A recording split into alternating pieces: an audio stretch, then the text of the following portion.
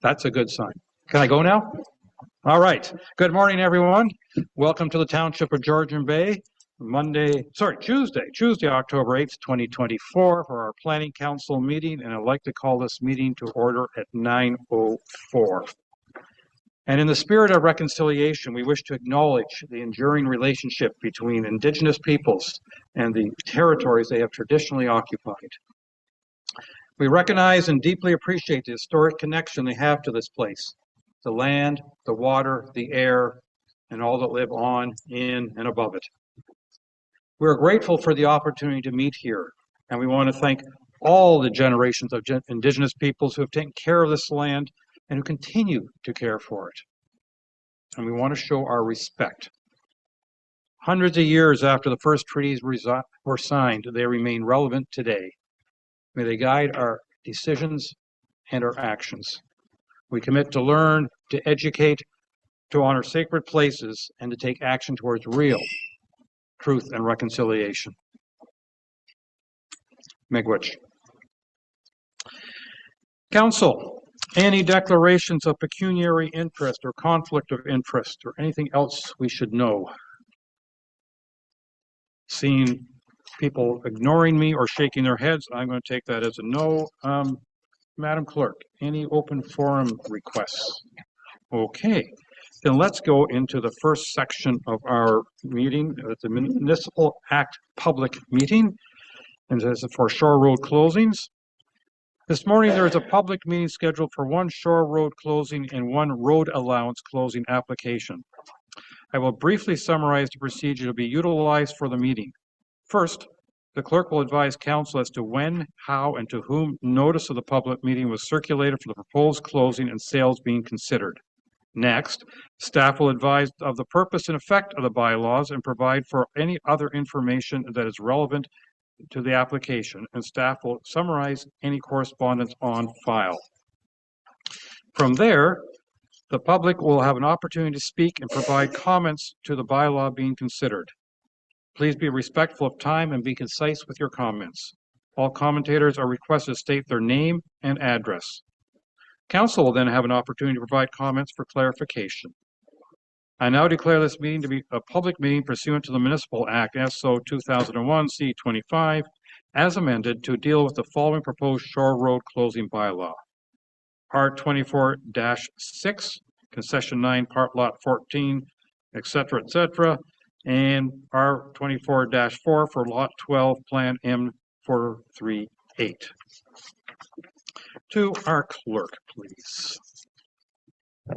Notice of the public meeting was digitally published in a virtual newspaper and was sent to the abutting neighbors in close proximity of the property at least 30 days prior to today's meeting. Thank you. With that, Ms. Gretschuk, I believe you are introducing our first Shore Road allowance application.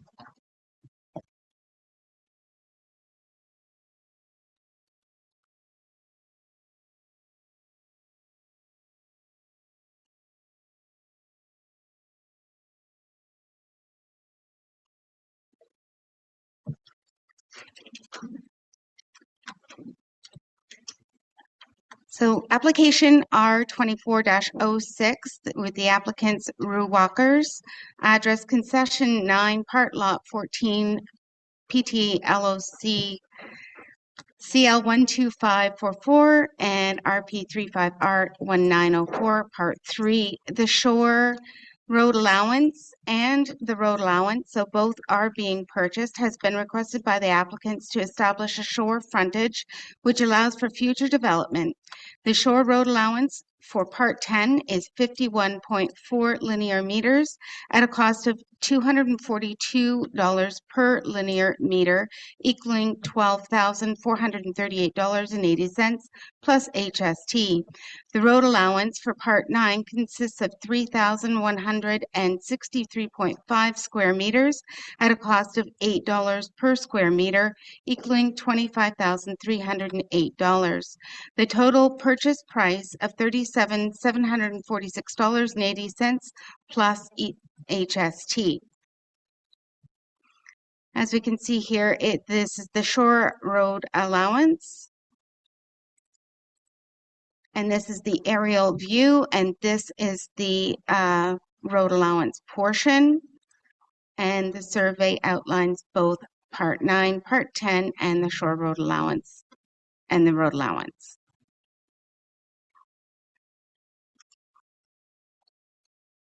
All right, thank you very much. Are there any members of the public who wish to make any comment on this particular application?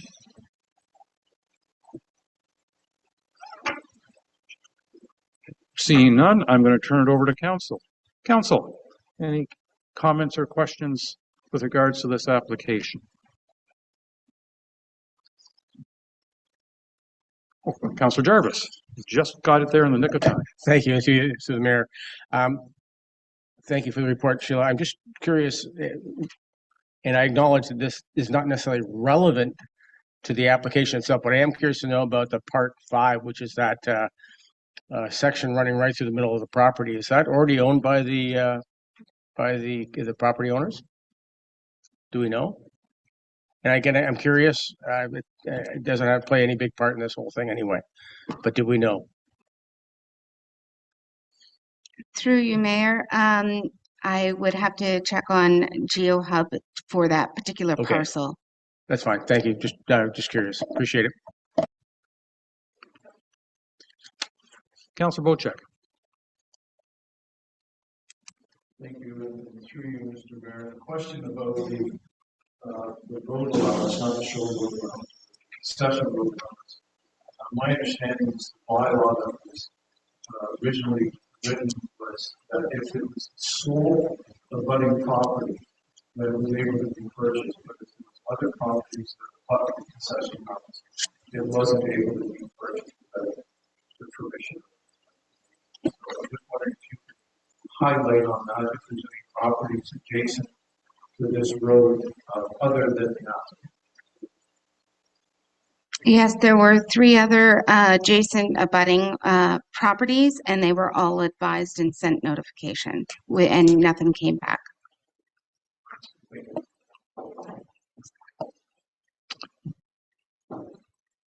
Any other comments or questions? I have moved by Councillor Bocheck, seconded by Councillor Jarvis. Be it resolved that Council passed a closing bylaw 2024-090 to stop up, close, and convey part of the road allowance between concessions 8 and 9 between the original shore road allowance in front of lot 15 concession 9 and the original shore road allowance in front of lot 13 concession 9, and part of the original shore road allowance in front of the road allowance between concessions 8 and 9 in front of lot 13 concession 9 being parts 9 and 10, plan 35R26554, formerly Township of Baxter, now in the Township of Georgian Bay, the District Municipality of Muskoka, roll number 446503002208210.0000 for the purchase price of $37,746.80 plus HST. I don't recall a motion with so many numbers in it ever before. All those in favor? And that is carried. Thank you.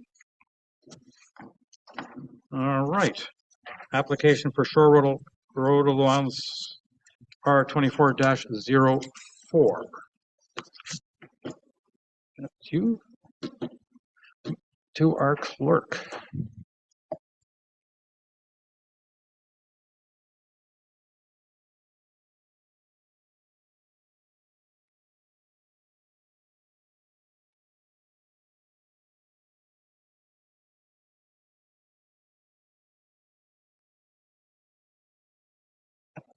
So application R24-04 was received by the stewards to purchase a part of the road allowance that abuts their lot to increase the lot to permit for future development. Per the Township Shore Road and Road Allowance policy, the stewards are requesting to purchase 50% of the width of the road allowance that aligns with their property, allowing for the natural extension of the lot line. The purchase area totals 1,289 square meters at a cost of $8 per square meter for a purchase price of $10,312 plus HST. The property is zoned shoreline residential type 6. This is an undeveloped lot and there are no open building permits on file. The subject lands are located on 6 Mile Lake. Here you can see the lot with the abutting road allowance to the west and south of the lot. The stewards also own the lot directly to the north and have not applied to purchase the road allowance for that lot. Here is an aerial image of the subject lands. This image shows the area of the entirety of the road allowance. Here you can see the general area of the subject lands on 6 Mile Lake, and that is south of Crooked Bay Road, just east of Highway 400. Here is a copy of the survey, and here is a close-up of the survey where you can see Part 1 that will merge on title with Lot 12 as requested. 2 letters of correspondence have been received. 1 letter of no objection from Judy Kirk requesting fair and equitable division to everyone who abuts the road allowance, including herself as owner of Lot 11. And 1 letter in support from Scott Rogers. He notes his intention to purchase 50% of the road allowance abutting his property of Lot 8, which also has a portion of the road allowance that aligns with Lot 12 of the Stewarts. Staff have also answered questions to the owner of Lots 9 and 10 who did not submit written correspondence.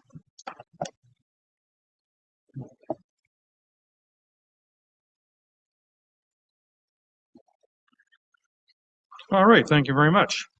Are there any members of the public or the applicant who wish to speak to this?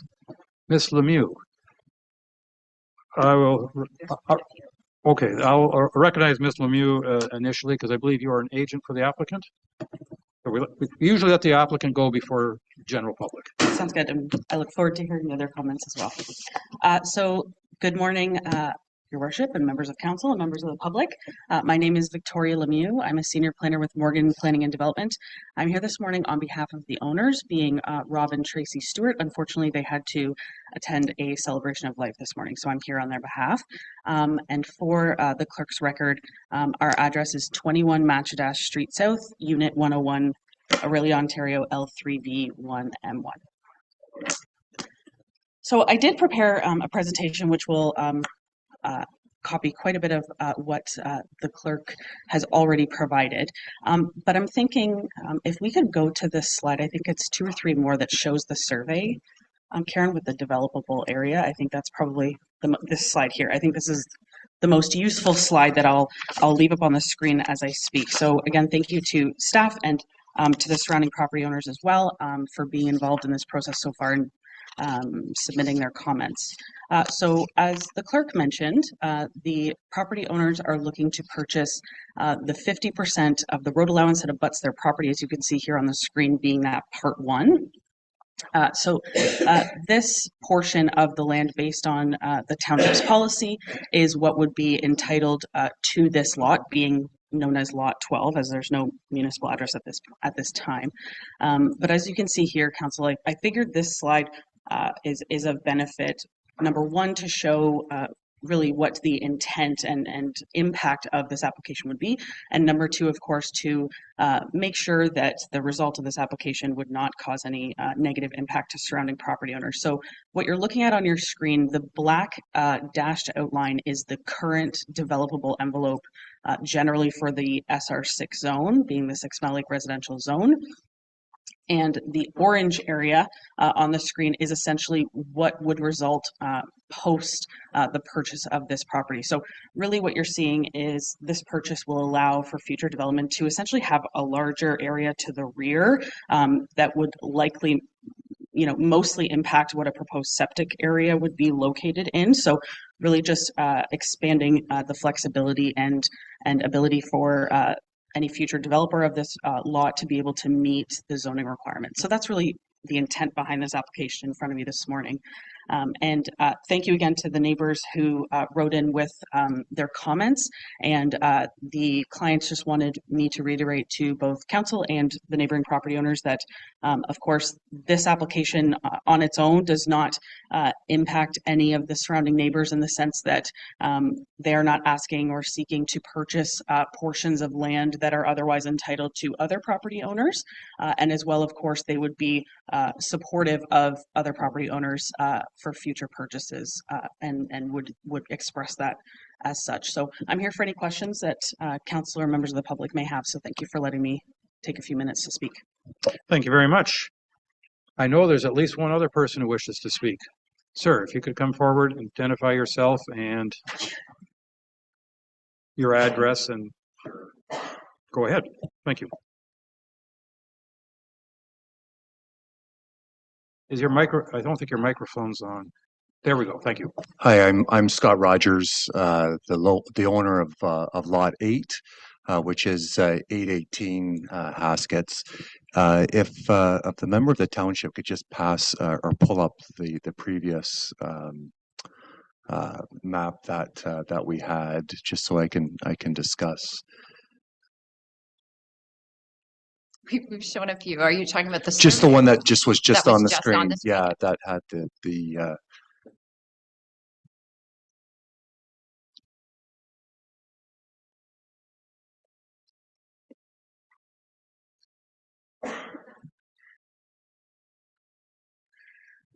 So as and I'm trying not to repeat the letter that I sent in, but my comments were I was supportive of this, but very much to be on a fair and equitable basis, and I think the important aspect to remember here is we all submitted an application in 2020 to purchase the full amount of the road allowance. So for myself, it would have been what was north of Lot 8, but also almost perpendicular to where this road access and going straight up to the north.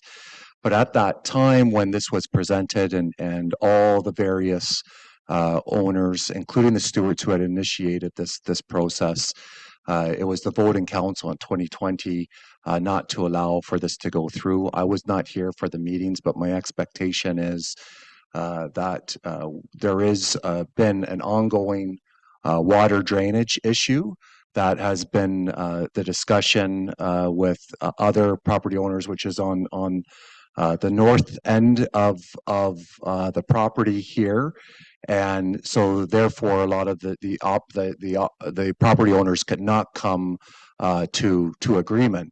So I think what the stewards are doing here in regards to allowing not to go further north is the right issue.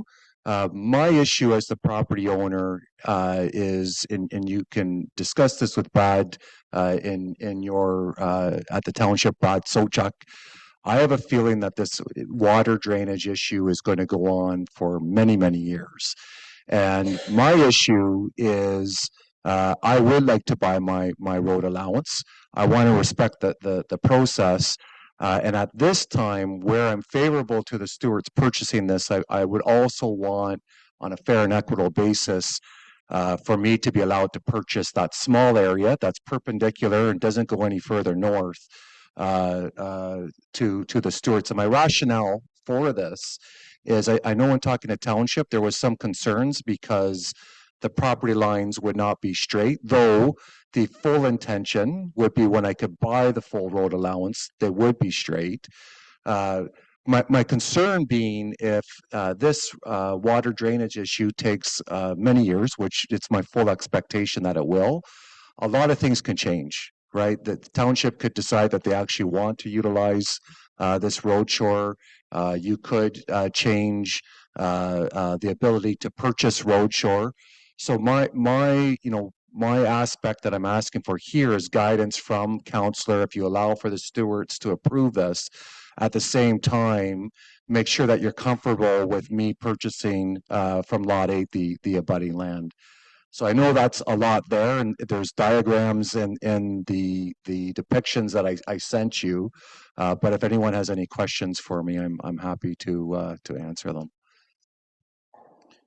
Have you submitted an application for purchasing your road allowance? No. So as soon as this came out, because my own view was in 2020, council voted that you were going to hold on to Lakeshore, and so I never realized that this was an option. So when I got the letter or heard wind of it, I've been actively trying to get surveyors to come out so I can complete the submission. I have announced my intention to township that I fully would like to purchase it. To be honest, the stakes that are required for where I would purchase abut to where the stewards have already had survey. So to me, it's actually all the information's already completely there. The concern from the township has been because I'm not buying the full road allowance, is the lines aren't straight. And I would like guidance from council, because my full intention would be, once as the water drainage is completed and property owners are satisfied, my full intention would be to buy all the property that I potentially am allowed to buy, which would create straight lines. Okay, thank you. At this point, I don't know, council, we don't have the expertise in all this. That's we go to staff, and that is not part of the current application. So I think it behooves you to continue conversation with staff as to the steps you have to go through. Any other members of the public wish to make comment to this? Yes, sir. Ma'am. Sir.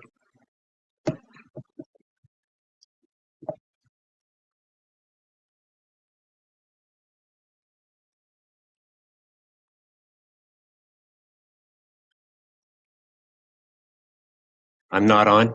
Dennis Carter. My wife is Judy Kirk. We are the owners of Lot 11.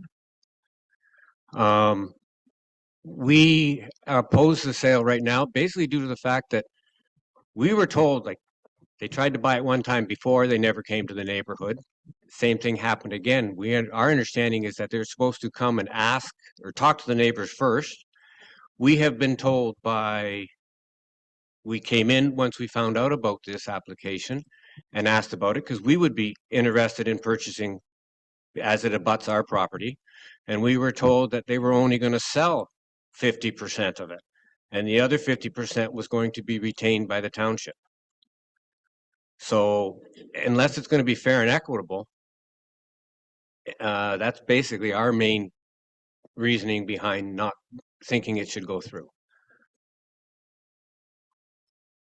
I'm sorry, if I understand it correctly, the application is for 50% of the road allowance. In other words, they're not doing the full width, they're only doing half the width. Yes, but we were told by the township they're not going to sell the other 25 or other 50%. Madam Clerk, perhaps you can. We were told some that the clerk that is off on leave right now, pregnancy leave. We came in and we were talking to her. I can't remember her name, sorry. That would be Ms. Levesque. Pardon? Ms. Levesque. Yes, we were told that they were only, at that time when we came in, they were only going to sell the 50% of it. We'll let our clerk respond at this point, please. So in 2020, there was an application where the stewards initiated the process, and then several other neighbors wanted to purchase part of the road allowance at the same time. At that time, there was an inequitable division of the land, and there was not an agreement amongst the neighbors as to how that land would be developed or sold off, and it created irregular shapes of all of the lots involved. So at that time, a staff report was brought forward, and it was a recommendation not to sell the road allowance at that time, given the current layout that was being proposed. In 2022, we had an updated policy come forward for the shore road and road allowance process. That policy clearly outlines, or in a more clear fashion outlines, that 50% of the abutting property is transferable in order to extend the natural lot line. If I may share my screen, I might be able to provide a bit more clarity to this. So here's the original plan of subdivision, and here's lot 12, which is 50% of the road allowance is being requested by the stewards right now to purchase lot 12, which is in keeping with our property. Lot 11 down here, as it is perpendicular to the road allowance and not parallel to the road allowance, is not entitled under our current policy to purchase part of this road allowance, because 50% of this divided in half would go to lot 10, lot 9, part of lot 8. As Mr. Rogers was speaking to earlier, he was talking about purchasing this portion in here. That aligns with lot 12's purchase here. Again, it would be divided up here for lot 13 and lot 14. Lot 7, this entirety of the road allowance has already been sold off back in 2014. So I wasn't part of the conversation that took place with the Kirks at that time and Mr. Carter earlier this summer, but under the current policy, it would not be staff's recommendation to sell any of this road allowance to lot 11 because it would take away the rights from lots 12, 9, and 10. But your policy only states abutting. It doesn't say perpendicular. When you read the forms the paper we were given, it says abut. It doesn't say perpendicular. And if you go by being perpendicular, if you look at you were saying lot 14 there, if you look at it, it doesn't run perpendicular either to the lot line. It would just be abutting. So it seems it just doesn't make sense that it can be one for one and one for somebody else. The intention is to create a natural extension of the lot lines. I understand you're trying to keep the lot line straight, but it's also, you're saying as long as you abut it, that's what your policy says, you are allowed to purchase unless, and it is up to, it also does say with trying to keep lot lines as straight as possible. I do understand that, yes. So if I can summarize, you're objecting to the sale of as proposed because a portion of that you believe should be available to lot 11.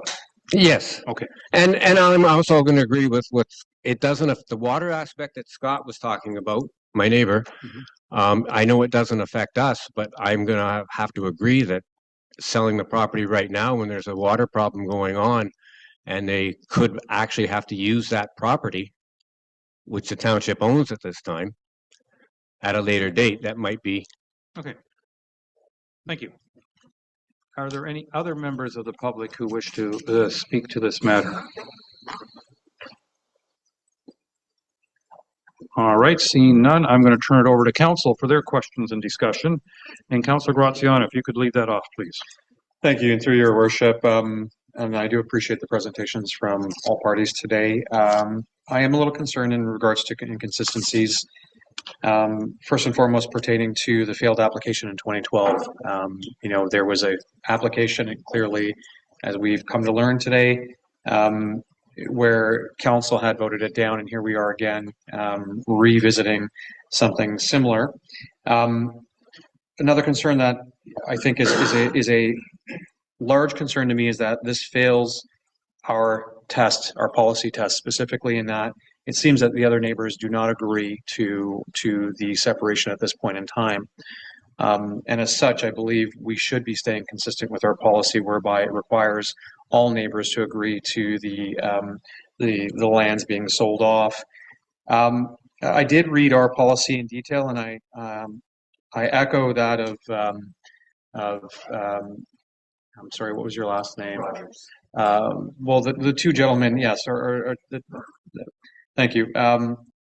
With respect to the fact that our policy doesn't state anything in regards to perpendicular versus straight, horizontal, vertical, it just says abuts, and perhaps that's something that we should look into in the future and make a revision on. But with that said, I don't know very many lot lines that are straight in our municipality from what I've seen in the past.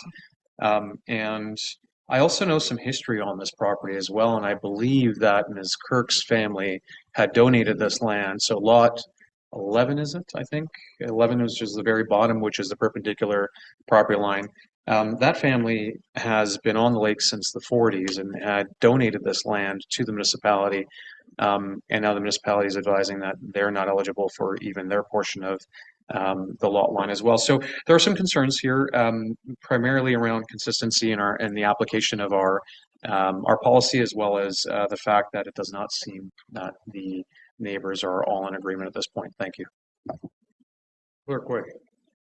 I would just like to clarify, yes, the policy does reference the word abut, but section 23 specifically references the width of the properties being allocated. So a road allowance width is 66 feet, therefore they're entitled to the halfway point of 33 feet. So if you take that into consideration, that would mean the line that runs parallel to the road allowance. So yes, I understand the term parallel isn't necessarily in the policy, but that's the intention of that section, is to say if the width is 66 feet, you draw the line halfway through, and there's the half of the width that runs the length of that property. So lot 11, unfortunately, there is no 66-foot width that would naturally have a breaking point. And there's been other circumstances where this one has been brought, like in other areas in the township, we've had similar requests that haven't made it this far. So we have been enforcing this policy consistently when it comes to what property abuts what side of the property line. And I don't know if donation is the appropriate term. There was a plan of subdivision from 1970, which was the last plan that I showed. And through that, the road needed to be created as part of that plan of subdivision, and all of those lots have slowly been sold off by the property. So it's not like a donation of parkland. It's they wanted to create a plan of subdivision and needed to have the road allocated. Unfortunately, after that, Haskell's Drive seemed to go through, deeming this road not necessary. Thank you. Councillor Bochek, please. Thank you, and through you, Mr. Mayor, I made a few notes here, and after reading the report, it sounds like there could be a reasonable settlement. I know you're going to tell me. Technology. It sounds And the like, users of that technology. the stewards are wanting to purchase some. There's 50% of the road allowance that is not for sale, is my understanding.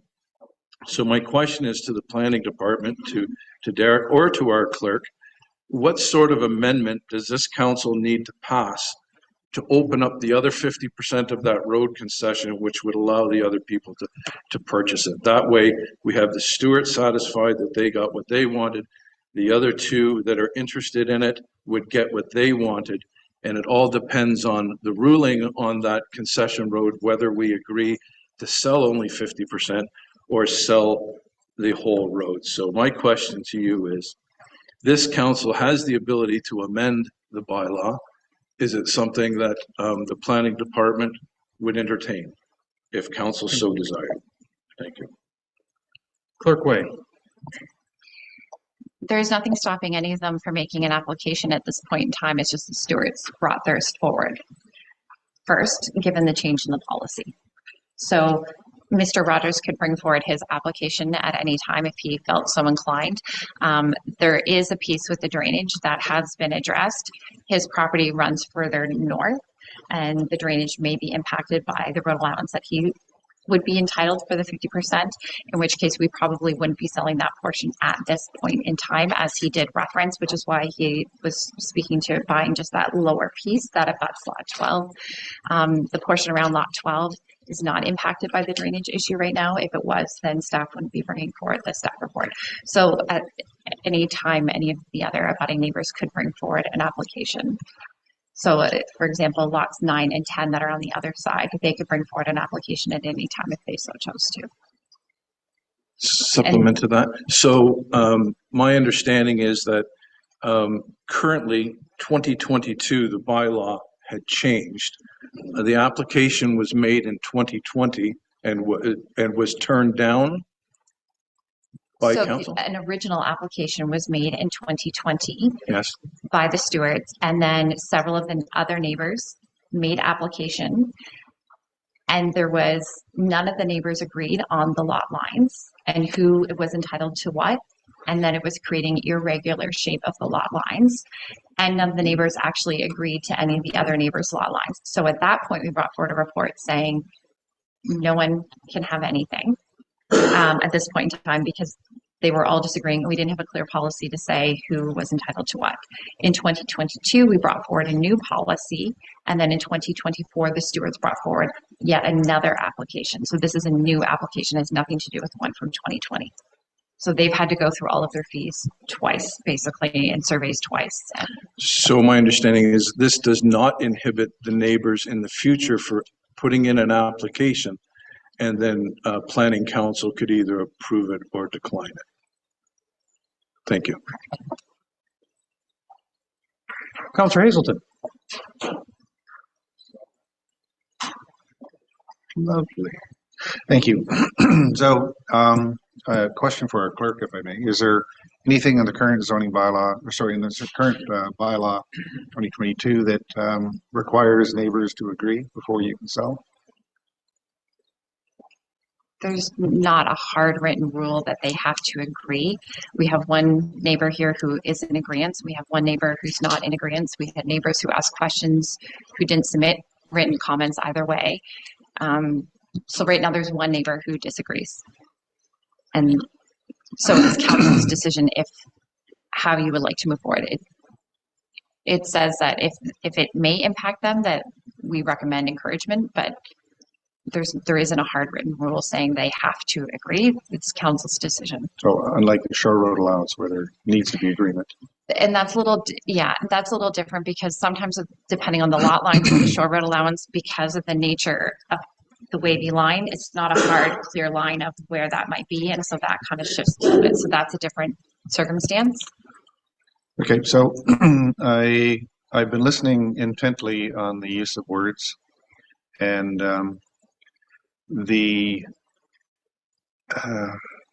I'm concerned at this use of abutting and perpendicular, etc. Because when I look at the sketch that has been provided,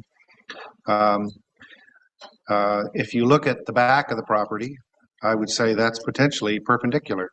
If you look at property 12, you've got a long side yard, if you will, and then you've got a request for something at the end of that, which to me is perpendicular.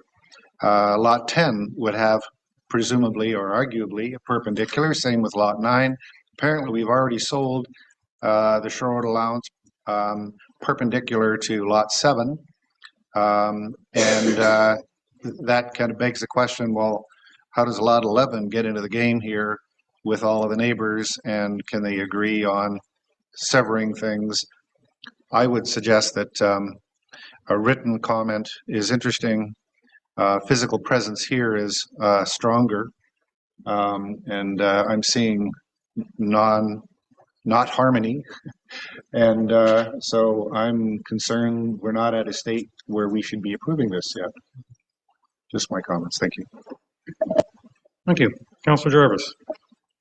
I'll just echo Councillor Hazelton's comments. I feel the same way, unfortunately.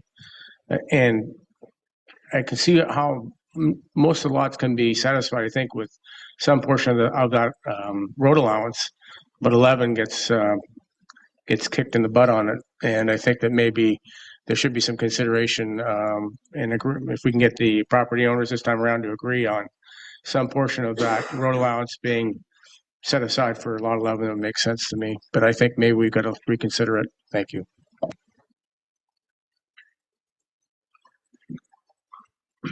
Thank you.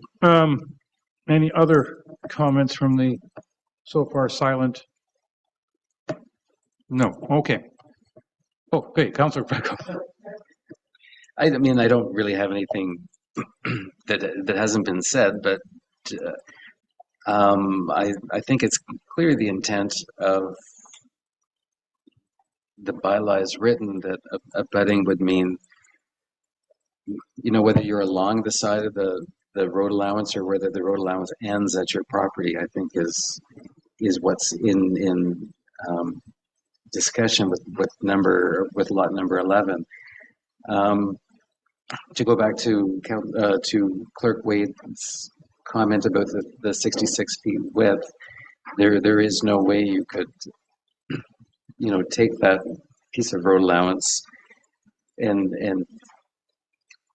see where you would go up that way to 66 feet. It's clearly much longer than 66 feet. So I do think that the bylaw as written has an intent that is maybe clear, but doesn't use the word perpendicular or parallel. And I suppose in future revisions we could look at that. But for this instance, I think it's a very, you know, obviously it's a very complex road with irregular lots that meet that road allowance. But I think the rules that have been written should allow to divide it up. Really, the main issue for me is whether or not the township wants to reserve any of the road allowance for remediating drainage issues. And we haven't really discussed that. But if that is an issue at one end of the road allowance, does it require the whole road allowance to be considered? And I see shaking of heads, but I guess Mr. Sokach isn't here, but I'm assuming the CAO is apprised of the drainage issues, and you're satisfied that this portion of the road would not be affected by any remediation. Through you, Mayor Coetzee, the township does not require ownership of land to create a satisfactory drainage solution. Okay, thank you for that. Councilor Cooper.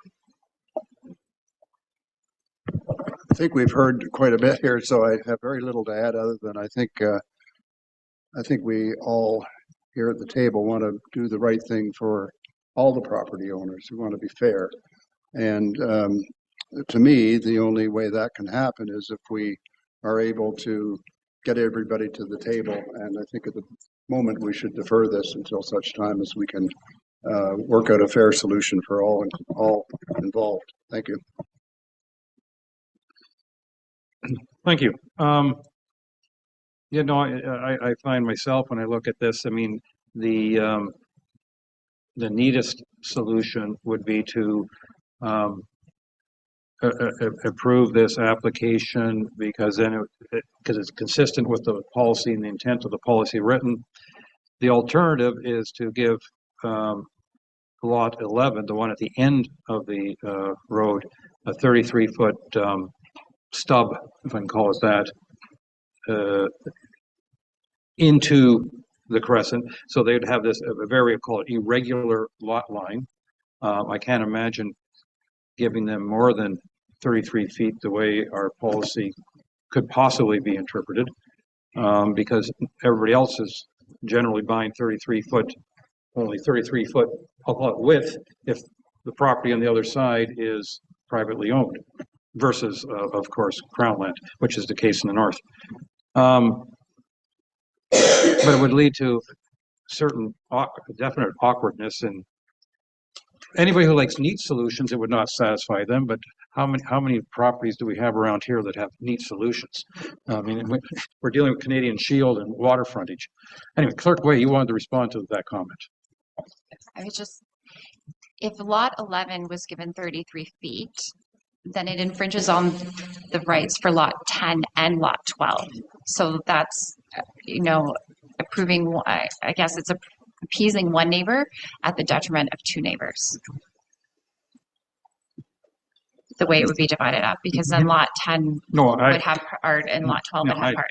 So I don't know how that would equally divide up in the future. Yeah, I fully appreciate that, but I think that for lot 11, they're talking about a block of land that's roughly 33 feet deep and 66 feet wide, and whatever that math works out to be, so I listening to council, I sense that. Some have a taste for deferral, but if we were to defer, why are we deferring? Are we deferring in the hope that all the neighbors are going to agree on some solution?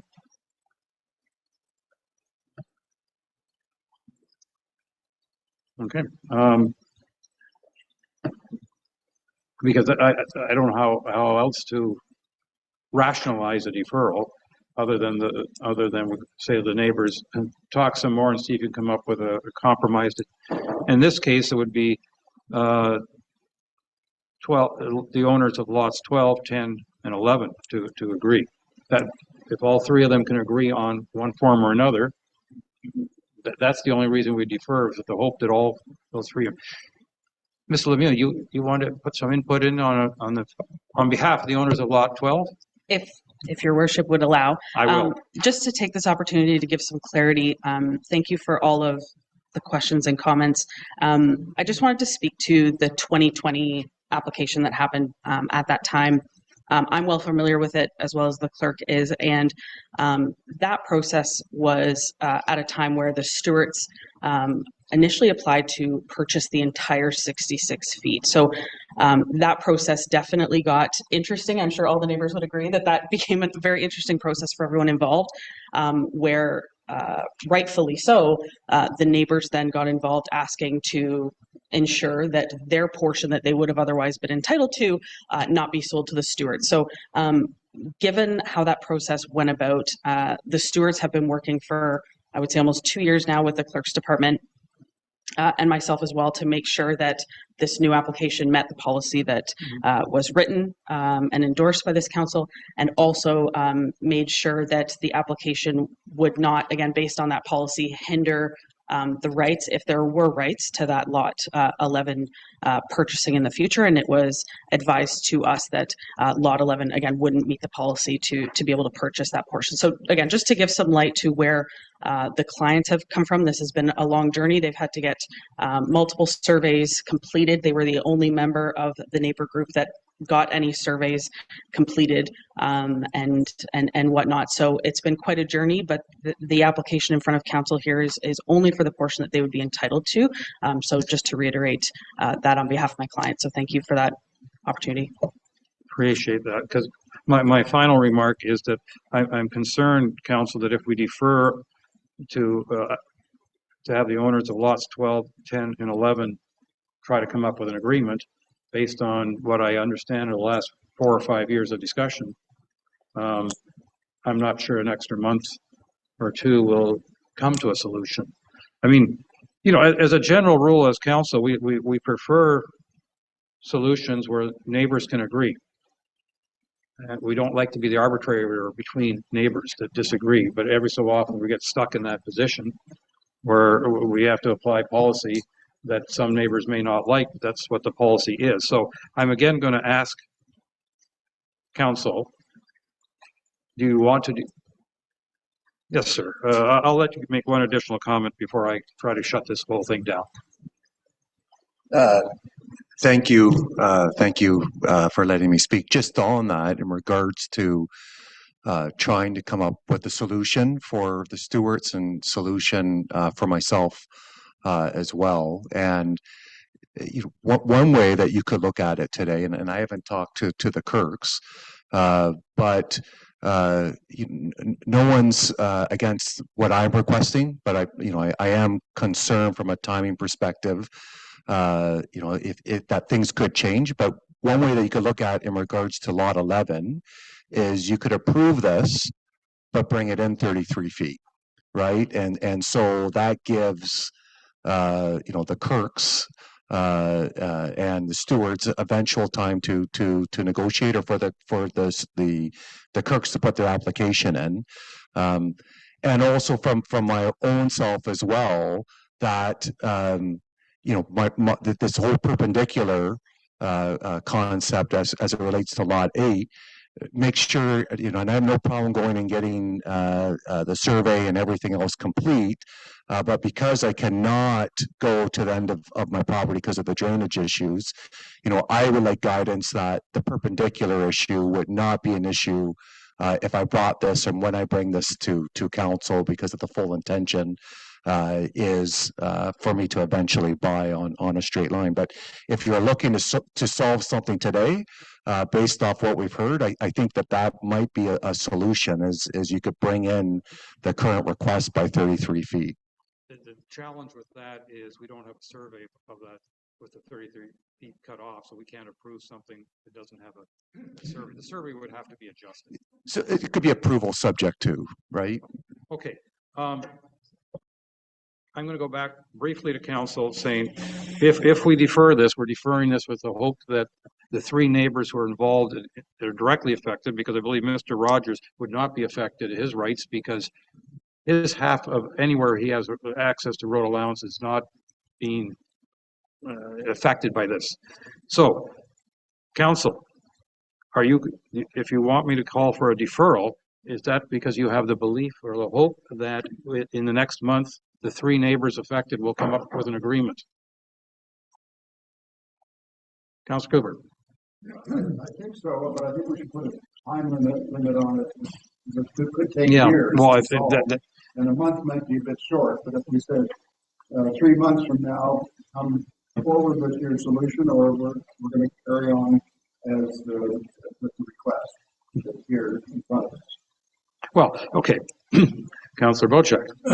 Through you, I had a tentative other solution that I had my hand up for, but Councillor Graziano was in front of me on the second round. So with his permission, I'm just wondering, I know I've heard today straight lines are a problem. I don't know why. Normally we don't put curved lines on a survey. But instead of a deferral, I'm just wondering if there could be an amendment to the resolution that states that, well, it would be that the sale would go forward to the stewards, but the other percentage of the road would be available for the other abutting properties to make application to purchase. And that would be added to the resolution. The other thing is, abutting is a general term, whether the property is parallel or perpendicular to the road, it's still abutting in one way or another. So I felt that if instead of a deferral, if in the motion we modified it to say that if the sale takes place, the rest of the residents are open to put in application, due to the fact that they were turned down in 2020 and they've taken that forward, being we can't do this. I think they can do this, and they can do it within our policies and procedures. So an amendment to the resolution to allow the rest of the road concession to be sold to abutting properties, I think is fitting. That way we can move forward today with the sale, but making a promise to the abutting properties that they have the opportunity to make application. That's my thoughts on it. But they have that ability already. But they were turned down the last time they made applications. So that gives them the impression that it's a lot of money that these folks have to spend in planning and surveys and everything else. So I would hate to think that in 2020 all that took place and they were denied. So this time they're looking for a little bit of insurance that if this sale takes place, that they have the ability to apply and get their portion of that road concession. I think that's really the important part of this. They don't want the sale to go through and them not have the ability, which they've been told in the past. Okay, I'm going to go. I think that every abutting property can apply.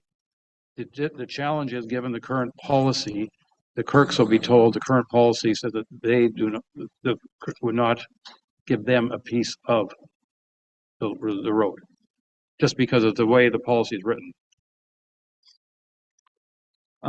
Councillor Graziano.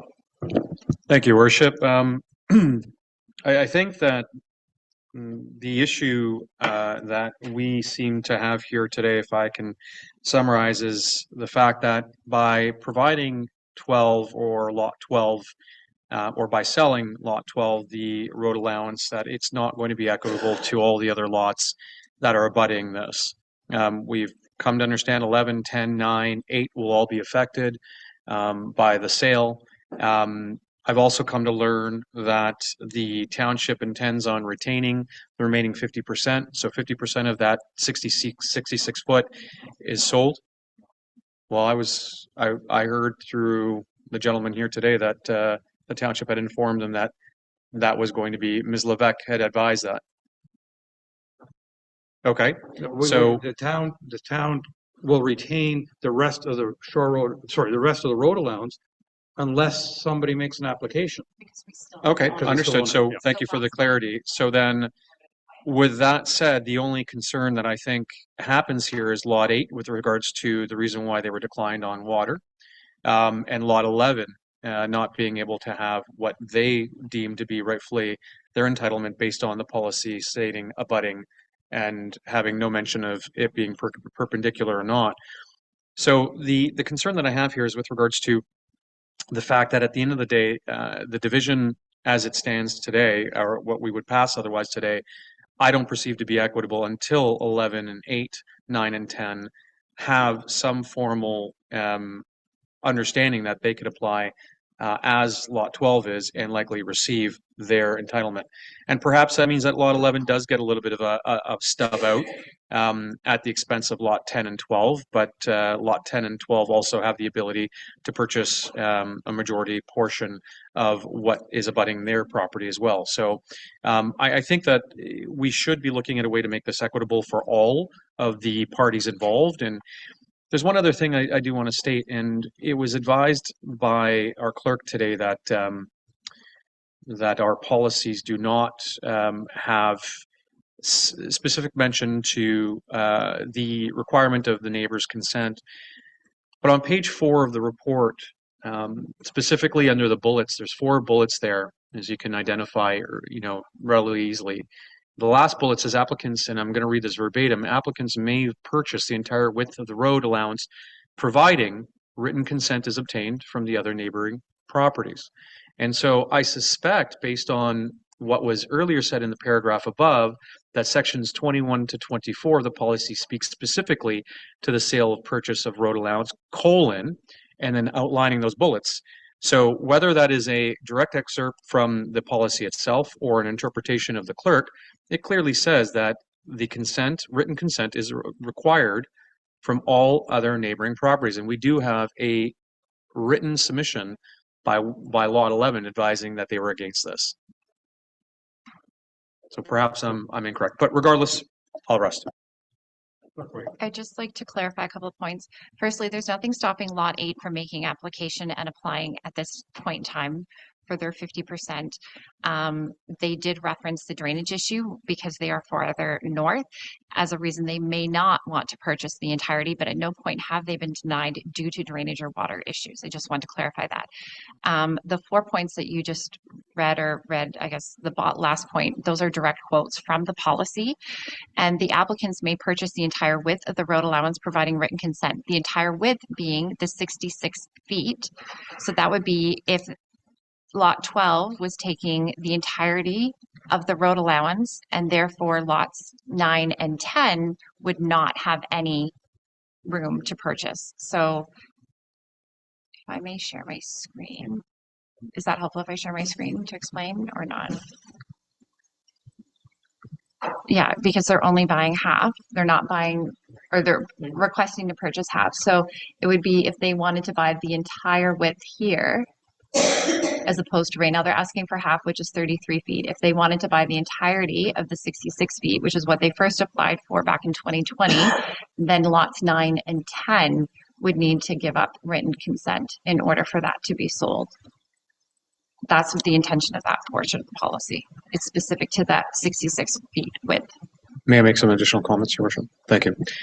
So based on what I've come to understand that today, I think this is a lessons learned. I do believe our policy does require some additional attention with regards to clarification on what's intended versus what is written. The way that I read it is that, and the way that I perceive that specific policy statement to suggest is that at any time if there's a request, regardless of whether or not it's the full width or the applicant asking for 50% of it, it's still requiring the consent of all neighbors.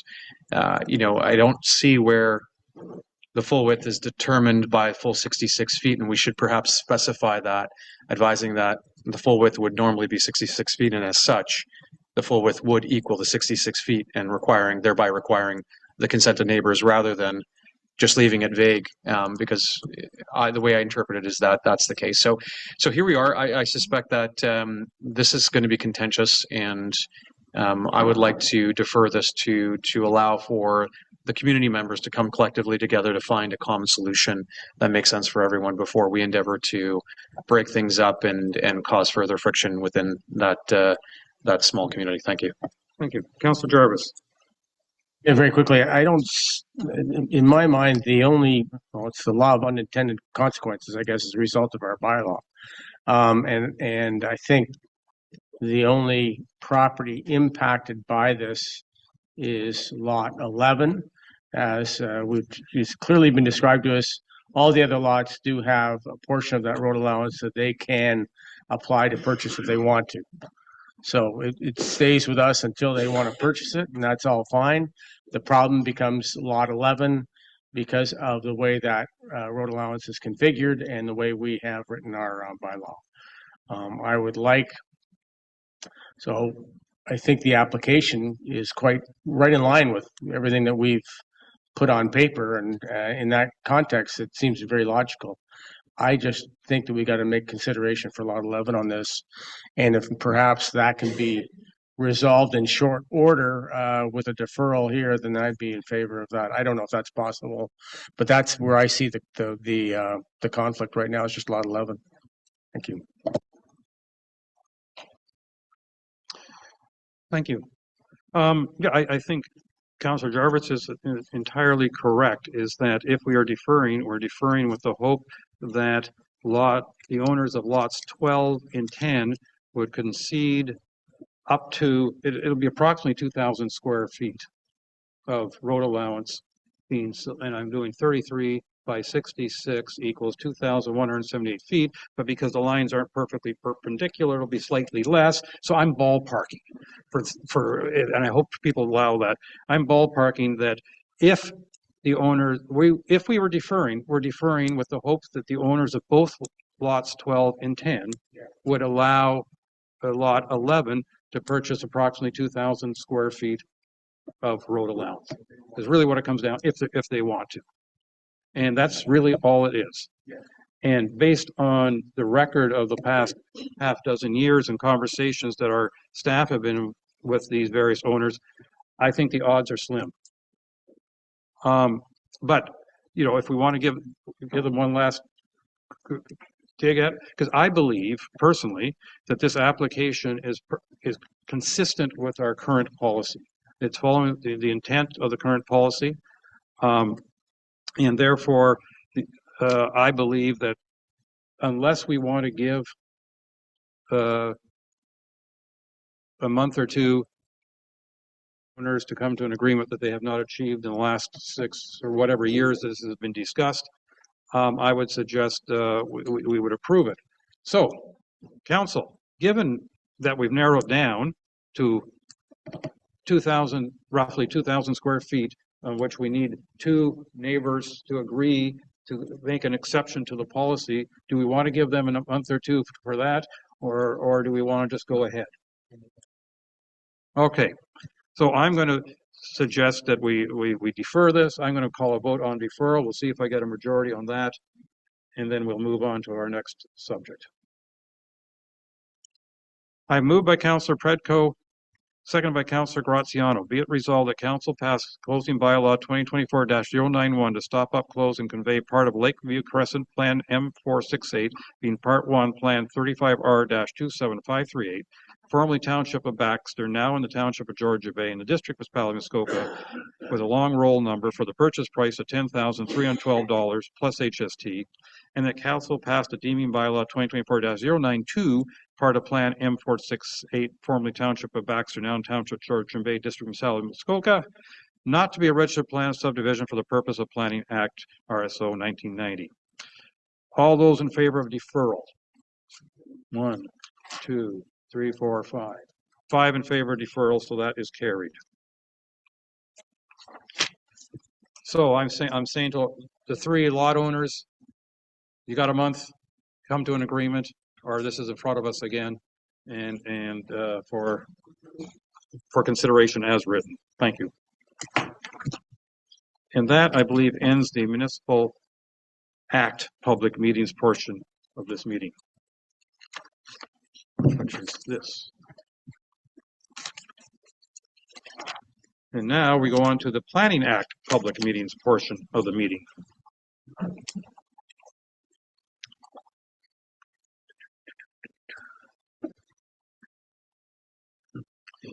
This morning, there's a public meeting scheduled for 2 proposed zoning bylaw amendments.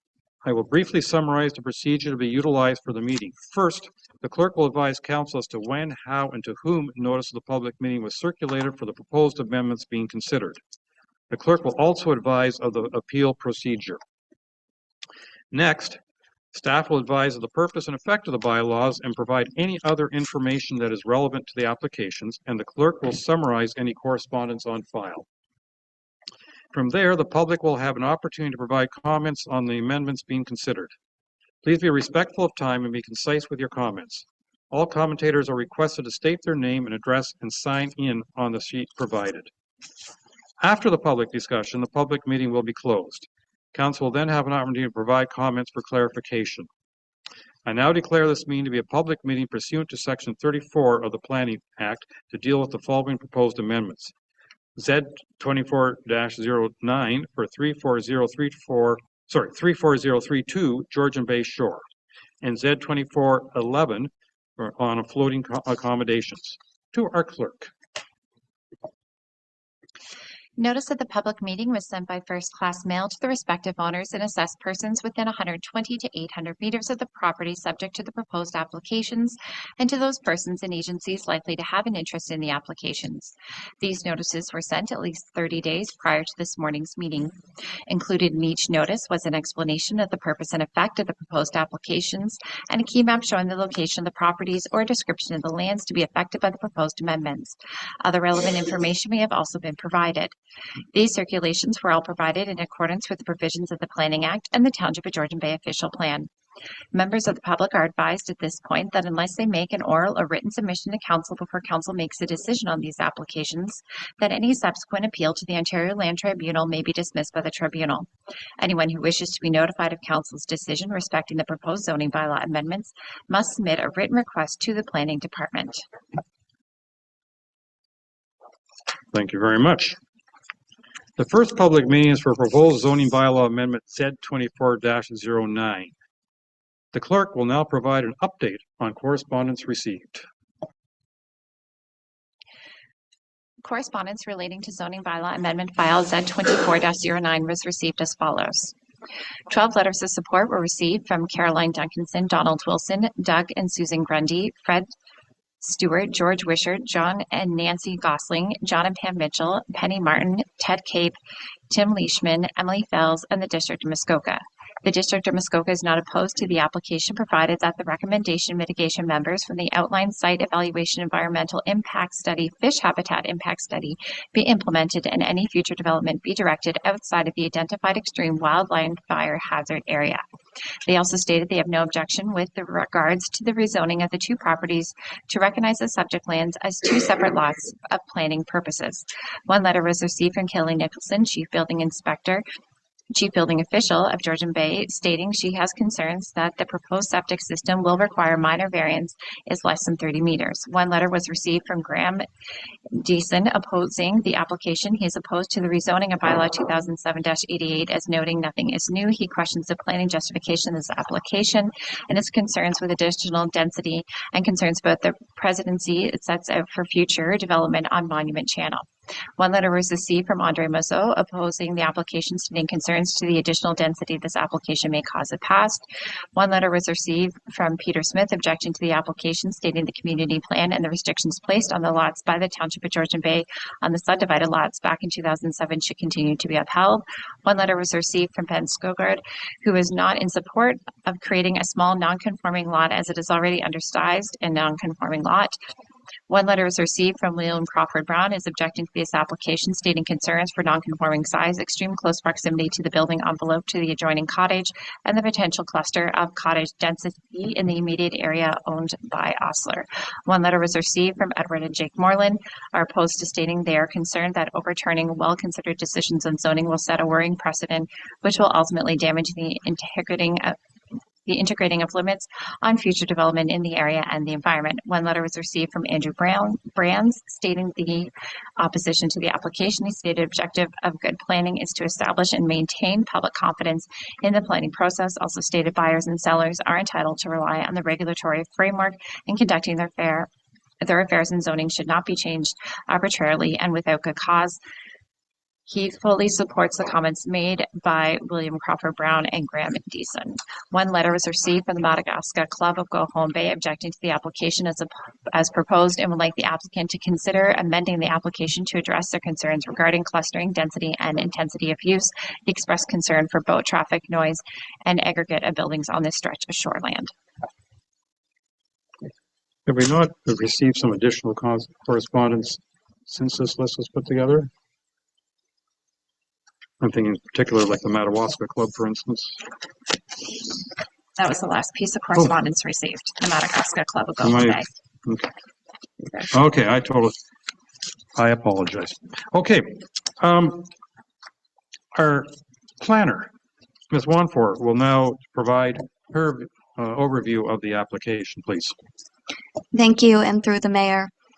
Although the lands municipally known as 34032 Georgian Bay Shore are part of this application for a technical amendment, the focus of the associated staff report and this public meeting is the undeveloped lands having no civic address at this time, which is due to the fact that they are not developed.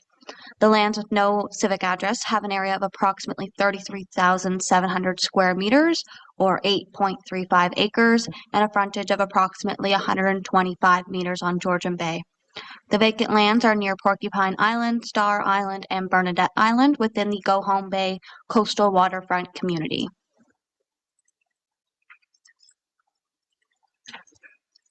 Granite rock dominates the landscape, which is characterized with pockets of low-lying vegetation and mature trees, majority of which are coniferous in nature. The rear of the property contains a wetland and is densely forested. A pond recently created by beavers extends beyond the northern limits of the property. The south side lot boundary abuts a wetland having granite rock outcrops.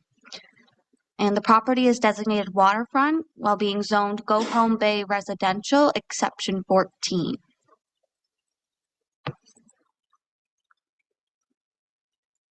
In accordance with the district and township official plans, the lands are identified as having moderate to high archaeological potential, with the rear portions of the property having an extreme, moderate, and low wildfire hazard ratings. Type 1 fish habitat is present in the unevaluated wetland to the south, and the pond to the north, with the remainder of the shoreline containing Type 2 habitat. The current zoning of both properties states that they are to be considered one for planning purposes, even though there is a property separating the two. On the vacant lot, having no civic address, an accessory structure having a maximum size of 50% of the size of the dwelling located on 34032 Georgian Bay Shore is permitted within an identified building envelope.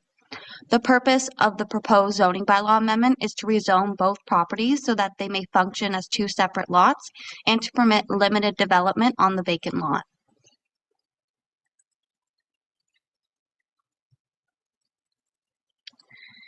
An environmental impact study, commonly referred to as an EIS, was prepared by Michalski Nielsen Associates Limited in support of the application, which forms attachment 4 of the associated staff report.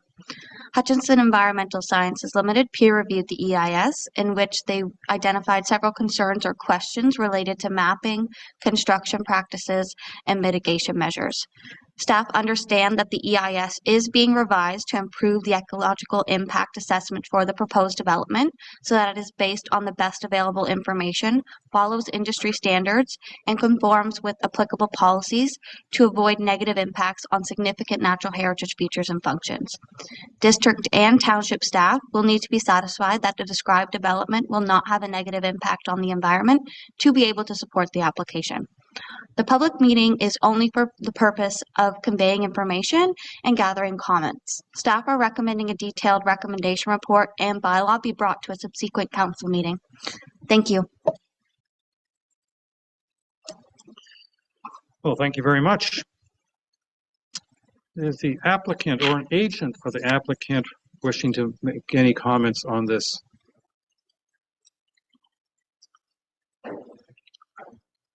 I don't think I have to explain to you the routine, do I?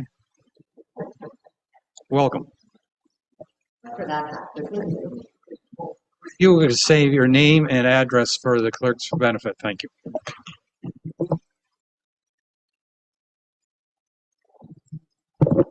Good morning, Your Worship, members of council. My name is Jamie Robinson, and I'm here with the applicants Campbell and Joanne Osler. And Joanne is going to say a few words, I think, before I get into the planning merits of the application. Thanks. Please go ahead. Good morning, everyone, Your Worship, and members of council.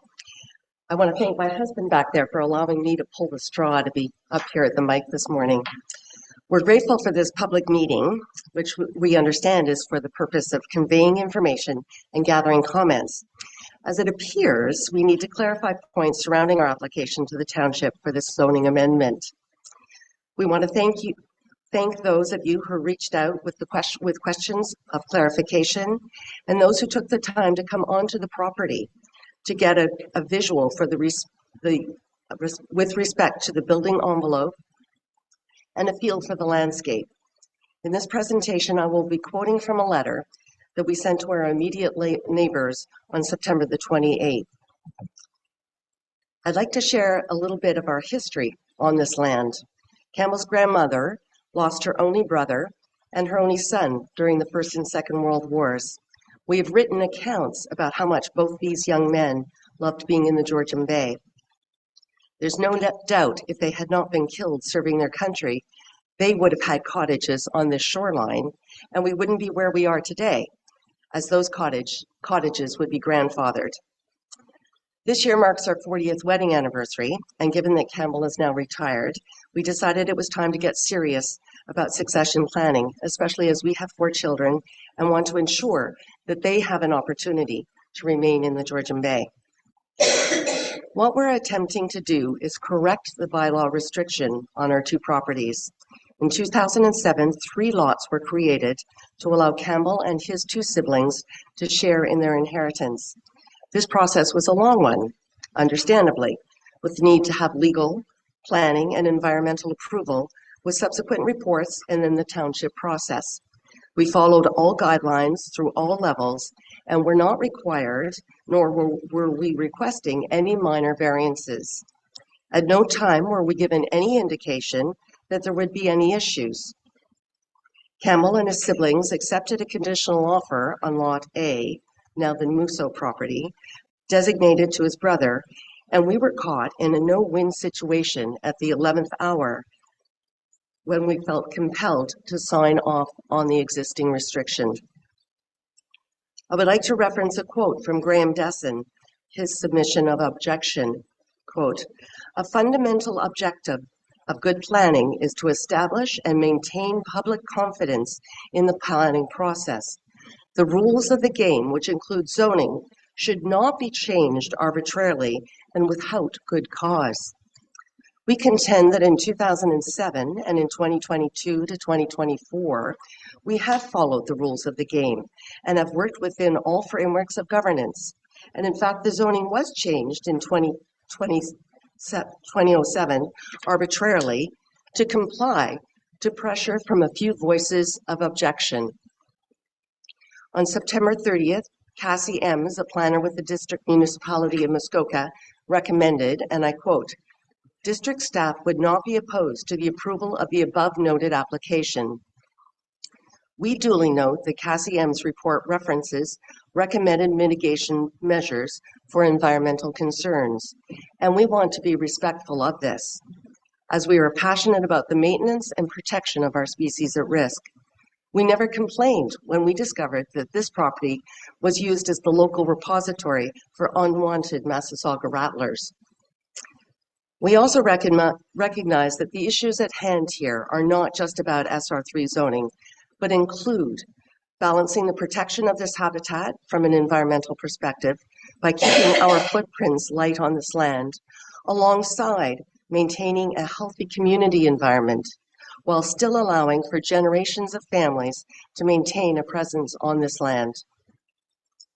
One of the ways of mitigating our presence on this landscape is by working with the lay of the land. To loosely quote Frank Lloyd Wright, an architect whom I have revered since a teenager, a building should look like it grew out of the landscape. The proposed building envelope for Lot B is in a natural depression on the rockscape, as well as already having a pre-existing band of trees between the potential building and that of our neighbors on Lot A.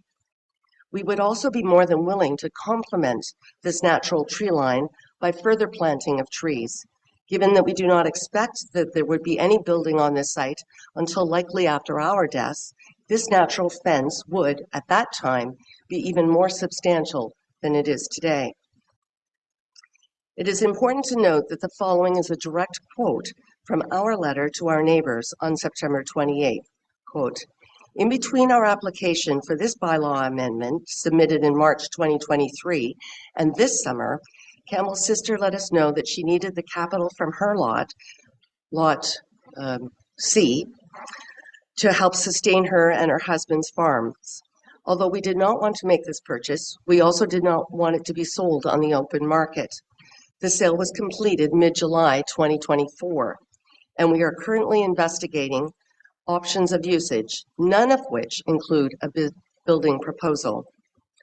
This letter referenced above also says, quote, it is our goal to have our cottage and the potential for one other cottage on the lot Campbell inherited, if so desired, by our children and their offspring.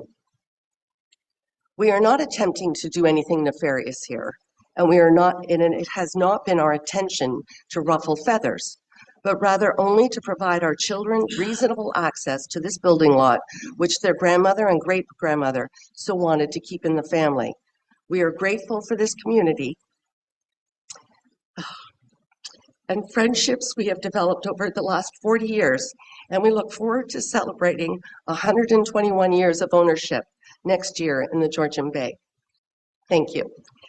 And I'd now like to introduce you to Jamie Robinson, our planner from MHBC Planning, who will share his professional input on this application.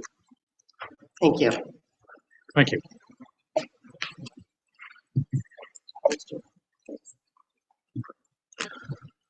Morning. Can I share my screen? Is that okay?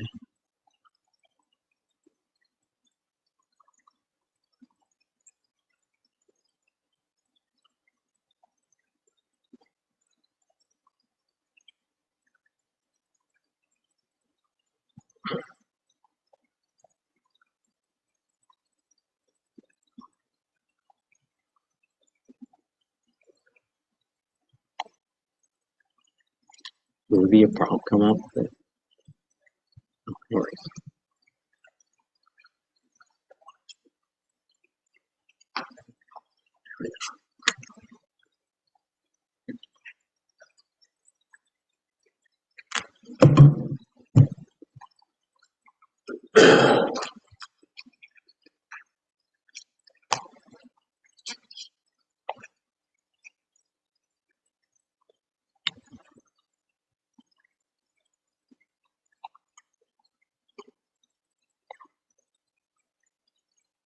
Is that okay? All right. Thanks, Your Worship, and members of council and members of the public for coming today. My name is Jamie Robinson. I'm a partner with MHBC Planning in Barrie and a registered professional planner. Our address, I think you have it, but it's 113 Collier Street in Barrie. What I intend to do for you this morning is just review the proposal briefly, provide a bit of background related to history and the previous consent applications and rezonings that apply to the land. I'll provide a summary of some of the comments that have been provided and some responses to those comments and how they've been considered, and then just some high-level details about the planning merits of the application from my perspective. So that's kind of a roadmap of the presentation that I intend to give today. So first off, the proposal, which you've heard about, I'll try not to repeat anything that's been said today, but effectively it applies to this area that's identified on the map here, which is previously the site of some historic consent applications in 2007. And there was zoning that tied two of the properties together to say that they would function as one for planning purposes. So effectively what this application is proposing to do is undo that zoning restriction that was applied to the properties previously. And I'll provide some background through this presentation why I think it's appropriate and why I believe it meets the requirements of the official plan, why it conforms, and why it conforms to the Go Home Bay community plan. So the two properties that we're talking about are the ones that are zoned SR3-6 on this figure, and then SR3-14. So it's a little bit clearer on this map, but it's the ones that are identified as D. So currently property D, that's where Campbell and Joanne Osler's dwelling is located. C is a vacant lot, and B is the lot that's subject to this application. So what effectively happened back in 2007, this is my understanding of reviewing the background material, is that there was a consent application submitted to create the 3 new lots with 1 retained lot, lot D being the retained. And the 3 lots that were created were the hatched lots. My understanding is the Township of Georgian Bay planning staff supported the application with no restrictions. The planning staff at the district at the time supported the applications with no restrictions. And then at the committee of adjustment, or at the land division committee at the time at the district of Muskoka, I'm not sure exactly what happened there, but through that process, there was some, I'm going to call it negotiations, and some agreement that there would be some restrictions on zoning placed on lot D and lot B. And I think the reason, what I understand to be the reason for that, or likely the cause of that, is that some of these lots, particularly lot C, was, we'll call it undersized in terms of frontage or straight line frontage. As you're aware, the frontage in the zoning bylaw is measured in a straight line as opposed to following the sort of curvature of the water. And so again, there was no planning basis, I don't believe, for putting those restrictions in place. It was really to accommodate and satisfy and reduce any likelihood of appeal at that time. That was my understanding of the restrictions. So fast forward to now, and I've been hired to review the the proposed restrictions, and I was asked whether or not I believe there was any planning merit in retaining those restrictions or planning merit in allowing, effectively what we're looking at is allowing for a cottage to be built on lot B. So currently lot B does allow for an accessory building. So effectively lot D and B are tied together for planning purposes. So what that means is that on lot B, because there's a principal dwelling or cottage on lot B, there can't be a cottage on lot D, there's a cottage. On lot B, there can't be a cottage. There can only be an accessory building. That's effectively what it means. So what the zoning currently says on lot B is that they can have an accessory building or a sleeping cabin, if you will, that's half the size of the dwelling that's on lot D. So they can have a sleeping cabin that's about 1,000 square feet in size on lot B. That's what's permitted today. So what we're really talking about in simple terms is, are you permitted to convert that sleeping cabin to a dwelling?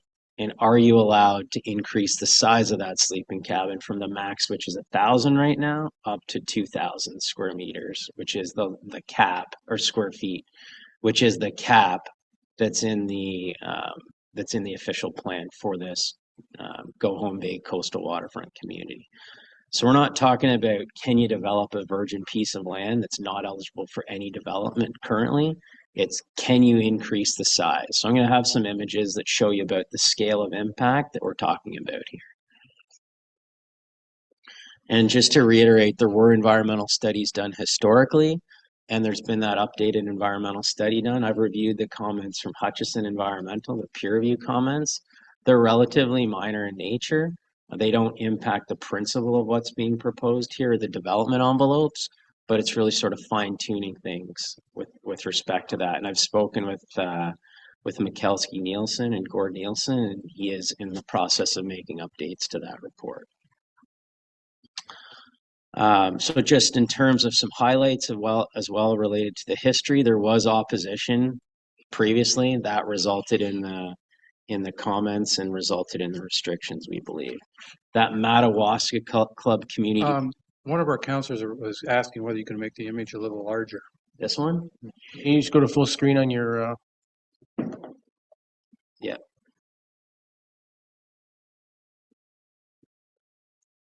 You do have your glasses. Is that better? Thank you.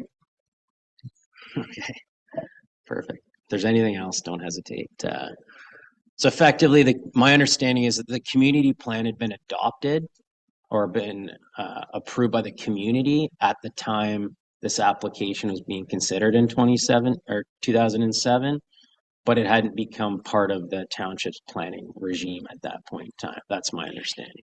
It now is. So just in terms of switching gears now, that's the history. I'm going to move into the comments. So there's been comments provided. And this map was provided to me by, I didn't prepare this. I put the dots on based on the information that was provided to me by the Oslers. So what the green dots identify are locations where people have provided comments in support of the proposed application. The red dots are the dots of folks that have provided comments in opposition. And the 175.1, which is right here, is where the subject lands are located. So in that area right now. So bottom line, I think we can take away from this is there's folks in support and there's folks in opposition of the proposal in proximity to the subject lands. So in terms of the comments that were provided in support, generally they indicate that there's no change in character, that this proposed zoning amendment and allowance for a larger structure than what's permitted today, the permission for a dwelling, would not result in a change in character in the area. That's kind of the principal reason why folks have indicated that they don't have any concerns with the proposal.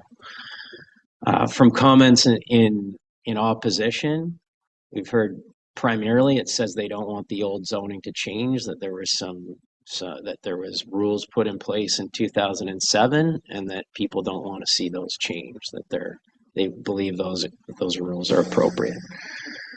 There's comments made about the potential for overdevelopment as a result of the proposal. I'll provide some images to you in a moment that I think clearly demonstrate that the proposal does not result in the overdevelopment or the change in zoning.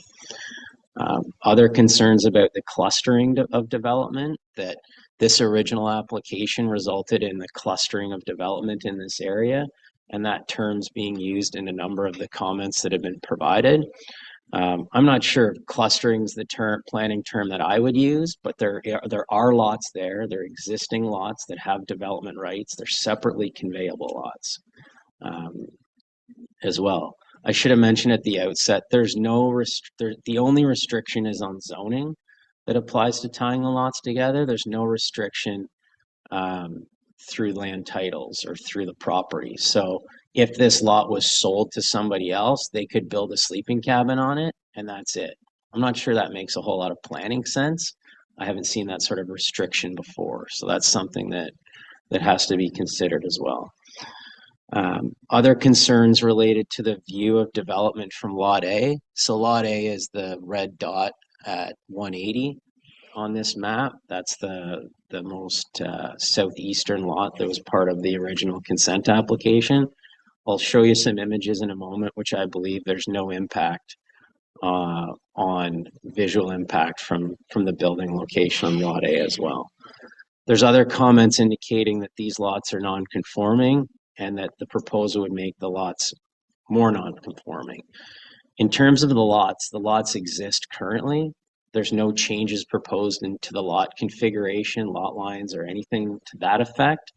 So this proposed application has no impact on the current nature of the existing lot fabric. It's simply related to adding the permission for a dwelling. And I believe the key consideration is whether it's in line with the character of the area and it aligns and whether it meets the requirements of the Madawaska Club or Go Home Bay community plan. Just a few comments about clustering of development and character of the area. So this figure identifies the properties to the north of the subject lands. So in the bottom right corner, that's Campbell and Joanne's cottage. So that's lot D of the proposal. And lot D also is on the other side of the bay. This portion of the property is also part of lot D. Then there's a road allowance, and then there's the first patented property. So that first lot has a lot frontage of 103 meters. The next lot has a frontage of 126 meters. The first lot has one dwelling on it. The second lot has two dwellings plus a sleeping cabin and a boathouse. These folks are all in objection to the proposal, and they've indicated that they have concerns related to the clustering of development in this area. So what this is intended to identify is provide an overview of the current character that actually exists in this area. So in this area, there's two existing dwellings that are 55 meters apart, and there's the dwelling to the north, to the south or southeast is 45 meters. We've got three dwellings, 45 meters, 55 meters apart.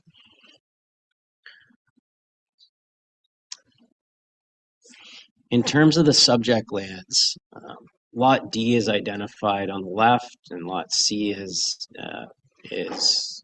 here. The subject lands, for all intents and purposes, here, and Lot A is in this location. So I've provided some scale of the distances between the building locations on each of these lots.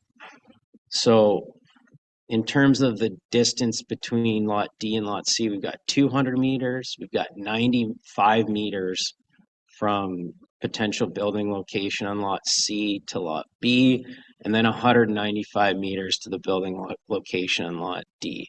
So what these last two images identify, or that what conclusion can be drawn, is that the separation of buildings and structures on the subject lands or on the proposed lots is greater than what exists in the surrounding properties that have all expressed concerns with respect to clustering.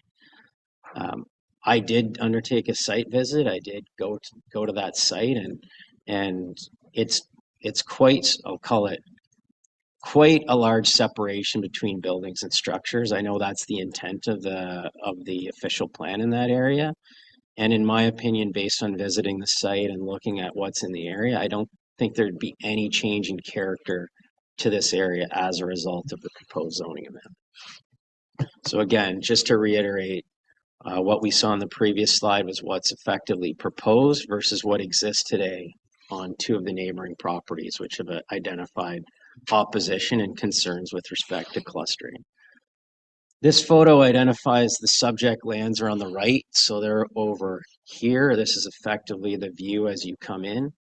The Campbell property is located here. You can see it's sort of it's below the tree line and sort of uniquely situated or carefully placed on the landscape. The next image is basically panning towards the south and east, so looking directly at the subject lands. And Lot C is kind of back in that bay. So the building envelope on Lot C is back up in behind this area. So it's my observation and conclusion that development envelope on Lot C, the existing development on Lot D, and the development envelope on Lot B are well separated from each other, and as illustrated in this photo, but also the previous one, do provide for good separation between dwellings and more separation than what exists in the area currently. This photo identifies a view from the shoreline looking towards the Osler property, so that's the dwelling on Lot D. Again, Lot C is kind of around the corner to the right and set back in here. This photo is sort of from the top of the building site. So the building site would be set back, as mentioned by Joanne. There is a depression in the rock, so this is kind of as looking out towards the channel, sort of in a south direction. And this is from the building site looking towards Lot A. So the dwelling on Lot A is effectively behind this area of vegetation that exists right here. So there's a good separation, and I believe that provides a good separation both from a distance perspective, it's about 200 meters, but also from a visual perspective too, in terms of existing vegetation. So in terms of the building envelope, this is the identified building envelope on the property. It's about 30 meters from the high water mark. 20 meters is what's provided. It also shows a proposed septic envelope towards, which is really set down in an existing depression. When you go to this site, it's quite obvious that would be the sort of best location for a dwelling with least amount of impact, and also best location for a septic system. What I've got now are two images. I tried to take a perspective that I think shows the most impactful view, not the least impactful view. If you're looking at it from the two sides, you're going to have some screening of vegetation. So what you see here is a cabin that's permitted as of right. It's a 6.5 meter high building, which is about 1,000 square feet, which is permitted currently. They could obtain a building permit for this right now. So what we're really talking about is the difference in impact between this being a cabin versus a dwelling and the increase in size. And this figure shows the increase of 2,000 square foot dwelling with at the 6.5 meters in height at that location within the building envelope. So again, it could be a narrower building based on view and a longer building to provide less impact, but I tried to provide what I thought was the most impactful situation that could possibly be. So we weren't skewing information. So we've got the red is the first figure and the green is the outline of the second. And it's my opinion, council and to the public, that there's no real change in character to the area as a result in those two different buildings. Yes, one's larger, certainly it is, but from a character perspective, I think it's completely in line with the character. So a few comments now just on the planning principles and Go Home Bay coastal waterfront community. What I'm focusing on is the vision. Yes, there's a number of other policies that apply, but the vision I think is important. And I'm sorry, I'll see if I can move that. I don't know if who's ever sharing can slide that name bar sideways, but I know I could do it on mine. But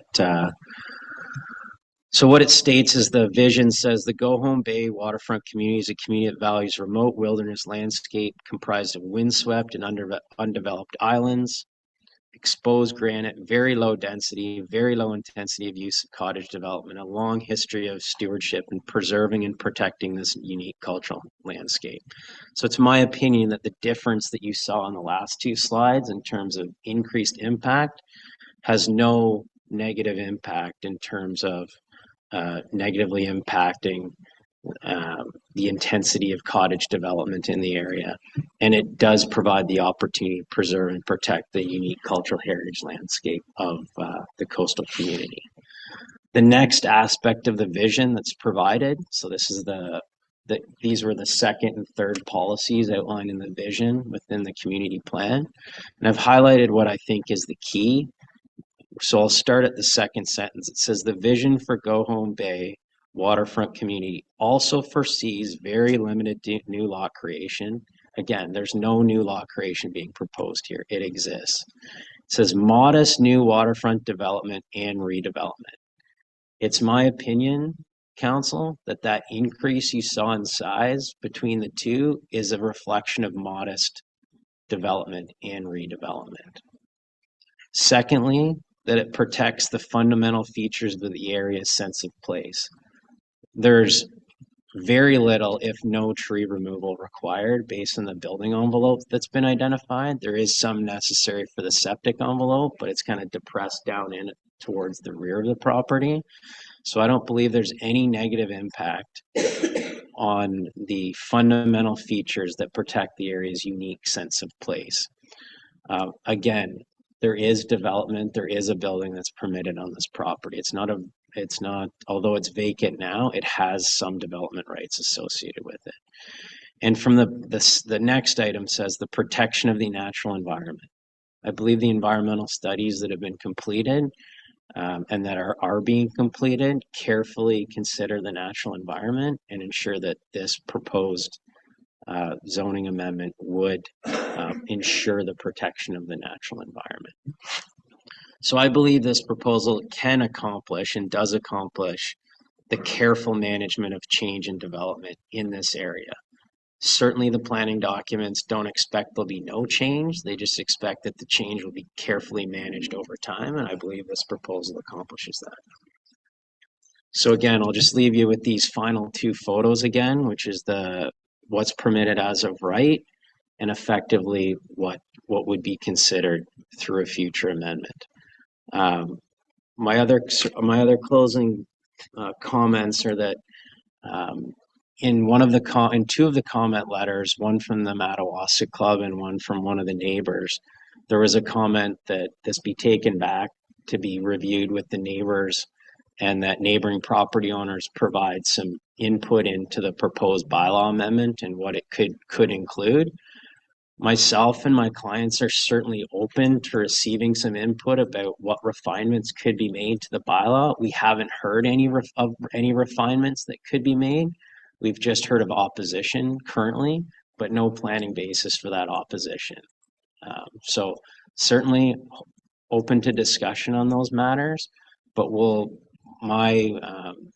we will certainly be reviewing the land use planning merits associated with any comments that are being provided, and we'll be providing a response to all the comments that have been proposed to date. And we do look forward, if the opportunity is available, to work with those neighbors, but we need to have an idea from those neighbors about what limitations could be added or what they're thinking. But our proposal is that we think we do meet all the requirements today. Thank you. Well, thank you very much for all that information. Next on our list, we'll be turning this over to see if there are any public members that wish to speak. But before you do that, because we've been out here for almost 2 hours, I'm going to suggest a 10-minute bio break. And then we'll let the public speak in a little less stressed state, perhaps.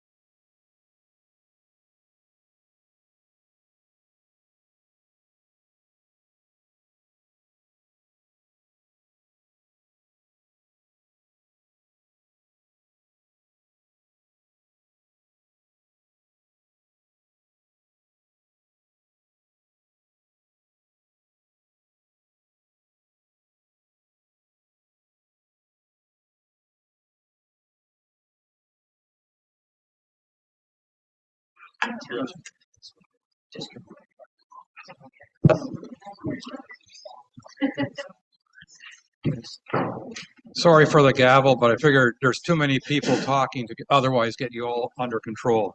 So let's go back, and we have numerous members of the public, including online, who have asked to speak. And so if we could, I'm just pulling up the participants, the attendees, and I don't see necessarily the hands up there. But I would like to start with from online with Peter Folds and let him speak. He's speaking on behalf of the Madawaska Club, and I'll let him lead off the conversation. And then from there, I'm just going to alternate in person, online, just because I want to. So if Mr. Folds can be brought over, I'm going to let him initiate the public comments, please. Mr. Folds. Thank you, Your Worship. And Madam Clerk, if I may be permitted to share my screen.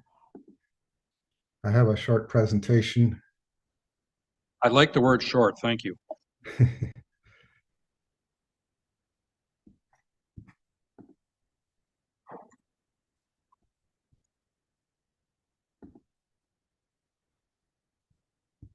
So my name is Peter Folds. My cottage address is 31834 Georgian Bay Shore, but I'm here today representing the Madawaska Club of Go Home Bay. We are, as I think members of council are aware, the Madawaska Club is a property owner in its own right in the Go Home Bay area. We're also a cottagers association, and we represent about 145 of the 170 cottage sites in the Go Home Bay planning area. I want to just start with a bit of chronology, and Jamie Robinson has explained most of this, but just to be clear, the Go Home Bay Community Plan was approved by the community and approved by the Township of Georgian Bay. In fact, an official plan amendment was passed in 2006, but it did not take effect at that time because there was an OMB appeal that wasn't resolved until 2008. So as of the severances that were granted in 2007, the conditional severances, the Go Home Bay Community Plan had been approved by the township, but was not yet in effect. So the severances were determined in the context of the official plan as it then existed. And then fast forward to this year, and we have the rezoning application.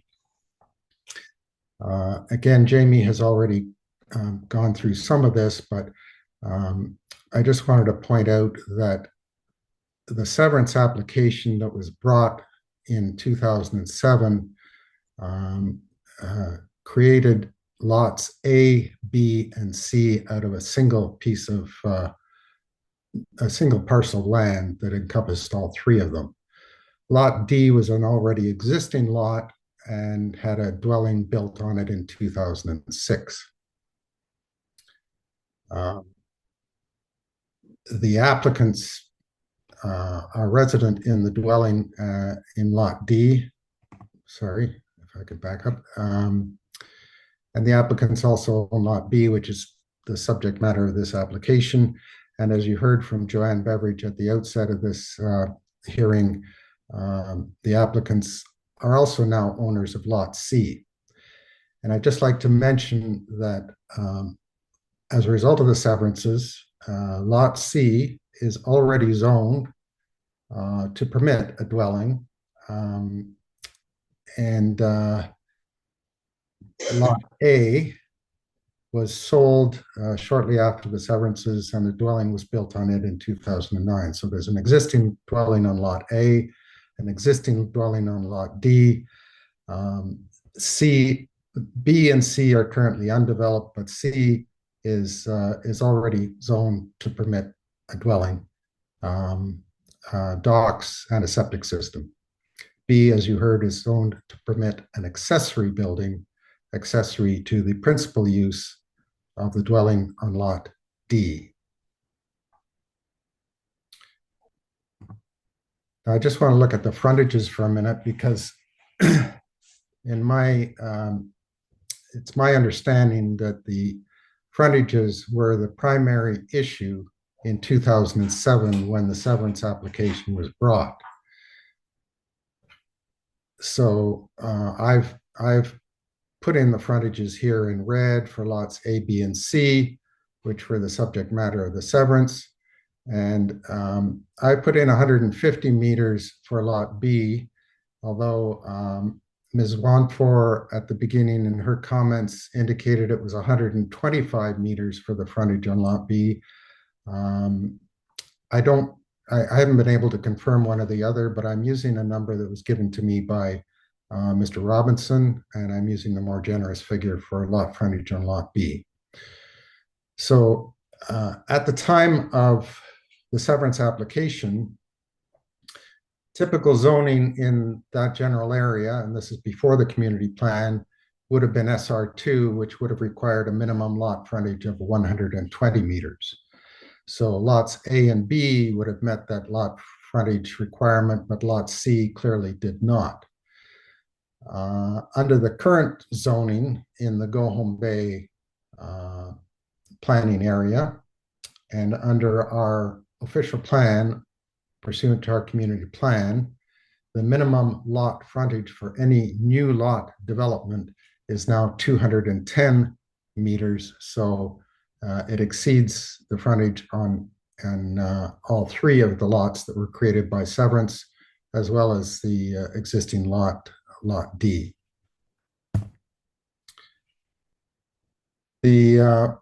In terms of the conditions of severance and the existing zoning on lot B, there were concerns raised in 2007 around density and intensity of development and the clustering and the density that would occur if all three of those newly severed lots became fully developed, in addition to lot D, which was already developed. And the upshot of that, and I think Mr. Robinson had indicated that there was some negotiation and an agreement reached, which my understanding is was consented to by Mr. Osler and his two siblings who were bringing the severance application. The accommodation in effect that was reached in order to permit the severance into three lots was that there would be limited development on lot B in the form of an accessory structure accessory to the dwelling on lot D, and there would be no dwelling on lot B. And as Mr. Robinson pointed out, the zoning does permit an accessory building of up to 1,000 square feet or 50% of the size of the dwelling on lot D. But I would submit that an accessory building on lot B is a different animal than a dwelling, because with a dwelling, you have docks, you have a separate residence, and that typically is going to increase the amount of boat traffic, the amount of noise, the amount of busyness around that area. So the question, as Mr. Robinson correctly pointed out, is should a dwelling now be permitted on lot B? And I would submit that the same concerns that existed in 2007 around density and intensity of development still exist today. The official plan policies are stricter now than they were in 2007. And as I mentioned, the minimum frontage for new lot development under the current official plan is 210 meters, of which none of these lots currently meet. On the other hand, we do acknowledge that lot B is an existing lot, which was created before the community plan came into effect, but it was created conditionally. And the severance was granted conditionally, and it was conditional on the zoning that exists currently. we're in a bit of a difficult position on this application at the Madawaska Club because we have members who are in favor of this application and we have members who are opposed to the application. And the applicants themselves are also our members. So we're very sensitive to that. And we've tried to be objective and fair in our analysis of this. And the conclusion we've come to is that from a planning perspective, the rezoning as it is currently proposed does not adequately address the concerns around density and intensity of development. And to put that in context, when I say as currently proposed, the draft bylaw that is proposed would permit a dwelling, which as of right could be up to 200 square meters, which is 2,150 square feet. It could be increased under our current official plan rules up to greater than that with a minor variance. And in addition to that, you have a fully developable lot in Lot C. And the current proposal does not include any measures to mitigate the impact of that additional dwelling on Lot B. So we're certainly open to discussion. We think there are potential solutions that would satisfy the needs of the applicants and address the concerns that the neighbors have expressed. I note that Joanne Beveridge said in her initial comments that their goal is to have one cottage in addition to their existing cottage. And clearly they can achieve that goal already with now that they are owners of Lot C. It's a fully developable lot, but maybe they're looking for something in addition to that. But certainly we are open to discussion. I heard Mr. Robinson say he's open to hearing proposals. We haven't made any specific proposals because I don't think it's the role of the Madawaska Club to tell the applicants what they should build or how they should build it, but we're certainly prepared to make those suggestions if that's what's desired. And those are my comments, unless there are any questions. Well, thank you very much, Mr. Folds. We appreciate that and the historic perspective that you have provided. I'm now going to go to see if anyone in our audience here in the room would like to speak. And then in the meantime, if you can bring somebody over from online to be next. Go ahead, please, sir. I think you know the routine by now. Identify yourself, where you're from. Figure it out. Well, and no, speak. the first thing is actually off. Is red on or is red off? Red is on. Okay, so you can hear me. It's AV is different, and sometimes this means you're on mute, like in my room. So, yeah. I'm sorry. And I have to do what my clerk says because her elbow's very close to me. If you and others could actually sign on the list coming in, it'd make that so much easier to confirm what you're about to tell us. Would you prefer I do that before starting? No, you can go ahead. Do it after. You do it after. Okay. You can talk. I actually can't talk while I write. Which would you prefer I do? Talk. Okay, thank you. Sign before you leave. My name is Andre Musso. My wife and I are the owners of 33960, which I think was Lot A in the presentation, which was the subject of as I understand it, because I'm new here. This is the opposite of the historical perspective. That, as we understood it, was severed, and that was all part of the bargain many years ago. And so we bought that cottage from Charles Gain just last year, and so I am different. I would acknowledge the Osler family and their being stewards of the neighborhood for a very long time. My grandfather died in World War II, but my family was poor, so I didn't inherit a cottage. But here we are now, and I will try and be succinct. So we are the neighbors immediately east. We decided to purchase a property in kind of the neighborhood in Go Home Bay because we deliberately wanted to go somewhere low key, low density. We decided not to go to Muskoka with with a lot more density and without the limitations on size. So this was a conscious decision. I think we would be the most affected because we are right there, and the application is basically our direct westerly view out of our bedroom window and off our front patio. And I'll get to the I'll get to the planner's report in a second.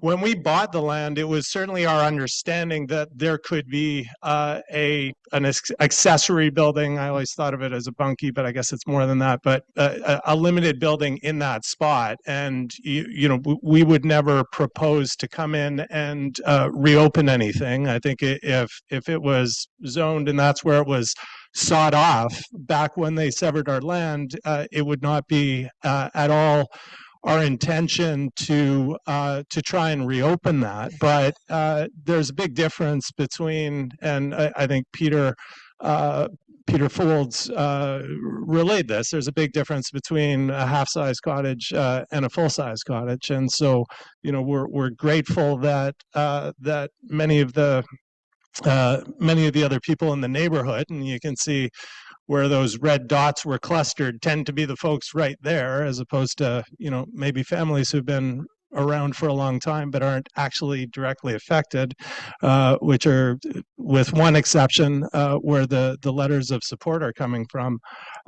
We're grateful that the Madawaska Club has, at the very least, put the brakes on this, because we haven't had the opportunity really to opine. I mean, when we bought this property, it was based on the understanding of the zoning that was in place, and that there was not going to be a full-size one that went up right in front of us. With respect, I think that planning report is worth the virtual paper it's written on. All but one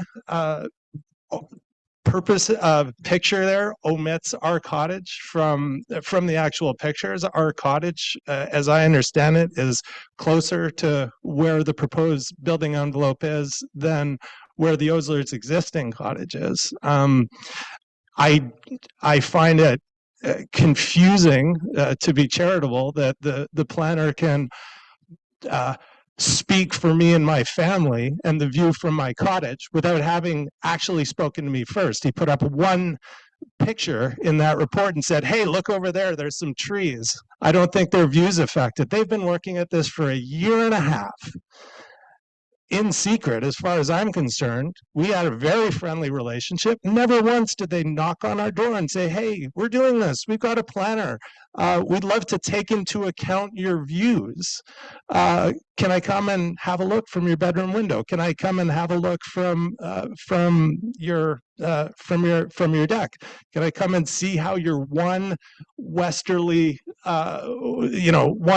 view out into the open water might actually be affected by this? So their planner is right. I don't have a planner because I found out about this, 26 or 27 days ago, concurrent with the mailing that went out. I get an email that this has been done. I spent two weeks trying to figure out, like, what on earth is happening here. We did our diligence when we bought. We were told that Charlie Gain bought the land, and as part of that, all the neighbors got together and said, yeah, but they're really small lots, so you can't just go and build 4 of them. We would never, my family and I would never go and reopen that decision because we bought on that basis. But that decision is going and in effect being reopened. I don't think it's fair. I'm not here with a planning report. If you want me to go and reach into my pocket and hire a planner, which was not my intention when I bought this lot, I'll do so. And I know that, consultants have a habit of returning whatever you ask for. And so if we're going to go back to reopening thing, I think we can reopen, whether there are in fact 3 separate lots there. So I I guess I'm being duplicative of my letter. It's hard for me not to be emotional here because, you know, we feel a little bit like the rug's been pulled out from under us. And I'm grateful for you for listening and for your consideration. I'm glad that it sounds like no decision is going to be made here. But I'm pretty frustrated with this. Well, thank you very much. And for a couple of points of clarification, yeah, we will not be making a decision today. Today's purpose is to collect input, and yours has certainly been heard. And no, we do not expect most public who are presenting input to hire planners to present it, because we want to know what you think. So not to worry. All right. Thank you. Thank you very much for your input. Can we bring somebody over from, because we have, oh. All right, so I'm going to say to anybody who's online, all your attendees, if you would like to speak, put up your hand, and then you'll be invited to come on over. So in the meantime, is there anybody else in the room who would like to speak? Sir. Hi, my name is Will Crawford Brown. I'm cottage owner right in around Monument Channel area. I've started. I can't write and talk at the same time, so I'll do that after. Go ahead, please. A couple of comments, and they might be a little bit repetitive, but when you're talking about Monument Channel and you're talking about that initial subdivision, the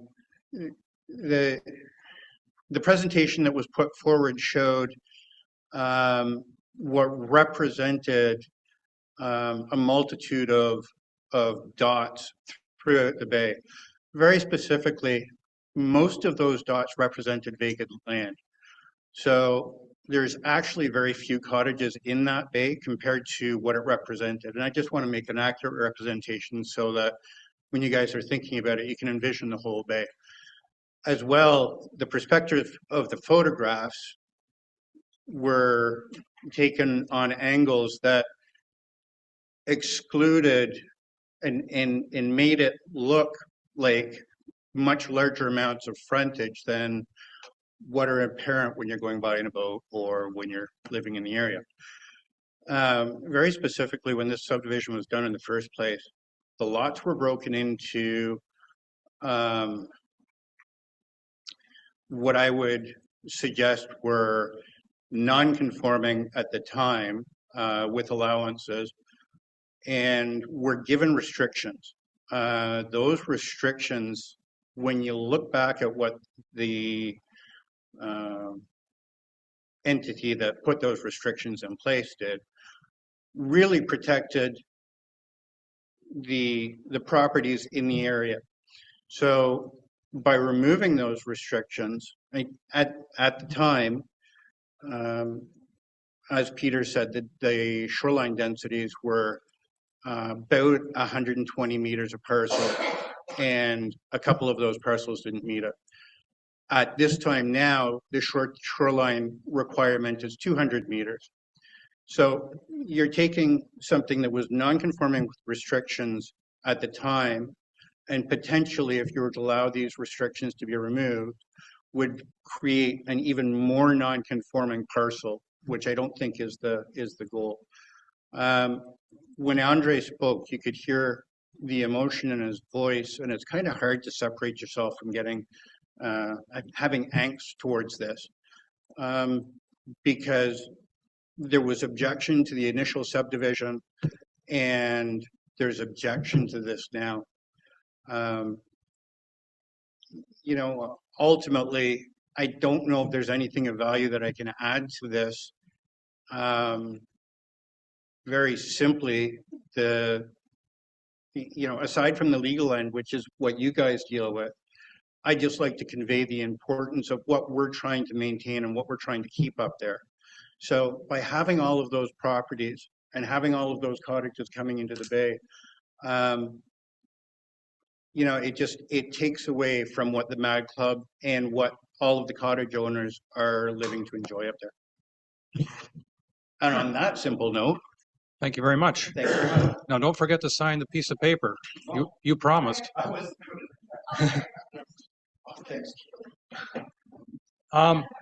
Anyone else wish to speak to this? Come ahead, please.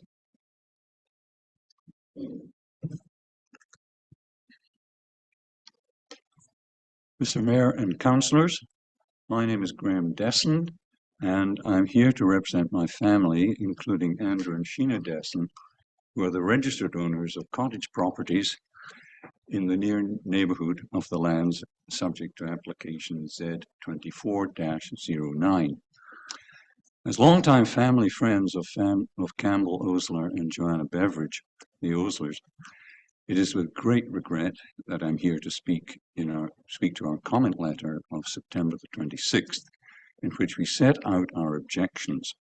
However, we feel that the principles involved here necessitate this action. When we were notified of the application, it was not clear at all from the information provided by the Oslers what the facts were. We had to establish these facts before we could properly respond.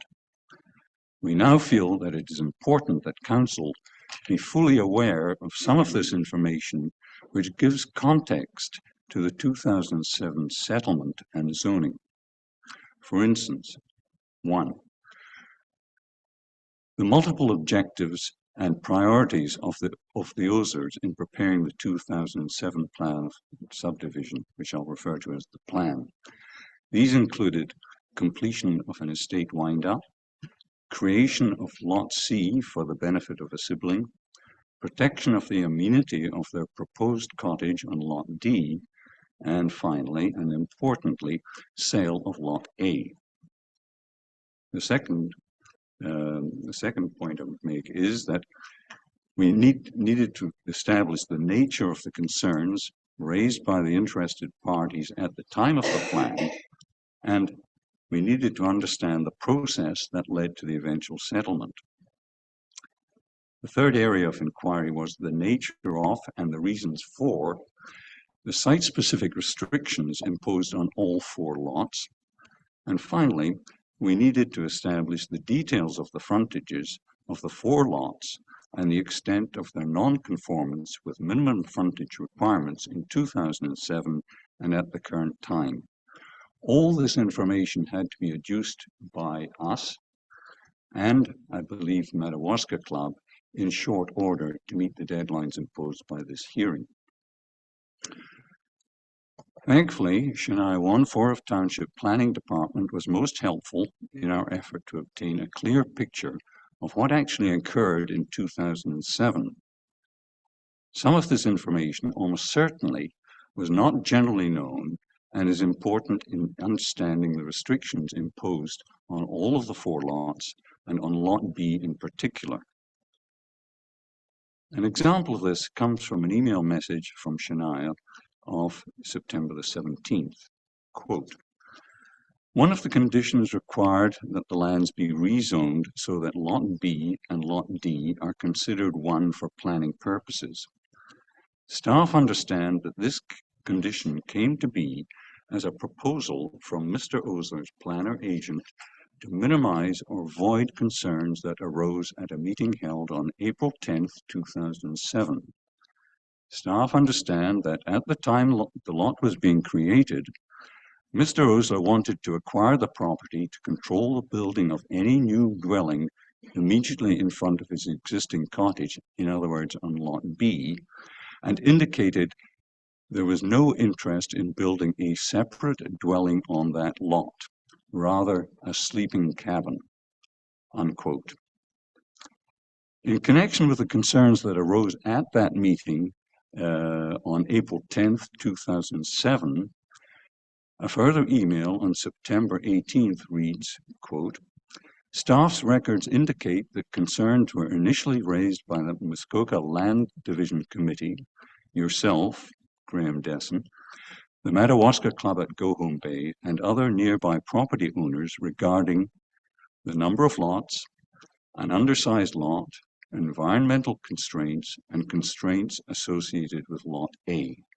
However, once the applications were amended in effort to address these concerns, it appears oppositions were withdrawn. From this and other information we've adduced, it became clear to us that the settlement in 2007 was a very reasonable compromise, and it was aligned with the objectives of the Oslers at the time. Significantly, there was no appeal of the settlement. And I want to pick up on a word that was used by Joanne. She used the word correction in relation to this rezoning process. That implies that a mistake was made. There were no mistakes made then. Only the objectives of the OSERs have changed since then. Fast forward to 2024, and we have new circumstances that argue strongly for not overturning the 2007 settlement. I don't want to belabor my earlier comments to Council, but I want to briefly summarize our comments letter of September the 26th. Point 1. The Madawaska Club's policy recommendations and vision for the Go Home Bay coastal waterfront community were subsequently incorporated in the township's official plan, with more stringent frontage requirements.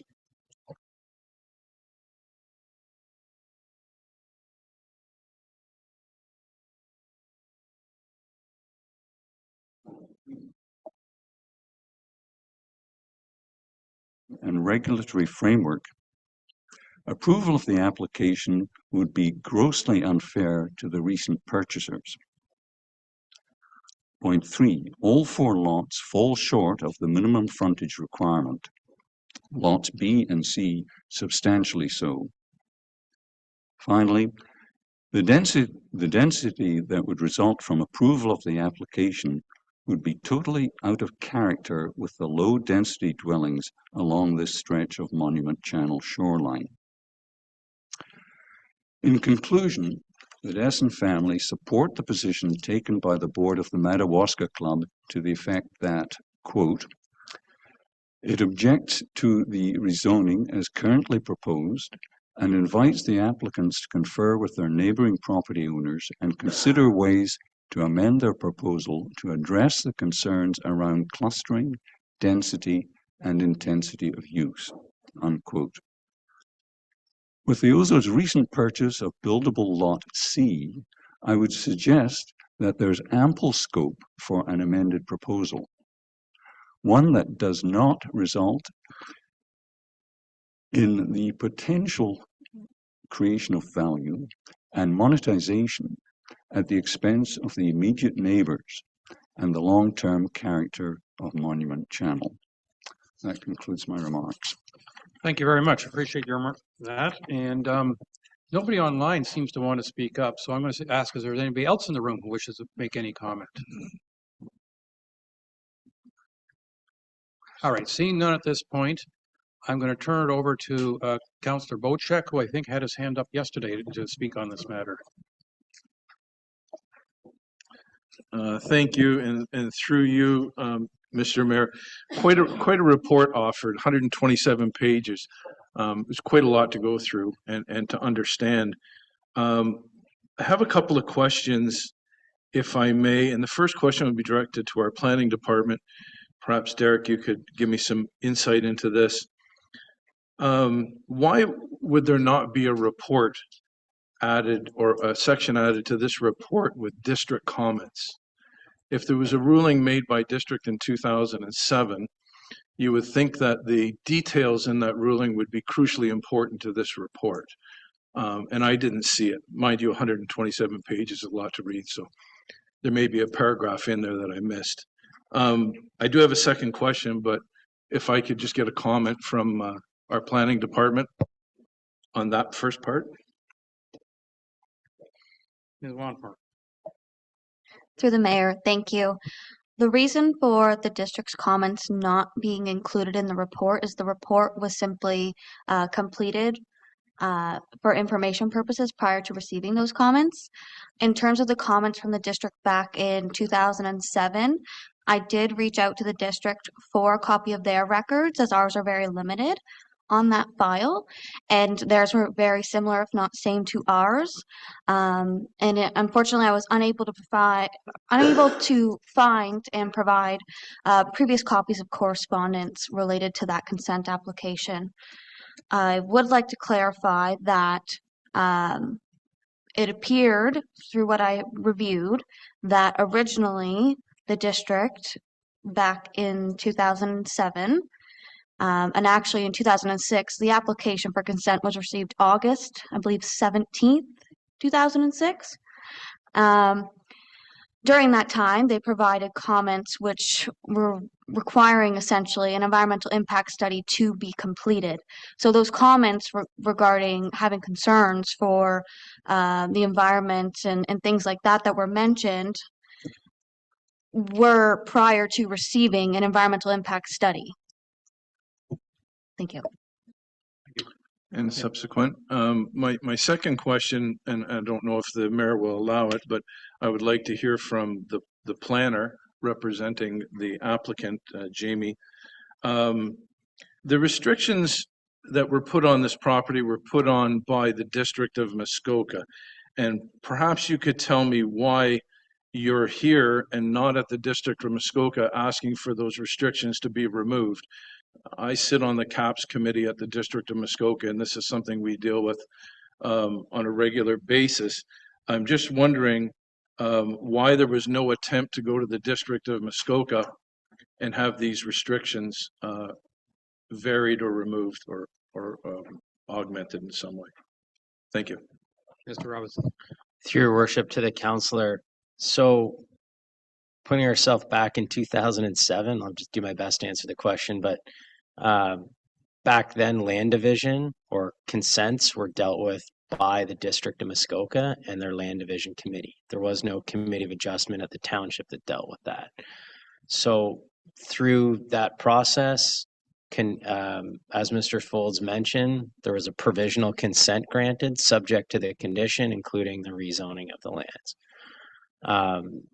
So following that, the township then considered a rezoning application to implement that decision and clear that condition. So there was a zoning bylaw amendment approved by the township after the consent was approved. That placed the zoning restrictions and tied those two properties together sometime after 2007. So in accordance with why we're here and not at the district, because this township council is the body that has jurisdiction over section 34 of the Planning Act, which is zoning bylaw amendments. So that's why we're here and not at the district. Thank you. Hopefully that helps. 34. Councillor Jarvis.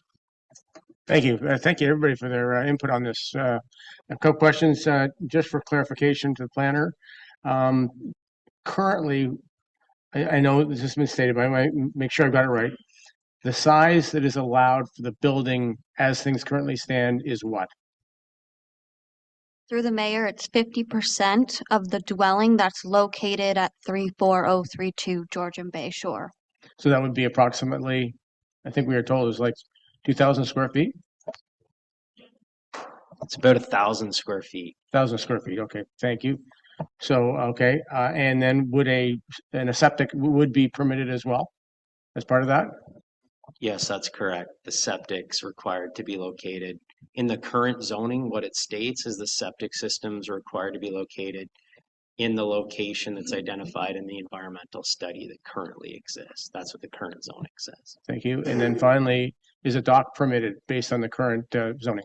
Same thing. Docks are required to be in the dock location identified in the original environmental study. So they're allowed, provided that a location can be provided there?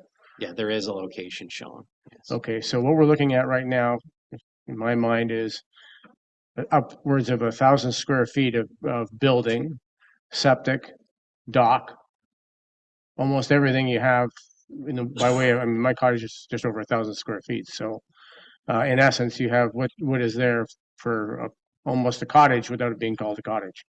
And as such, I know a cottage would require kitchen and a cabin. There's no kitchen. That's about the difference, correct? Okay, thank you for the clarifications, guys. Thank you. Councillor Cooper.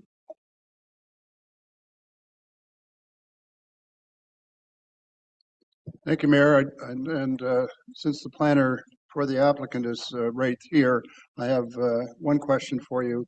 In your presentation, there were a number of photographs. When were those photographs taken? To your worship to the councillor, I don't have the date offhand, but we did a site visit a month or so ago. This year, in other words. Yeah, yes. Thank you. Thank you very much. And I just would like to point out that between 2020 and this year, the water has receded about 3 feet to 3.5 feet. So it appeared in the photographs to show buildings and a variety of different things that are way up here, where in due course, when the water comes back up, they'll be much closer to the water level that's in existence at that time. So I think it's important from a sort of a visual impact perspective to understand what we were looking at isn't necessarily what you'd see in a high water environment. And so that's sort of a visual impact. The other point that was raised by one of the neighbors was that there is a visual impact issue, and maybe sight lines and things like that in at least their mind. So I say there's some visual impact issues here that need to be considered. I have a couple of other comments, if I may. In reading the report, and maybe I've got this wrong, but the original EIS that was completed in November. Not exactly an ideal time to be doing a EIS. I'd like the planner at the township to comment on that. Through the mayor, I'm just going to ask, are you referring to the initial environmental impact study that was done back in 2006, 2007? I'm reading the report. It said the original EIS was completed in November. I don't know if it was this year or last year. Well, it couldn't be this year, but last year or the year before. But the point being is doing an EIS in November when species have gone to bed is really not that appropriate. Does it not say November, or am I just dreaming? Through the mayor, I do recall that the environmentalist was supposed to do an addendum to the original environmental impact study submitted in 2007, and that did undergo peer reviews from Hutchinson. And my understanding is Hutchinson didn't pose any concerns with the timeframe that the current study or the addendum to the previous study was taken, and that the Mikulski-Nielsen is in the process of addressing their other comments and concerns in regards to mitigation measures and things like that. So I'm adding my concern. If there was a study done in November, it isn't exactly an ideal time. That's all I really wanted to point out. So that's my feedback on that particular issue. I just have a couple of other points, and the question becomes: should the approval that was allowed in 2007 be maintained, when frankly it was a move to allow for more density than was probably typically seen at that time. Otherwise, there wouldn't have been quite such a amount of noise even made at that time. So I think it's important to recognize that this was an exception already made. I would also like to say that one thing that has been said by the planner for the applicant and also the Madawaska Club, that further consultation and dialogue would be very useful and helpful. And I would agree with that for sure, that there needs to be some dialogue and between various parties so that we can get to a reasonable conclusion for this. Thank you. Thank you. I just want to make the comment, and I don't know what the answer is it is possible that a report was filed in November based on work done in the months prior. I can be optimistic. Yeah. Mr. Robinson. Just to clarify, the site visit was done in September, it's my understanding, but the report was prepared in November. Yeah. Mr. Osler, you have some clarification?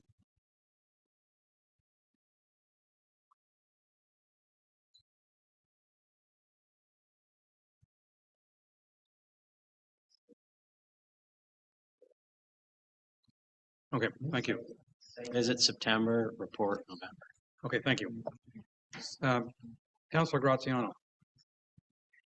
Thank you, Worship. I appreciate calling to my attention. First and foremost, I want to say thank you to the families that served our country in World War II. We heard some stories today with respect to that. And pardon me for not laughing at an earlier joke, as I take the contributions of our service members very seriously. With that said, my family is a family of three, currently residing in a cottage that's smaller than 1,000 square feet. And we do so comfortably. At times we can trip over each other, but we do so comfortably and have made it work. And I'm trying to understand why such a large footprint, why such a large development is being requested, specifically around the 2,000 square feet. It was articulated earlier that the intent would be to pass on the property to family members, specifically a son and siblings and children, and I wanted to understand why the need to drive such a large building rather than keeping it within the 1,000 square feet. As we've come to understand through Councillor Jarvis's questions, septic is allowed for this structure to support the structure as are docks. So really, it's in essence the size of the building that we are discussing, or as a concern to me. So perhaps we can someone can articulate as to why the 2,000 square feet is required relative to what is being allowed currently as it is, without any amendments or changes. Thank you. Your worship, to the councillor, what's being requested is to have the same permissions that every other property in Go Home Bay Coastal Waterfront community enjoys, which is the 2,000 square feet maximum. So there's no specific reason that identifies why 1,000's the right number, or 1,500, or something in between, but it's just to basically put the same permissions on this property that in the coastal waterfront community.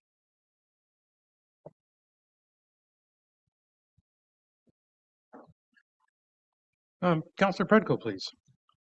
Thank you, and through you, Your Worship. Just a couple questions, I think, to the planner and possibly to the agent of the Oslers, Mr. Robinson.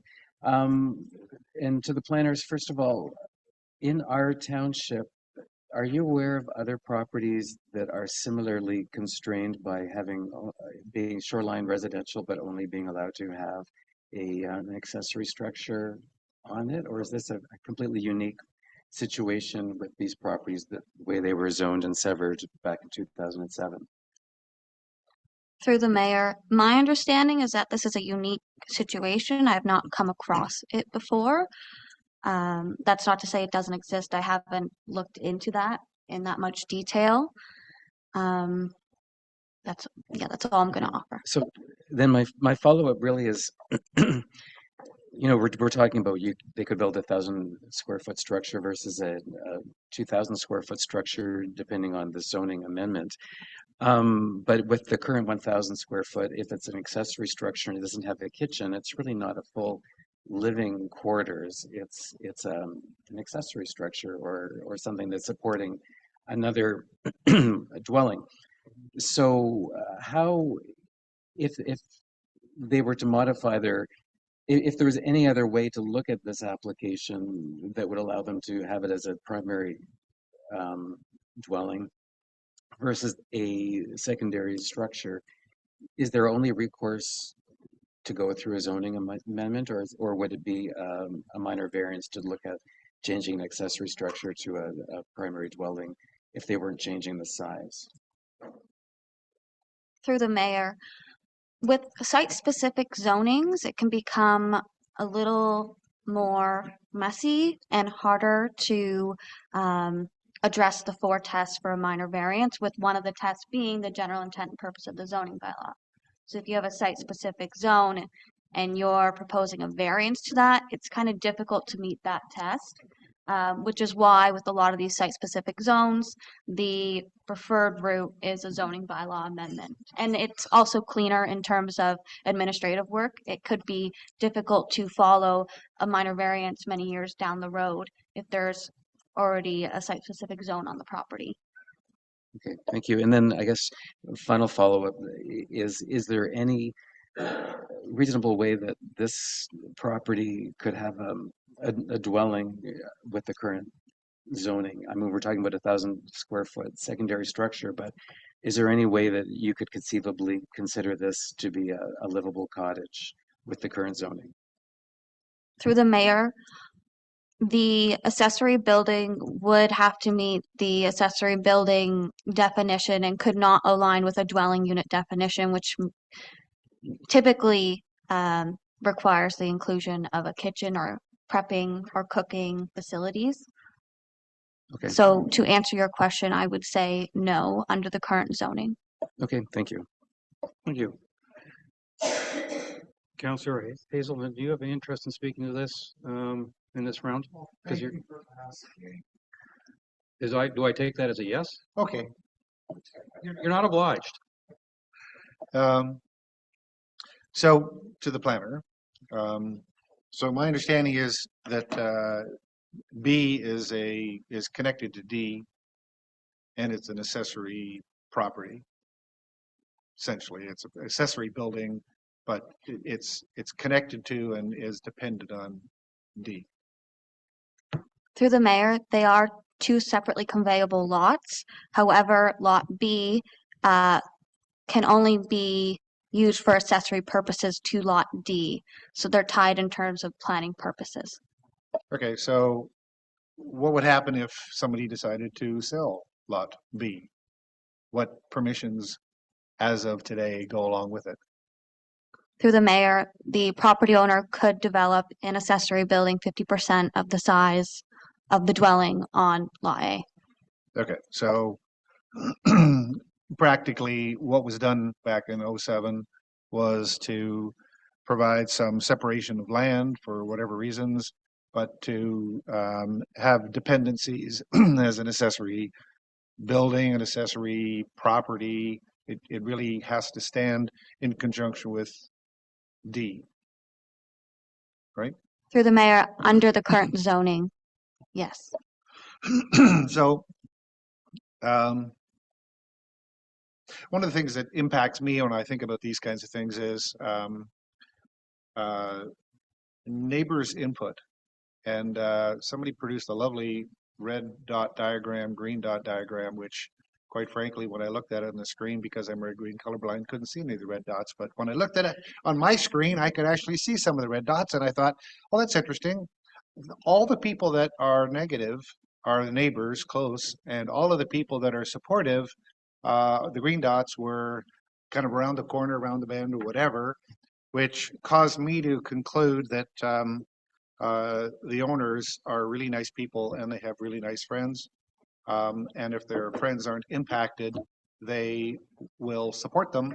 But their close friends, neighbors who are impacted, are not in support of this. So that's kind of an interesting observation that I have. Another observation I have is when I look at it and I hear Mr. Robinson's review, the entire review was predicated on what I'll call generally acceptable beliefs of, does this dense, is this not dense, or whatever. And if I took this development plan down to my ward, Honey Harbor, I'm sure it would be approved in a heartbeat.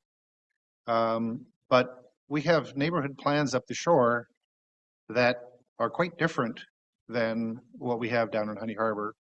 And I'm sensing that this is challenging that neighborhood plan. And one of my concerns is if we violate that neighborhood plan, then why do we have a neighborhood plan at all? And what about all the other neighborhoods who have neighborhood plans? Aren't they going to be violated in a similar manner by somebody coming along and wanting to do things that violates that plan? And should we as council basically allow that violation of the plan or not? And I'm really struggling with that point because it looks like this challenges that plan. And do we as council basically want to say that plan's invalid? anyways, I'll pause there, but thank you.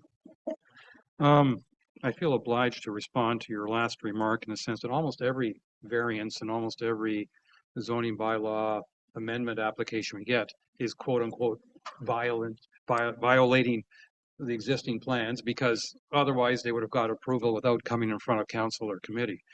Then we have to decide as council or committee whether or not we think they are modest. I don't like the word violation, modest exceptions to the neighborhood plan, the community plan, or the zoning bylaw general. I found, when I reviewed this, I thought what the applicants were asking for was perfectly reasonable, and what the neighbors objecting to it was perfectly reasonable. Because, and I have to say this, so far, all that I've heard and all that I have read is perfectly respectful, and that is greatly appreciated. That's not a given in some applications, so I really do appreciate that. Further convinces me that Go Home Bay is a great neighborhood. Too bad I'm not there.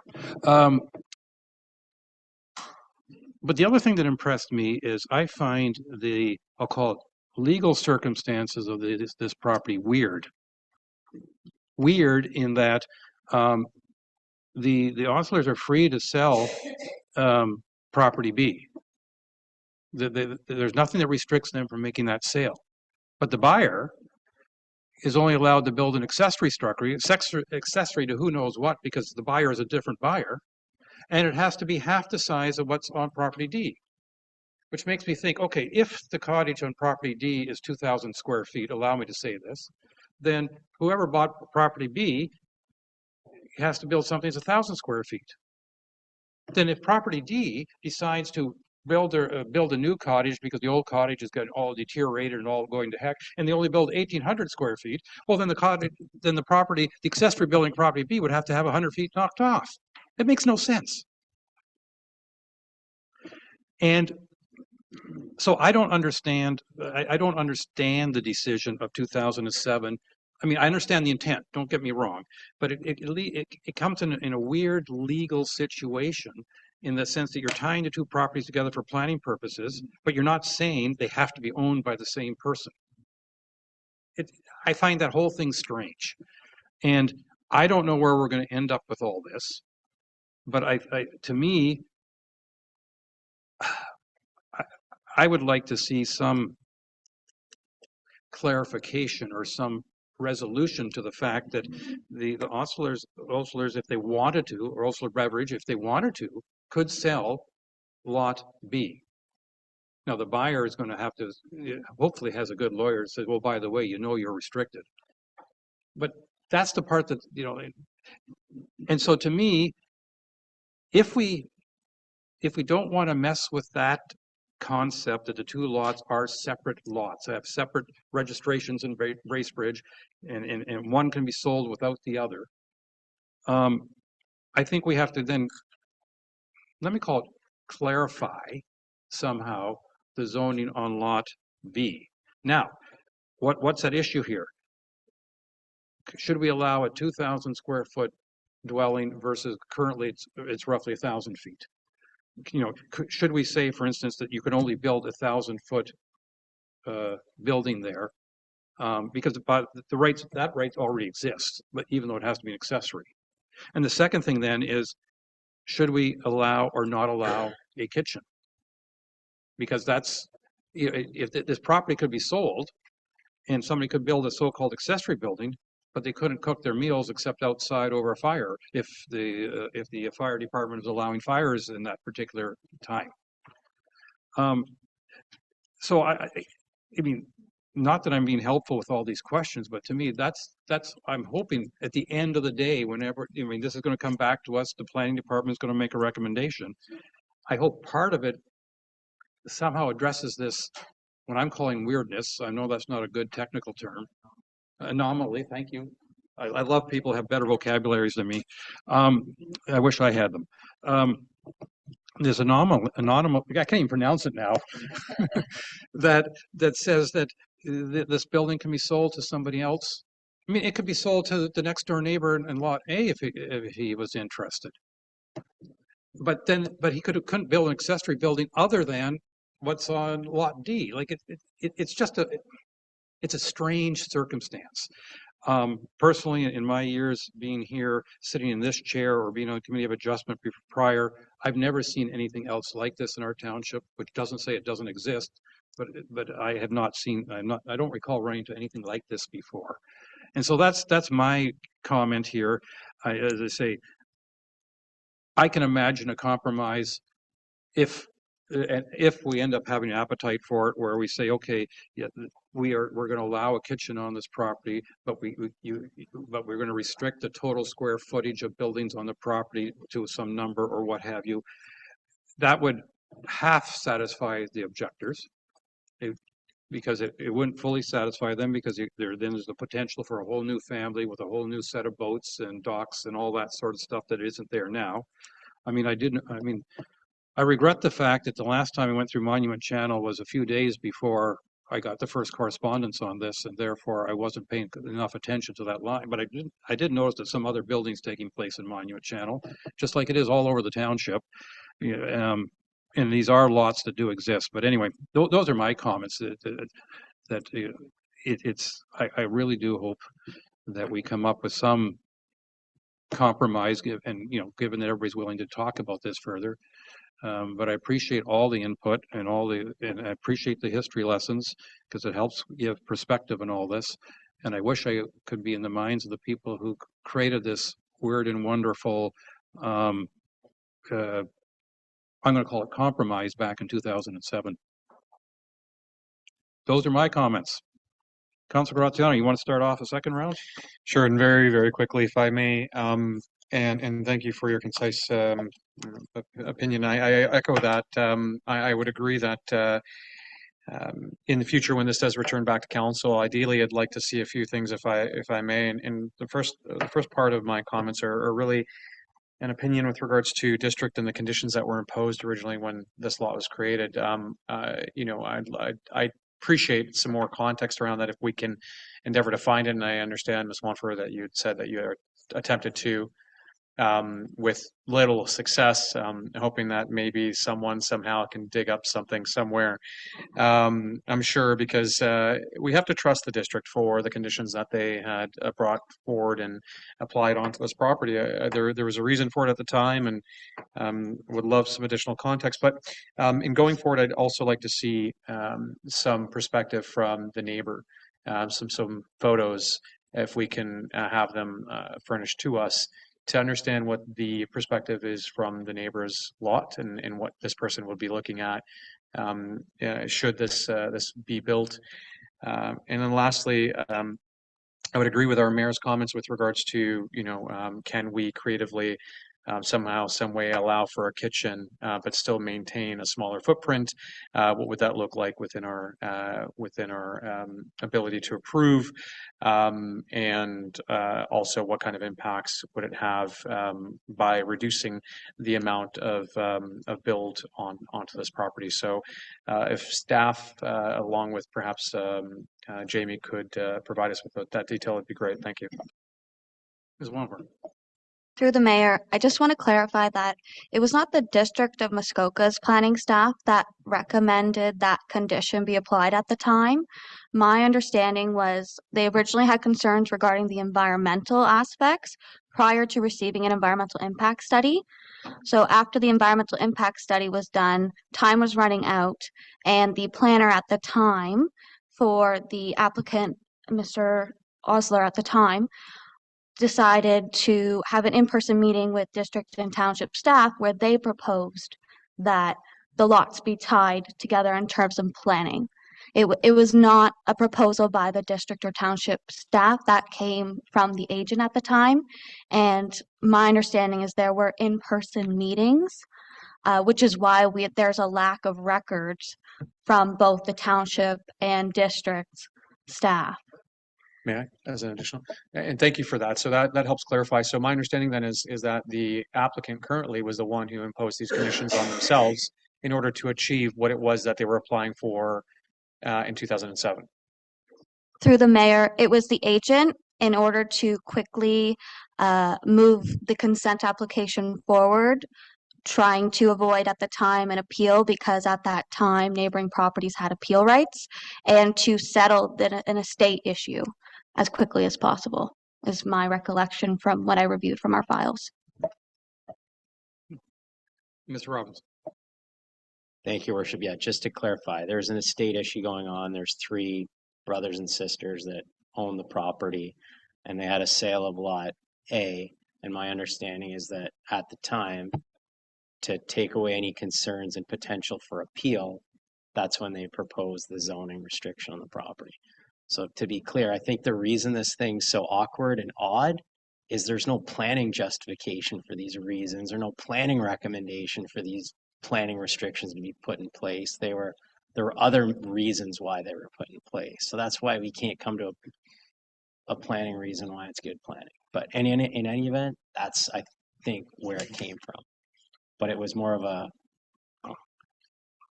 I don't know, an operational strategy kind of thing than there was any planning merits associated. Okay, I think unless council has any more comments, I mean, our next step is just to basically pass the motion, handing this back to the planning department to come up with a more thorough report and recommendation.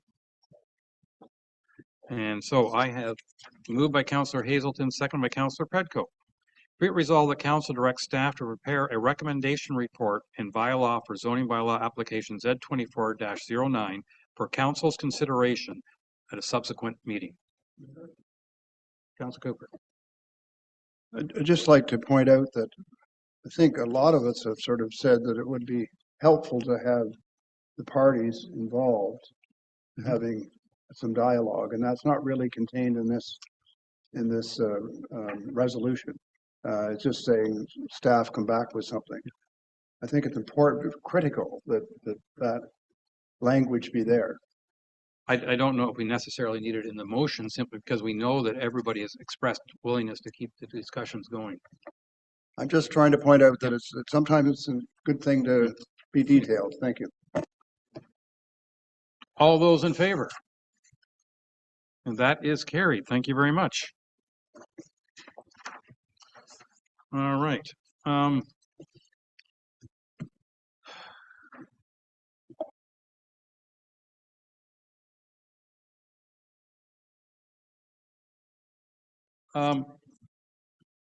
Sorry.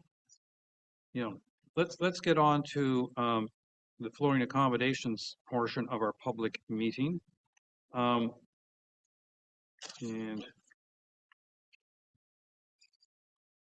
I will caution everybody that we do have a 1 o'clock guest for a committee of the whole. So this public, we may, if people are verbose, we may have to cut it off in the middle and continue it later on in the afternoon.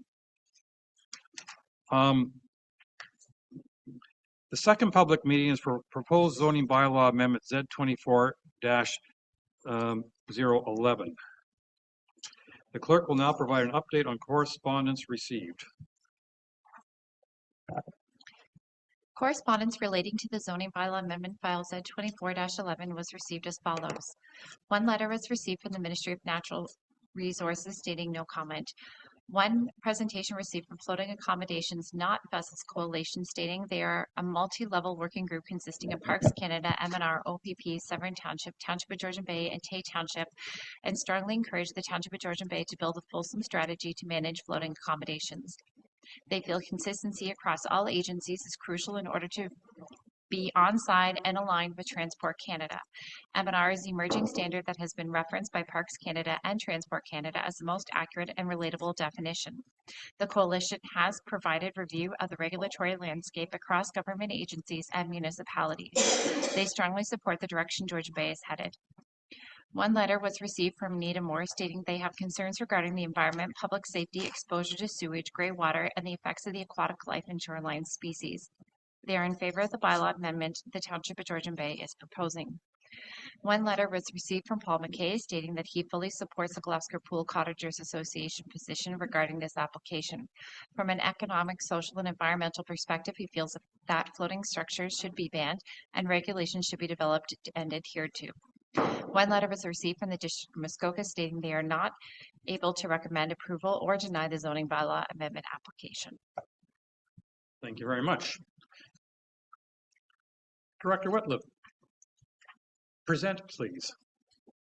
Thank you, Mr. Mayor, and to council and to the members of community who have joined us for this public meeting.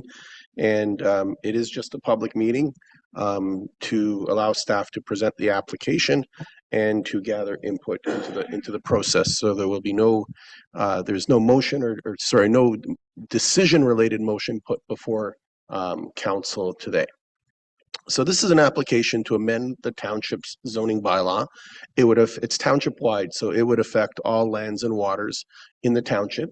This application was initiated by the township of Georgian Bay under the direction council provided following a staff report back in August of this year. As a bit of background, the matter of floating accommodations emerged approximately in 2021. And it's raised some concerns for the township's residents, particularly those in our waterfront communities. So as I indicated, I apologize. Thank you. There we go. Let me just change the slide. There we go. So as I indicated, council directed staff to bring forward a draft amendment to the township zoning bylaw to regulate floating accommodations.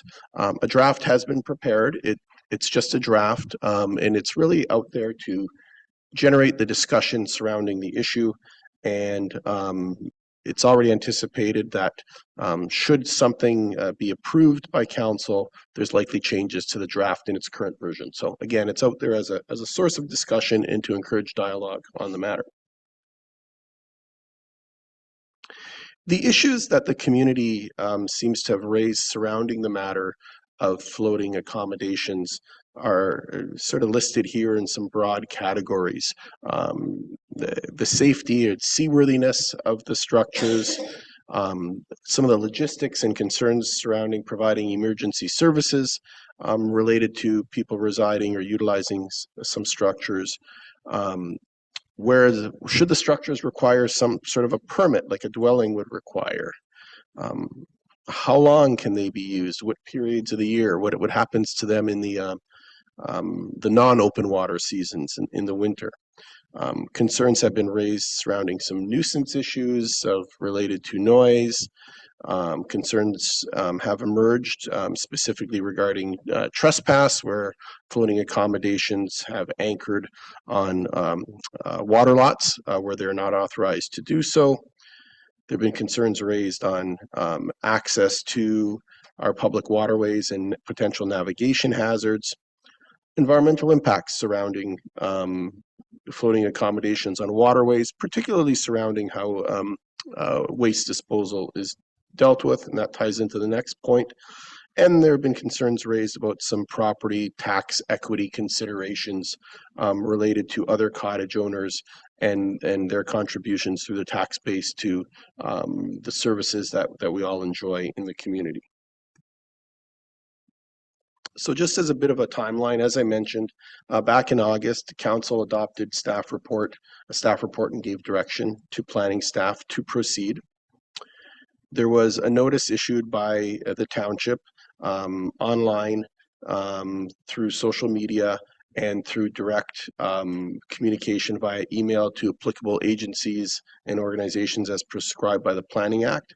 And that was a notice of an open house and a public meeting. To be clear, the Planning Act does not require an open house. However, the township, in its own policies through its official plan, encourages dialogue and participation. So it's the township policies that required the open house because this is an amendment that affects all of the township. It's not just property specific. So that open house was held on September 25th in the form of a virtual or online meeting to provide more of an informal opportunity than this one here today for the sharing of ideas and asking of questions. That takes us to today. We're holding the public meeting that is required by the Planning Act. And as I'll indicate later in my presentation, a couple slides down, this might be the only public meeting. There may be a need for an additional public meeting, depending on where the process takes us. And ultimately, this would lead to a decision by council on the matter. That date is to be determined. We're still certainly in the early stages of hearing from the community, gathering input, and all that information needs to be reviewed, distilled, organized in the form of a recommendation and brought forward to council at some future date when staff are confident that they have the information they need to make an informed recommendation. So as I mentioned, the open house was held back on September 25th, and it was a bit more of an informal dialogue. And we're holding the public meeting today. As those in attendance saw today, there's a bit of a process where you come forward, you have the opportunity to speak and go on the record. As background, I mentioned there was a staff report prepared back in August. That's available on the township's website, as is the current draft of the proposed zoning bylaw. That draft has not changed from its initial form yet. Having said that, staff have already received some very useful input from the community. And there are people out there with sharp eyes who have identified potential language improvements or questions about the grammar or organization of the information in the bylaw. So staff will be reviewing all of that, as well as, of course, any input that may lead to any substantive change to the bylaw. Further, as a bit of background, there have been some actions taken by other levels of government on the matter of floating accommodations. So back in July of 2023, the provincial government amended a regulation under the Public Lands Act. Lands, in most cases, lands underwater are crown land. They are the property of the crown. In some cases, there are exceptions or are private water lots, but in most instances, our lake beds, our river beds are crown land. Generally across Ontario, the Public Lands Act allows for camping on crown lands for up to a maximum of 21 days, after which one would need to relocate their camp. The amendment to the Public Lands Act regulation that occurred in July of 2023 essentially spoke to floating accommodations and said that floating accommodations anchored or otherwise attached to lake beds, river beds, crown land do not qualify for that camping accommodation. So you cannot use a floating accommodation to camp on crown land in Ontario. Another significant regulatory change was a federal one, and that was in May of this year, where Parks Canada imposed mooring restrictions on the Trent Severn Waterway and on the Rideau Canal. And that regulatory change essentially prohibits the mooring of floating accommodations on in waters that are under the jurisdiction of Parks Canada. And in the Georgian Bay context, that would include Gloucester Pool and Little Lake.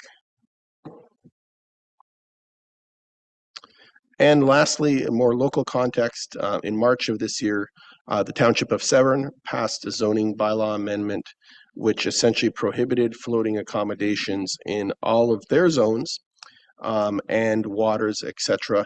And those in the community who are familiar with the Severn bylaw will certainly see that the draft Township of Georgian Bay bylaw is modeled very much after the Township of Severn approach. So the draft bylaw that I speak of, it essentially proposes a number of changes, and it addresses Section 1 and Section 3, which is some preliminary language, but essentially that speaks to zoning that applies to all lands, islands, watercourses, water bodies, and navigable waterways within the township. And that particularly that navigable waterways language would be new. Section 4 of the zoning bylaw, which is the general provision section of the bylaw, just is intended to provide clarity that floating accommodations are not permitted in any zone and are not considered to be shoreline accessory structures in the way that floating boat ports or boathouses might be considered. And lastly, there are a number of proposed amendments to the definitions section of the bylaw. Some of them are more technical to bring different definitions in line, but most importantly, what the draft bylaw proposes is to add a definition of floating accommodation, and that would be tied back to that section 4 piece that I just mentioned, which would prohibit floating accommodations in all zones in the township. So that takes us to where we are here today. Again, early stages, looking for lots of information and feedback to understand, are we on the right track with where we're going?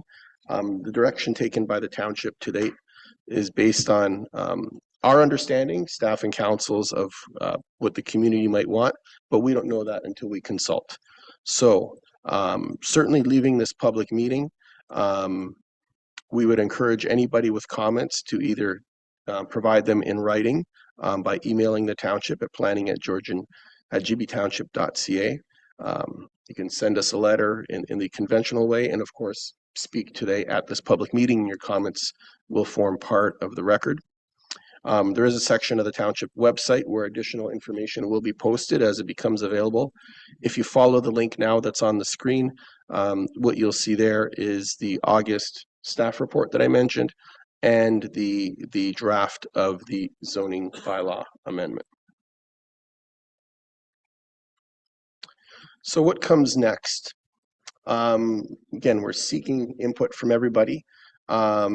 Input could certainly be provided to council at any time before they actually make a decision on the matter. But in terms of the planning process and the incorporation of comments into a staff report, etc., we are asking for comments later this month. I'm suggesting October 25th. That's a little more than 2.5 weeks from now. And that would be appreciated so that staff can have a good understanding of where the community stands while we continue to consult, if necessary, with other organizations, agencies, etc. Anyone who provide comments, as we as staff review those comments, whether they be agencies or individuals within the community, we may reach back out to you. We may have questions as we review the comments and seek to clarify or perhaps further sort of investigate a threat or an idea you may have generated. As I mentioned, staff already anticipate that there will certainly be revisions to the draft bylaw. The current revisions based on the comments we've received to date are fairly minor and technical in nature, but we did, for example, through the open house, receive some more substantive questions as to perhaps, as you gather from this presentation, that the draft bylaw is very restrictive in nature, and questions were raised. Perhaps there is a way to accommodate floating homes in the township in a way that is perhaps more formal, more tied to adequate land-based sewer and water services, etc. So that's something that staff will want to investigate further. Some additional comments that came out of the open house surrounded enforcement and penalties and what that might look like. And what staff intend to do is, once we revise the bylaw based on input received, we do intend to then provide the bylaw to the township solicitor for review to get a better understanding of what that might look like in terms of how the bylaw would be implemented and enforced if necessary. The other consideration there is we want to be careful not to take away or interfere with any existing rights that may be out there as well. If through this process we find that the bylaw contains substantive changes that depart from the original purpose and intent as provided in the notice of this zoning bylaw amendment process, then it's possible that a second public meeting would need to be held and a recirculation of a draft bylaw in advance of that meeting.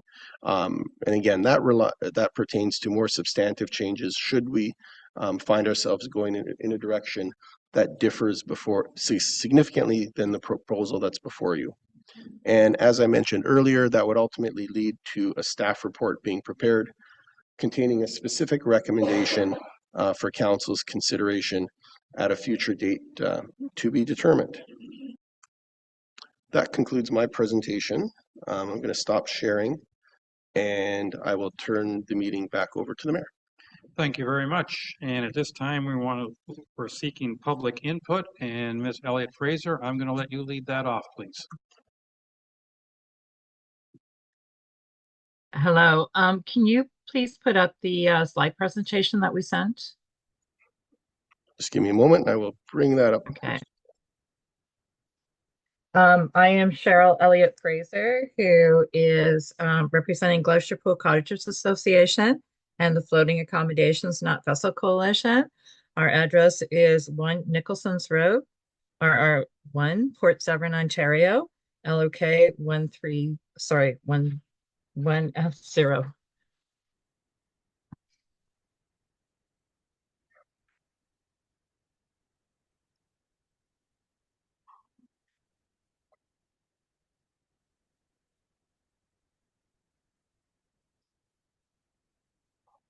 And just go to slide. Yeah, thank you.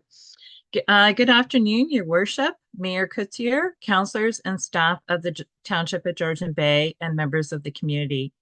I am Cheryl Elliott Fraser, who is the co-chair of the Floating Accommodations Not Vessels Coalition. Unfortunately, Steve Sprague can no longer be here, so it will be me presenting, and possibly Claude Ricks might be on the meeting too. Next. So why are we seeing the increased interest in floating accommodations? With the average cost of a cottage in Ontario today of $662,000, manufacturers of these structures are providing a cost-effective solution for entry into the market. With prices starting at just over $100,000 and virtually no additional expenses, it is little wonder why we are seeing increased interest in these types of structures. Next. Floating Accommodations Not Vessel Coalition. Who are we and what have we accomplished? The Gloucester Pool Cottagers Association started as a grassroots organization. We merged with Coastal Protection Community of the Georgian Bay Association and now have the support of over 35 Cottages Association and FOCA. With the backing of FOCA, several MPs and MPPs, we submitted letters and petitions to Transport Canada requesting a change to the vessel designation for floating accommodations. Now, Transport Canada stated that floating homes are floating residents that are permanently moored with fixed connections for sanitary, water, and power and do not leave their mooring. Transport Canada is stating that floating accommodations are vessels that have capability to navigate waters. After submitting our petition to Transport Canada and filing a Freedom of Information request, where we received over 700 pages of documentation, we realized that we needed to pivot our strategy. Transport Canada confirmed their primary interest regarding this issue is to manage vessels and vessel safety only. Transport Canada has reinforced that they do not want to be dragged into a discussion on how and where floating accommodations travel on waterways or where floating accommodations moor. As a result of Transport Canada's response, we had to pivot and we created a tri-level working group consisting of Parks Canada, MNRF, OPP, and the municipalities of Severn, Tay, and Georgian Bay. Next. The regulatory landscape is merging across governmental agencies and municipalities. The 3 agencies that have leveraged their existing regulatory frameworks to regulate floating accommodations are Parks Canada, Ministry of Natural Resources Ontario, and the OPP. These government agencies are using a land-based solution that is grounded in the Ontario Supreme Court decision Glaspel versus Crown 2015, whereby the ruling states that lake beds are owned by federal or provincial agencies or They are private property. The federal and provincial agencies, being Parks Canada and MNR, use a shadow cast over their lakebed property to regulate mooring permission and or camping permission. OPP is requiring evidence that there is contact with the lakebed on private property, which enables the OPP to lay charges. Up until now, municipalities have remained on the sidelines with a few exceptions. The Township of Georgian Bay has their zoning bylaws 3.6 and 4.2 and their public docks bylaw, and Severn Township has created their bylaw to restrict floating accommodations in Severn Township. Next. The three agencies are on the right track. Federal waterways and federal lake beds are managed by Parks Canada, which require overnight mooring permits for floating accommodations. Provincial waterways and their lake beds are managed by MNR and have a limit of 21 days for camping. Property owners who own their own lake bed can have trespassing charges laid by the OPP. However, the fines imposed by these agencies are limited. Where is the gap? There are some municipalities right now that do have some things, that have some things in place. But a commercial strategy dealing with floating cottages in the commercial space is needed. So for instance, broadly restricting floating accommodations, Severn Township has developed fixed mooring for floating homes built with a purpose. And these things, there are regulations around sanitary and hookup that exists at Toronto Port Authority as well as out in BC. Ban on mooring at public docks, the Township of Georgian Bay has put that in place. But for the rest of the province, there are no regulatory framework. There's no regulatory framework governing marine usage. So that's the commercial end of it. Parks Canada, MNR, and OPP cannot really deal with that part of it. That's a municipality issue. Next. Next. Hello? Next. Thank you. Okay. In summary, three agencies, Parks Canada, MNR, and OPP, have created land-based regulatory policies to governing mooring on water, using the lakebed ownership to regulate floating accommodations. Strategies by these agencies are on side with Transport Canada's vessels governance.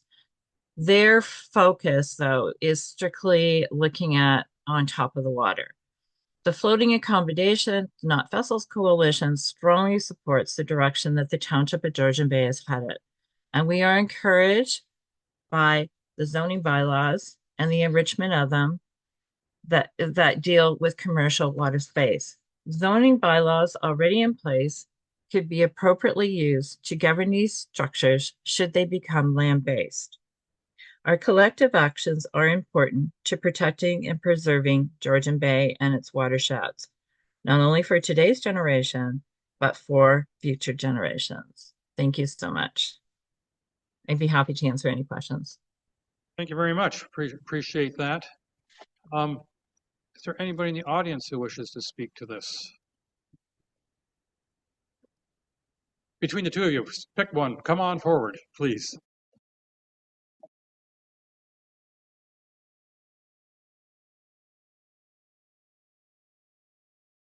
Morning, Your Worship, Council, and folks who are attending. I'll be very brief. I was unable to attend the previous, and I just had a couple of points that some have been covered already. My name is David Clark. I'm a permanent resident of Port Severn year-round. In relation to the infractions against the proposed bylaw, I want to make sure that the bylaw enforcement officers have adequate access, being these are waterfront floating, well, we'll call them vessels for now, the ability to go out and actually issue and observe what they need to prove the infraction in front of a JP, and that AMP amount is substantial off the hop to make sure that these activities are seen as a very big contravention in what we support here in the township, that it's not just a $110 fine, that it's something substantial to make the individual think better of what they're doing and contravening the bylaw. Also, how do we identify if there's nobody there but the vessel is actually moored somewhere? What is the means of tracking down who the person most responsible or the owner of that floating accommodation is? And then should there be, as far as emergency services go, police, fire, EMS, and we know with the recent ambulance service restructure, MAC tier and stuff, we are a little bit strapped, especially for our transient population in the summer months of our emergency services. Should somebody need that service and they're not paying taxes to us within the township as other cottagers would, is there going to be in place by the township a cost recovery process where the equipment, the responders' time and efforts, and the administration of that are levied against the individual who needed the service? And I used the example on Lake Simcoe a number of years ago where people were told not to go out on the ice. They went on the ice, they got trapped out there, the helicopters had come out, plus the fire department, and subsequently some of them were billed for their actions. And I think if we're going to consider that in the bylaw here, that under the regulations in the bylaw, perhaps something should be put in there to look at that. And then also it was referenced about the lake bed, but some of the things that these folks are not considering driving those large spikes into the lake bed is the existence of people who have island cottages and they've put electrical services out there, cable services, and folks who actually draw their drinking water from Georgian Bay and the piping systems that they may have in there, that these people are not getting environmental surveys done. They don't know where any of these things are, and they're just plopping them down willy-nilly. And it's going to, again, if those things are damaged, who is going to pay the cost for that in relation to the repairs and the inconvenience to the people who have built their cottages in good faith on those islands and have paid for those services to be delivered? So those are my only comments. I just wanted to make sure that some of those things, if they have not already been considered, are considered in the regulations portion of the bylaw. Thank you. Thank you very much for your input. It's appreciated. I'm now going to go back online. I see a Kevin Brady. If you'd wish to make some comments, please. You hear me okay? Yes, we can. Let me back up for a second. I've been reading all of the information and the presentation that y'all just did. To me, it's somewhat of a no-brainer that this should not be allowed in any manner whatsoever on Gloucester Pool or any of the lakes up there. So it's federal, it's provincial, it's local. So I think you should word any amendment as strong as you possibly can. Second point I'd like to make is I'm at 261 Sunrise Trail, and I look out at boats all the time outside in my little bay, and they stay for a long time. I don't understand how that's approved. And there's a little island across from me that people camp on and leave all their waste. It would probably be similar if there was a floating home there. I don't know if you or the province or Port Severn has ever cleaned it up and maintained it. So the fact that we're having this discussion on the possibility of floating homes just boggles my mind. So I would hope that the committee and the mayor would abolish this to the strongest degree and maybe even look at some of the things that are going on in the lake currently. So that's me. Thank you very much for your input. And we're going to go back to in person again.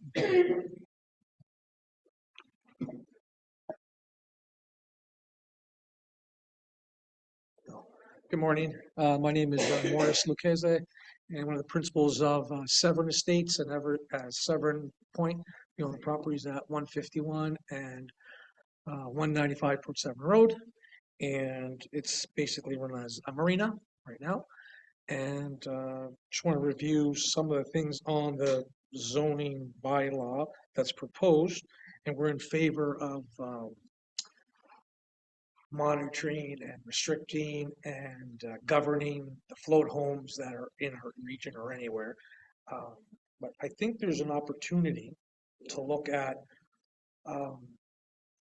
having space in certain areas. As that's kind of the conversations we had. It's been a long going thing since 2021, and we own the property where the LOTB original boat owners, those pictures are up there, was a tenant of ours who's no longer a tenant and was now in Georgian Bay. But we have 2 existing float homes on our property, and we're just in the middle of trying to get them off our properties. And want to know how the council looks at dealing with existing uses right now, existing float homes. So the way I read the proposed bylaw and the way the changes are to be put into, just pull up. The first sections in regards to changing the definition and adding the words water body courses and waterlands to the zoning. Is that made to insinuate that right now the zoning doesn't pertain to water? Or is it just to clarify things? I noticed something in the bylaw, I think section 3.2, that says the bylaw also encompasses anything in the water. So I was wondering from a technical point of view, why the necessity of that part would be needed. Is it just for clarification? That's one comment I had about that. And in regards to the definition of a float home, so I would like it to be that the definition be clearer, that it's not construed to be against a boat. So we could all look at a floating home and a boat, and we know the difference.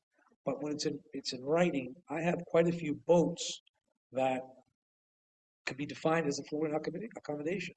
Like I have a 46-foot houseboat on our property right now that probably fits that designation.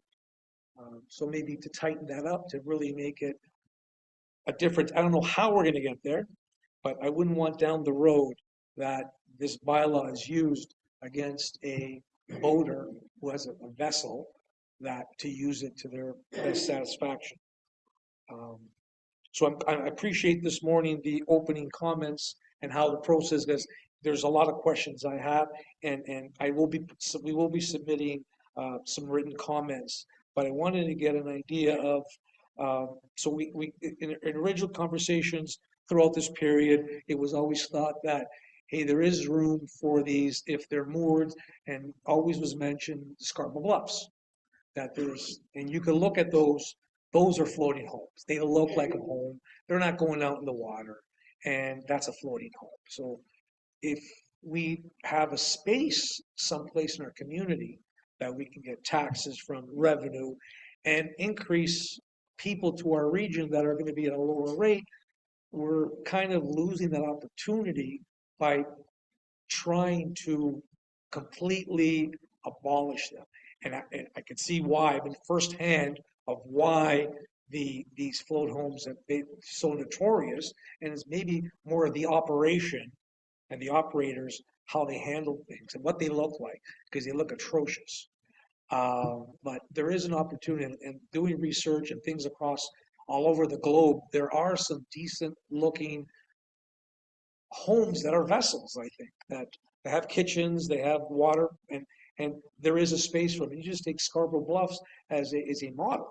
Like, is there not room for something like that we could enhance our, so now going back to the definition, start jumping on the change of marina, on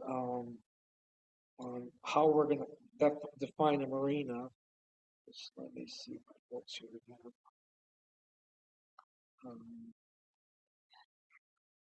So floating accommodations are not permitted to be docked, moored, stored, serviced, repaired, constructed, or kept for sale or rent in a marina.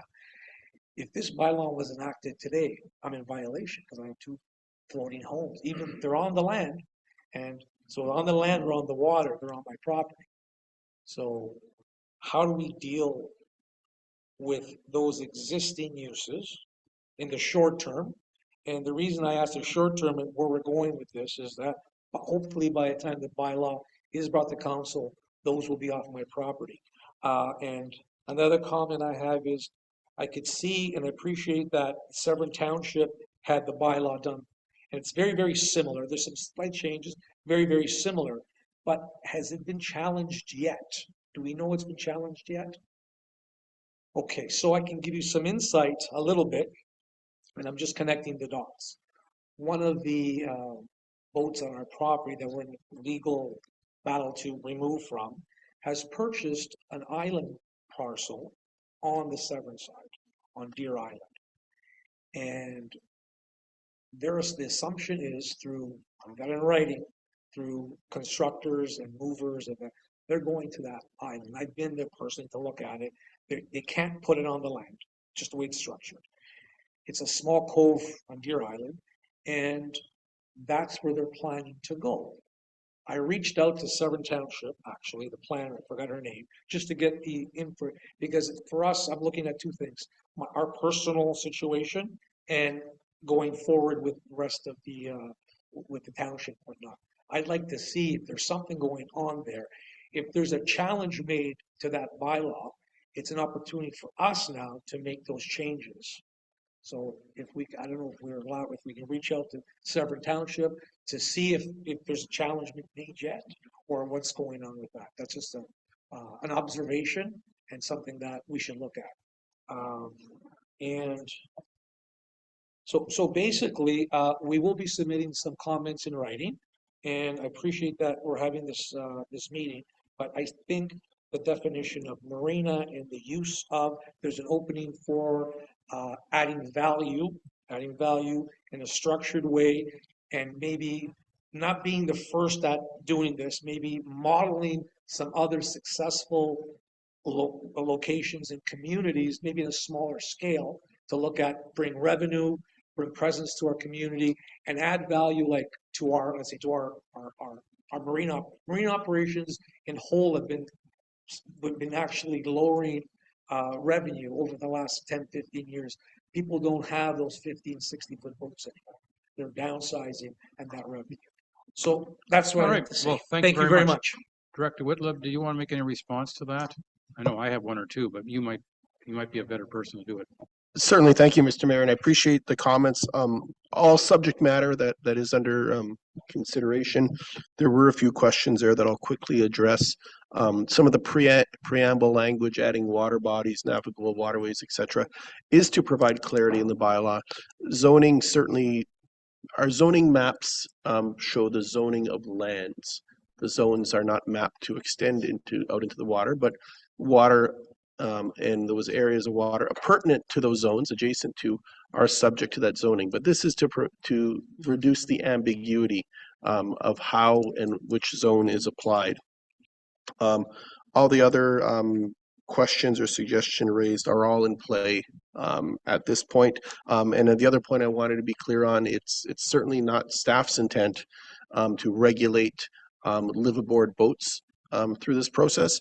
And there are attempts made in the draft bylaw to refine both the definition of liveaboard boat in the bylaw and through the way the bylaw proposes to define floating accommodation to ensure that they are kept separate. Yeah, because the only other thing I was going to add is that vessels are supposed to be licensed, and that's one way we can make the distinction, because a lot of these floating accommodations do not have vessel licenses. And the second thing is, with any zoning bylaw that we create, somebody can always apply for an exception. And I have no idea if that's what's going to happen in Severn with the incident, because I haven't heard anything details on it, but that is always one possibility is open to somebody. If they want to have a floating accommodation, they can apply for an exception. They may or may not get it. That all depends. All right. I'm just going to say to anybody who's online, if you have any comments, please raise your hand. And well, after having said that, anybody else come forward, please. You know the routine.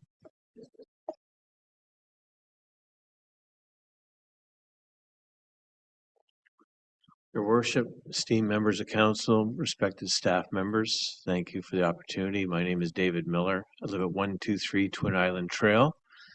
Largely, I support the comments and the background that was presented in the meeting today. I think it's well thought through. Very, very pleased to see the progress being made in this regard. With respect to the last gentleman's comments, I'd make a couple of things from my point of view. If somebody wants to put some kind of accommodation on land or in the water, there should be some permit process, like getting a building permit or getting prior approval to doing anything like that, including the environmental assessment.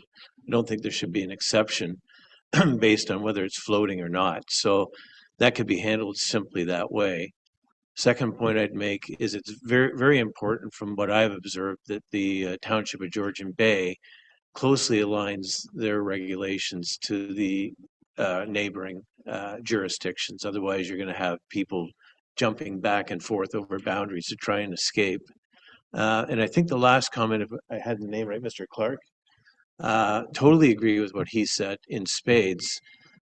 We have to make sure that our town staff that are going to enforce these bylaws have the proper equipment, training, and support from whether it be the police or whoever else to deal with them. It's a very, very difficult job, and I think they need support, and there needs to be some very, very significant teeth to whatever bylaw that's put in place. It can't simply be a $53 fine. Should be something that escalates very, very quickly, and that we can enact a fair resolution for all of our residents. Thank you for your time. Thank you. Ms. Murgatroyd, you want to make some comments? Oh, yep. Hello. Thank you very much for the opportunity. It's Courtney Murgatroyd, seasonal resident at on Weber Island. And thank you for the opportunity as well to speak at the open house. And I do support this zoning bylaw, the amendment, 100%. I think it should be regulated. And I just had two questions for you in regards to the zoning. When you say that it does cover the waterways, does that muddy the waters between what the township governs and what the OPP governs in Transport Canada? Because I would imagine there might be some confusion there. And then my second question is, does this address to floating businesses? I know they had mentioned before there was a gap in the commercial zoning. So that was a question too, to make sure that it's covered off for floating businesses. Thank you. Thank you. Director Whitlam, you got that? Any comment? No, I just want to thank Courtney, echoing the comments she provided at the open house. It's all noted. Staff, as indicated by the clerk, I believe, have received comments so far from the Ministry of Natural Resources. They haven't identified any conflicts or muddying of the waters, pun intended, I guess. And we will be, among other things, if we don't hear back directly from Transport Canada, we'll be circling back with them again on those jurisdictional matters. And as I mentioned, I'm suggesting that we also have the township solicitor review a future version of the bylaw before it's brought forward for any decision. Thank you. Any other members of the audience who wish to make any comment? All right, now, council, we have a little bit of timing awkwardness in that we have a committee of the whole scheduled for 1 o'clock, and our Inspector Pittman is going to make a report on OPP. So I think what we need to do at this stage is recess this meeting and set up a new meeting. No, or are we going to go into the same link? Oh, that's great that you're allowing that. All right, same link. So basically, we're going to take a recess from this meeting, and at 1 o'clock we will put on our committee of the whole hats to receive Inspector Pittman's report, and then once that's done, lunch break, and then we'll go back to all this. So thank you everybody for your patience. I know there's a number more things in the planning application, but I'm afraid they're going to come a little bit later. The list has been a full one so far today. So you got 5 minutes. Oh, okay. Be it resolved that the Planning Council does now recess at 12:55. Moved by Councillor Bochek, seconded by Councillor Cooper. All those in favor? And that is carried. Thank you.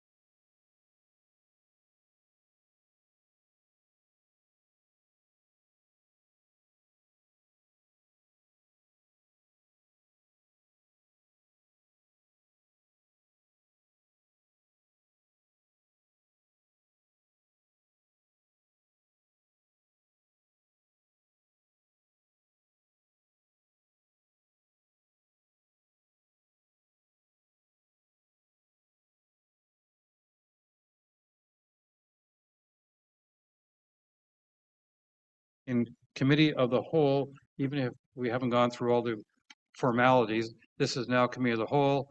And Inspector Pittman, I believe you have some words for us. Please go ahead. Indeed. Good afternoon. Thank you very much, Your Worship, and thanks for providing me the opportunity to address the committee. The point of the deputation today is to go over the 2023 to 2025 Southern Georgian Bay Detachment Action Plan. And in the simplest terms, it's really how we police our communities and really the priorities that we have in looking at how we police our communities and the commitments that we make. Under the new CSPA, the Community Safety and Policing Act legislation, under Section 70, there's a requirement of the detachment commander to present this plan to all councils that they serve and all communities, as well as business owners. And so it's quite the large audience. So as you can imagine, I've been doing this presentation and trying to hit all of our councils, and I'm happy to be here today. In saying 2023 to 2025, yes, the plan has already been in existence for the better part of a year and a half. So it's the way that we have been policing. And the point of the presentation today is this. It's to talk about how we police our communities and the things that we're focused on, and really to invite feedback. Is there something where you think that we should be focusing elsewhere? Is there something else that we should have in there? So that's the kind of feedback that I'm looking for today as I work through it. I think if you'd like, I could go through the whole plan and then take some questions after, and then that might be the easiest way. And then I'm able to take some notes as you're speaking as well to document everything. So within our plan, the very first thing that we are focused on really is crime, and it's about addressing and preventing crime within our communities and looking at investigative excellence. That is continuing to work with community partners as well. So it's not done in a silo. We have many relationships. We look at working with educating and working with youth. We look at working with our Crown attorneys, probation and parole.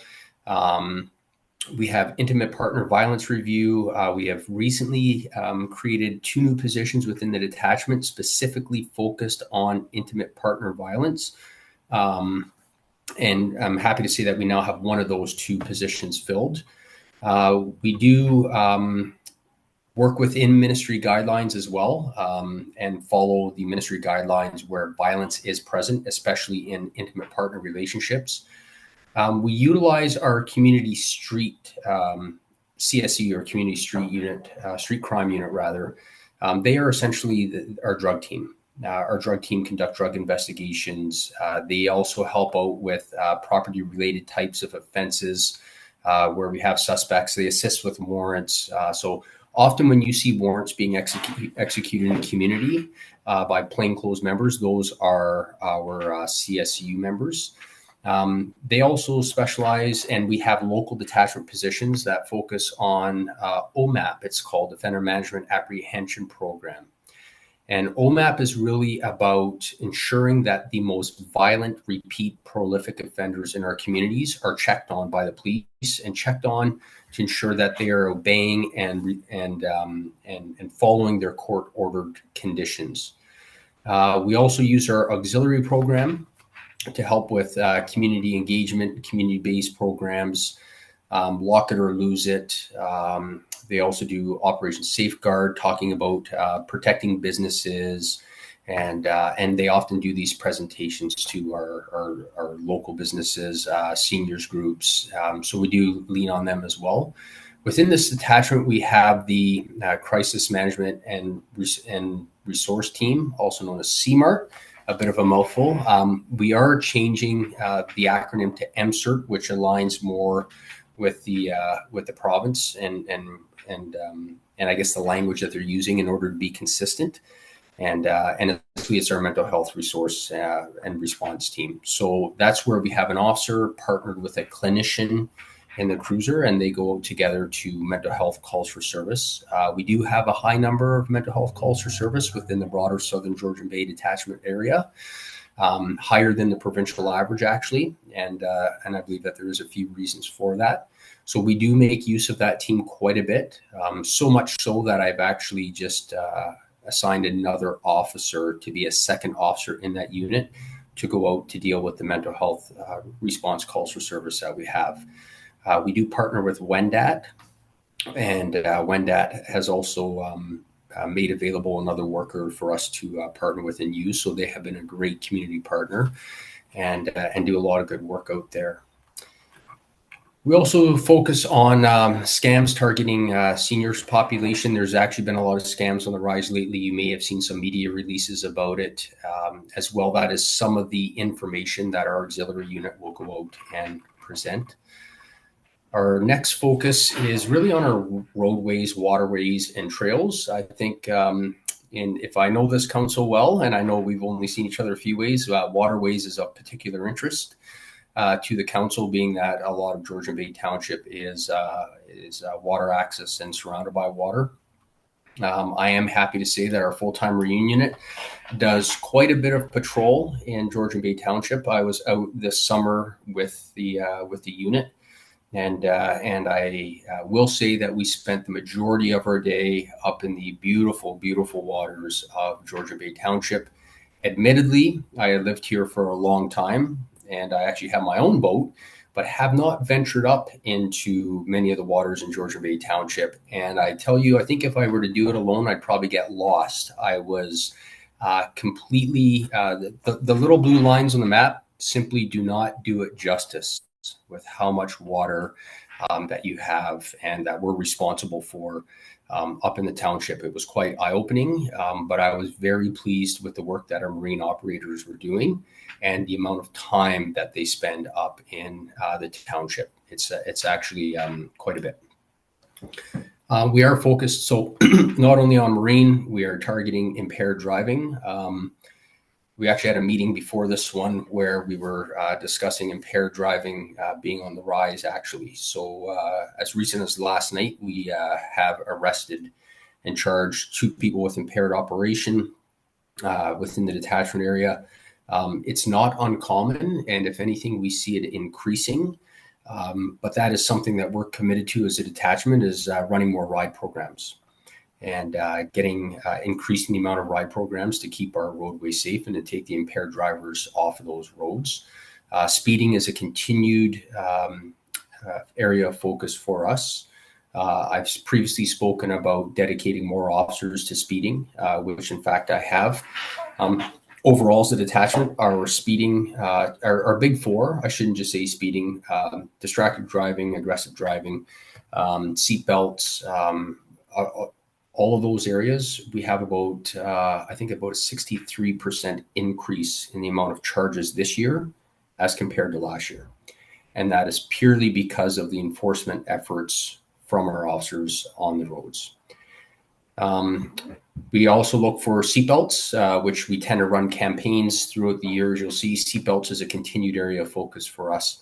And probably one of the biggest ones, driving complaints in general are the biggest complaint area that we get as a police service. I think organizationally within the OPP as well as within Southern Georgian Bay Detachment area, and that's driving behavior in general. So we could say that's speeding, we could say that's aggressive driving, people tailgating, following too close. So all of that driving behavior is certainly a core focus for us. And like I just said, we have drastically increased our enforcement on those areas. We are looking at increasing the amount of commercial motor vehicle checks that we're doing. So it's a new initiative that we're looking at. Not a new, as in we haven't run them before, we have, but increasing the frequency that we look at the big trucks and CMVs to keep our roads safe. And those will be done entirely within Southern Georgian Bay catchment area. You may see us partner up with the Ministry of Transportation and with other neighboring detachments just to get the expertise, as certain officers have certain training. So we will work with other detachments and share the resources to ensure that we are enforcing and conducting CMV blitzes. Now, one of the other things that's been brought to my attention are loud vehicles, modified vehicles, motorbikes, loud pipes, cars with their tires turned inwards. That actually has a specific name. I don't know it, but I know that some of the folks like that. In fact, if it is actually rubbing the wheel wells of the car, it is illegal. So all to say, we are also conducting a noisy vehicle blitz within the entire Southern Georgian Bay catchment area. That is coming up. There will be lots of media on that as well. And that is out of a unit. So when our marine officers come out of the boats, generally they head back to the front line and assist on the road. So they will continue to do that, albeit with a traffic focus and getting to them to lead some of those initiatives for us. We're going to be looking at MSV patrols this winter, albeit if it turns out like last winter, we may only get 2 days. I think we had 2 days last year. And actually in those 2 days, I think they managed to issue 41 offense notices, which is pretty impressive. So I hope to see more MSV enforcement this year if the weather cooperates. Of course, snowmobiling is very much a weather-dependent activity, and we will continue that. One of the things that we don't have here in Southern Georgian Bay, and that I am going to be pushing for this year, in fact, I have a business case in my email right now to push it forward, is all-terrain vehicles. And from what I understand is that there's quite a few people in the ATVs in the trail networks and are operating year round, even in the winter, depending on how mild it is, you may see some of them out and about. So I think that's of particular interest for us as a detachment, is to get those ATVs and have a presence on the trails greater than we have. So that's something that I am working on to ensure that we can start to look at that commitment and keep the trails safe. We continue to do media releases on just awareness about the dangers, obviously, of drunk driving, speeding, aggressive driving. We do continued media on things like scams, which I spoke about earlier, on current trends. So we do maintain an very active media presence. I'm happy to say that overall, we clearly keep media analytics overall within the entire region. We are one of the more active detachments on media with social media posting and making the public aware. Our final focus is overall community and safety and well-being. As you know, we do have a community and safety well-being plan for North Simcoe, of which we are part of that catchment. We do work with our partners. I'm happy to say that the amount of work has actually increased. I have been a part of many more meetings to talk about a whole of community approach to some of the issues that we're facing with respect to homelessness and drug use and poverty. And so while these issues are not singularly police issues, some of them are addictions based or have other socio-economic things attached to it. The police do play a role because we often get called to them. So one of the things that we're doing is working with our community partners as a whole of community approach to see how we can help mitigate these things or put programs into place that actually make a meaningful difference. I can say that our community partners are very, very receptive. Most recently, the Simcoe-Muskoka District Health Unit has been looking at a local drug strategy for the town of Midland specifically. They tend to have a higher number of drug calls for service than, say, Georgian Bay Township, for example. So they are starting up a local initiative there, of course, which we as the police service of jurisdiction will be a part of and will have a say in. We continue to work with our healthcare practitioners just on transfer of care protocols, patient transfers. The reason why that matters to us as police and to our councils is that the faster that we could transfer patients to the hospital and the less time that we're spending in the hospitals, the faster we can be back out on the road to do calls for service and to do some of the proactive work that we need to be doing. And locally also, and one of the things we don't often talk about, but just looking at our own detachment and ensuring our own employees are healthy and that they're healthy enough to be out on the road and dealing with the community. I think that a healthy employee is a healthy face of the OPP, and that's really, really, really beneficial to our communities with how we interact and serve and lead in our communities. That was a very quick overview of the 2023 to 2025 Detachment Action Plan. If you have any comments, please, I'd be happy to, or if there's anything you want me to expand on, please ask. The floor is yours. Well, thank you very much. While I'm waiting for to put their hands up, I'm going to ask you one question. With all the stuff that you're doing, how's your staffing levels? Well, that's an interesting question. Actually, our staffing is good. So right now, we don't have any vacancies in the detachment. It's interesting. So staffing will often change on. So just say if you have a member working frontline and then that member is off on a medical leave or has a medical procedure or has a family emergency. So staffing continues to fluctuate. It's a continued, I guess, measure that we deal with. However, when you look at our detachment overall with how we're doing on numbers in the office, we are one of the more fortunate detachments within the region. So I have to say that our staffing is good. And we are actually, so I previously spoke about, I think I've spoke about the service delivery model, which focuses on staffing and deployment within the detachment. And so our model has us increasing as time goes on. So as the years pass, we'll get more staffing. Presumably our communities will grow, calls will continue to grow.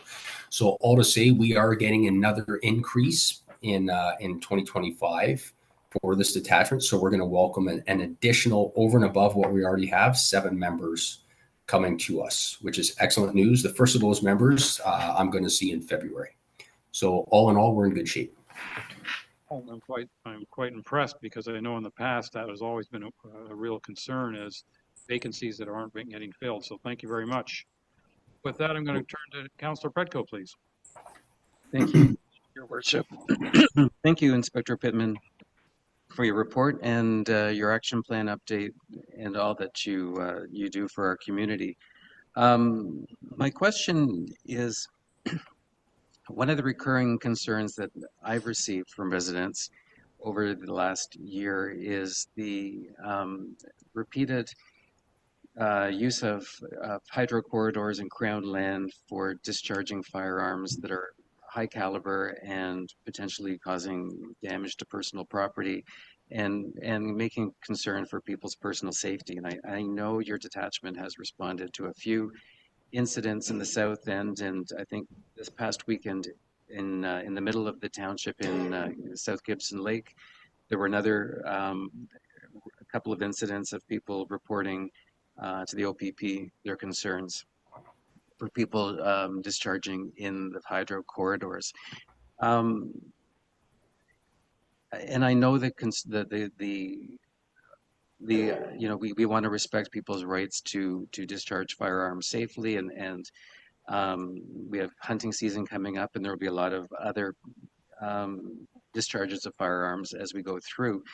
But how is the OPP able to help us keep people's concerns in check and make sure that public safety is being addressed when we're getting concerns about high caliber rifles, people leaving shell casings in the fields, broken glass from their target practices being left? Is there any actions that our bylaw department, the OPP, can take, or is there a role that the Hydro One can help us in maintaining safety for our residents? Thank you for the question, Councillor Predko. So I am quite familiar with these occurrences, as we've had many through the year, particularly with people shooting on, I was going to say hydro property, that would be incorrect, on the hydro line, which is land that is crown land, of which one of the accepted uses on that crown land is discharging of firearms. So people can shoot and operate firearms, providing, of course, that they're operated in a safe manner. We do have several pieces of legislation that help us determine that. The criminal code, for example, if a firearm is being used improperly or being operated unsafely, there are some liability there on obviously the owner and the user of that firearm. The other part with respect to firearms and types of firearms, calibers of firearms that are being used, right up to and including, ensuring that people are properly licensed to be using the firearms, which would indicate that they have taken a hunter safety course of sorts or a course to have that firearm and be operating it, is really regulated by the Firearms Act. Of particular interest within the OPP, if there was a concern by an officer, so if I were to show up and be unsure about a firearm or perhaps about something with the license or have some sort of concern outside of the norm, within the organization, we have the Chief Firearms Office, CFO, which are essentially a collection of subject matter experts that we could reach into to glean their subject matter expertise. So we identify the individual, the firearm. If we're concerned about it and we think that it's illegal, we could certainly seize the license and consult with the CFO. If we're concerned about unsafe use by a person, we could also enter into discussions with the CFO, and they could look at a firearms review and license review for that individual and whatnot. With respect to, and specifically without getting much into the investigation piece, if there is mischief, and we have talked to Hydro One about the use of the firearms and any mischief to their property, we've been involved in and looked in. With respect to the actual use of the land zone and people leaving their rubble behind on Crown land, really that would be an MNRF related issue to deal with them on, unfortunately. There's not much legal right that we have as the police to go in and say you can't be here unless you're doing something unsafe, but then we'll deal with the guns and the people.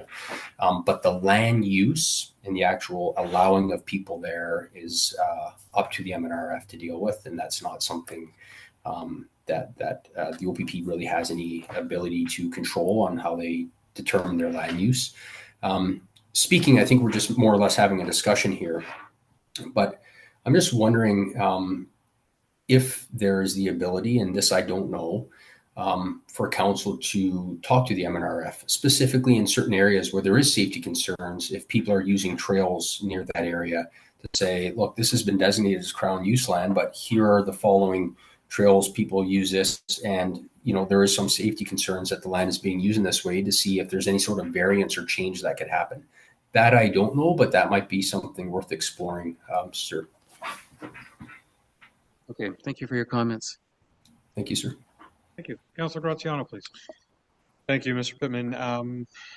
There's a OPP boat moored at Bushes Marine throughout this past summer, and I'm just curious to know if you have any data pertaining to how much time the OPP has patrolled both Little Lake and Gloucester Pool. And then second question is similar to my original, how much time have you spent on 6 Mile Lake? And what were the outcomes of those efforts? Thank you. Sorry, Councillor, and the last lake was 6 Mile? That's correct, 6 Mile Lake. 6 Mile Lake.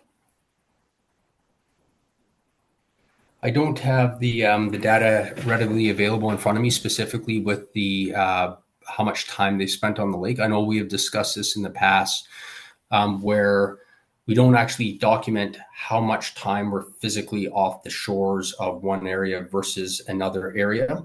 I could tell you unequivocally, in speaking with the marine operators, we spend about 80% of all of our patrol time in Georgian Bay Township waters. Georgian Bay receives the large majority of our patrols, specifically within those lakes. I don't have the data. If we were to look at analyzing GPS data off the boats, because we do have GPSs in our boats, then we would have to have the officers come off the water, analyze the data, and then let us know. But that's not a practice that we currently have, where we look at specifically what lakes we're on and for what period of time. I just know in speaking to the members, we do give the large largest majority of our marine time to Georgian Bay Township, which makes total sense to me after I was up there myself. So sorry, I don't have a better answer and data for you, sir. Thank you. Councillor Bocek, please. Thank you, and through you, Mayor, thank you, Mr. Pittman, for your report. The one thing I wanted to address was that approximately 6 years ago was the last time that our council spent any time out on Georgian Bay with the OPP. And I found it to be very valuable. I think it was on the Coffin we went out on. I'm not sure the name of the boat. But we witnessed the OPP issuing fines. We witnessed them be a part of the ambulatory unit and assisting the fire department carrying people off island. We witnessed a lot of things that we had never even thought that the OPP would be involved in.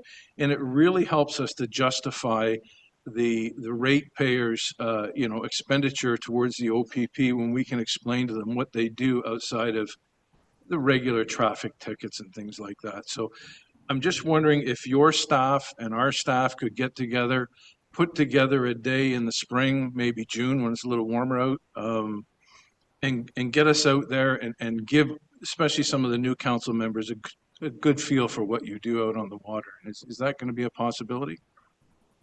Yes, absolutely. We've done things like that in the past, and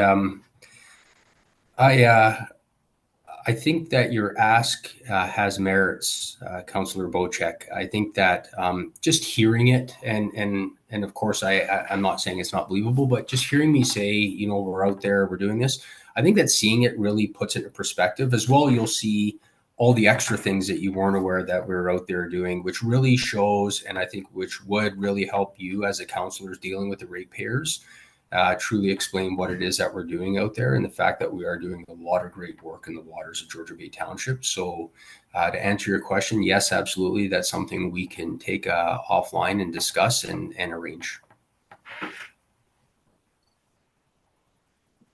All right. I'm going to say thank you very much. I don't see any further hands. We appreciate your report, and we look forward to seeing you sometime in the future. And I'd like to have a one-on-one with you in the not too distant future. We'll see what we can arrange with our schedules. But I would like to say thank you very much for your presentation and your time with our questions. Thank you very much, Your Worship, and thank you, councillors, for your questions and for giving me the time here today. And we will certainly arrange a one-on-one in the very near future. Sounds great. Thank you very much. Thank you. Bye-bye. All right. That's Committee of the Whole. Correct. Therefore, Councillor Cooper is moving and Councillor Predko is seconding. Be it resolved that the Committee of the Whole does now adjourn at 1:34 p.m. to reconvene on November 5th, 2024, or at the call of the chair. All those in favor? And that is carried. Now I'm going to suggest we now take a break and come back at 2 o'clock to continue our planning council meeting so we can all grab a bite to eat if you haven't snuck one in the meantime.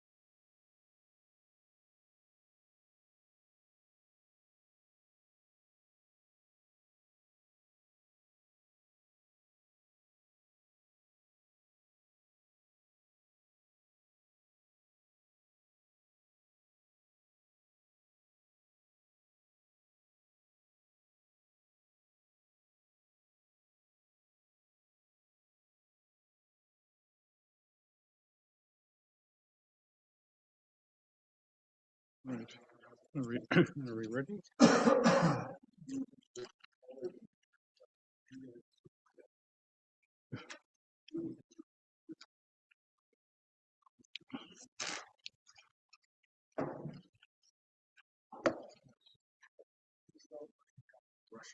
Yep. No. I put it. Okay, are we ready to move? All right.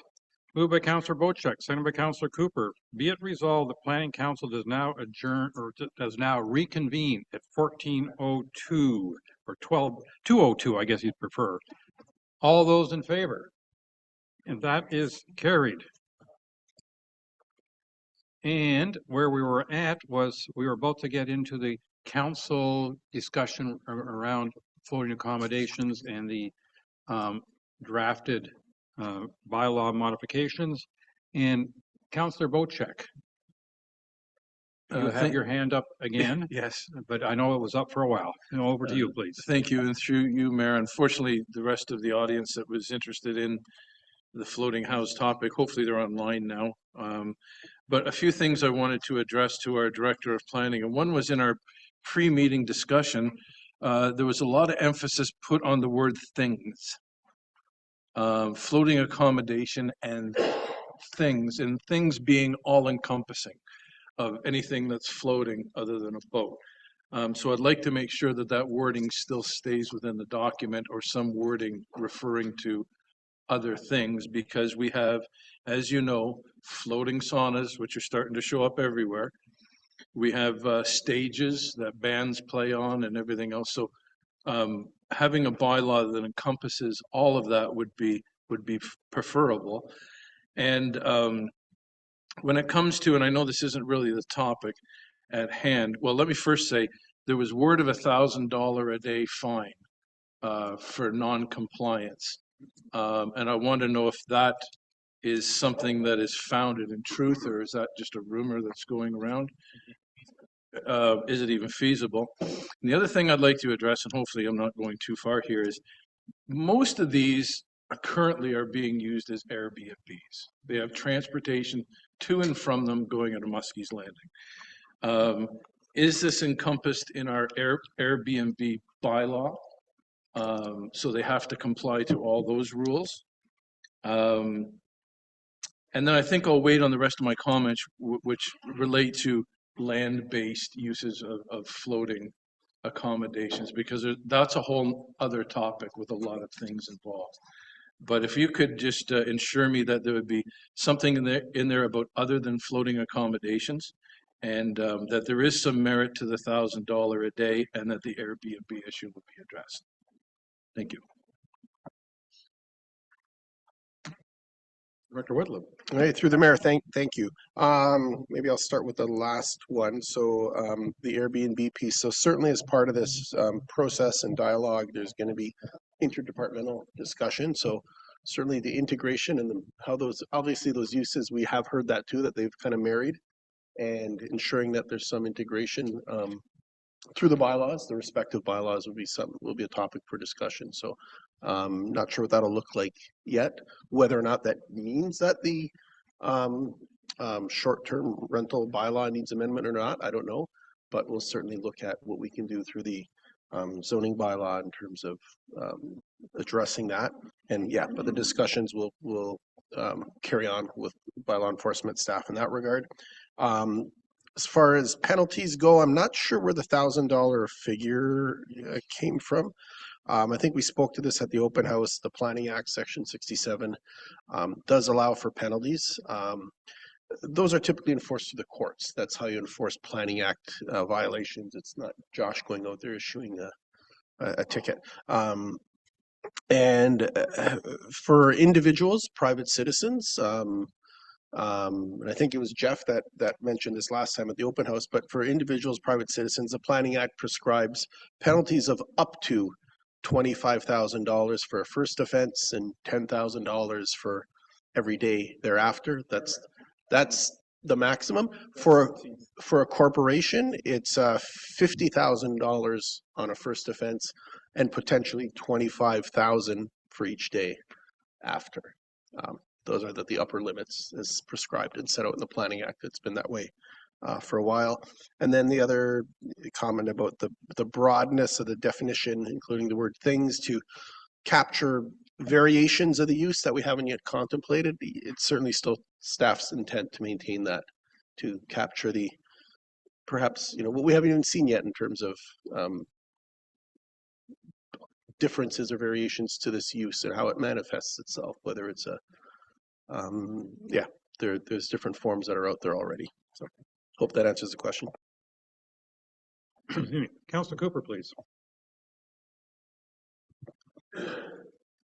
I think I've raised this before, but I've also sent our director information about this, and I know he's looking into it, but I just wanted to raise the issue of what I guess I'd call a floating home subdivision, where the floating homes were really a floating home, not a barge with a sea can on it, and hooked up to water and sewer.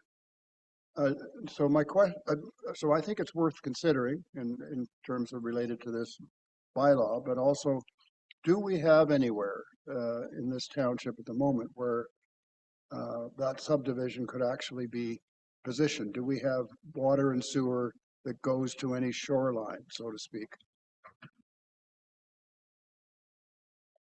Through the mayor, to Councillor Cooper, not that I'm aware of. Certainly, it could very well be that some of our liveaboard boat marinas have hookups. Some of you on council may be more familiar with that than I am.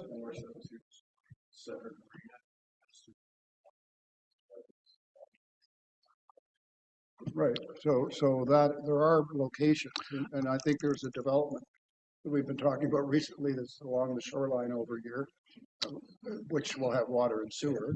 And in that comment, certainly has been noted and it's been raised in the past. And I think if that's a direction that the township wants to go in, to consider floating accommodation communities of some sort, that's probably beyond the scope of this zoning bylaw amendment exercise. We would want to, from staff's perspective, we would want to integrate policies in our official plan. I mean, we have a lot of very important and very powerful policies dealing with shoreline development, and we talk about them every time we meet. So to enact a permission for something like that purely through a zoning exercise without the policy framework to back it up, I'd be hesitant to do that through this process. Something to look at, though, through the official plan review if we want to consider these sorts of communities in the future in our municipality. So just a quick follow-up. I think it is worth considering in that I think just the other day, yesterday, we were looking at ways of generating revenue. This would be a way of actually generating revenue and taxes and so on. So it might have some merit. As I understand it, our treatment plant in Port Severn is running at what, 25-30% capacity, or maybe it's a bit more than that now, but could handle a lot more, is my understanding. So I just think it's an opportunity. That's all. Thank you. Thank you, Councillor Graziano.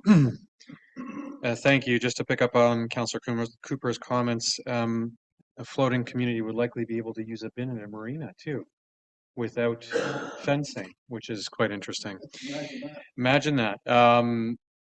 To our planning staff, if I may, and perhaps to our bylaw as well, and forgive me for being naive here, would there be a way to revoke business license if in the event that that a marina and or a company were to provide them an opportunity of safe harbor? And what I mean by that is, if we look at what's happening here at Muskie's Landing right now, looks like a Lot B is partnered with Muskie's to use their shore and perhaps build or continue building these things.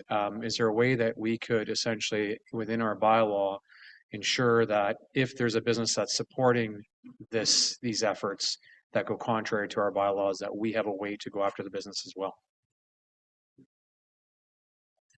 Through your worship, in regards to property owners providing a call it safe harbor, under the zoning bylaw, if a violation is happening, we could possibly look at a case of summonsing, through the Planning Act, in regards to the operator of the floating accommodation, or also possibly property owner.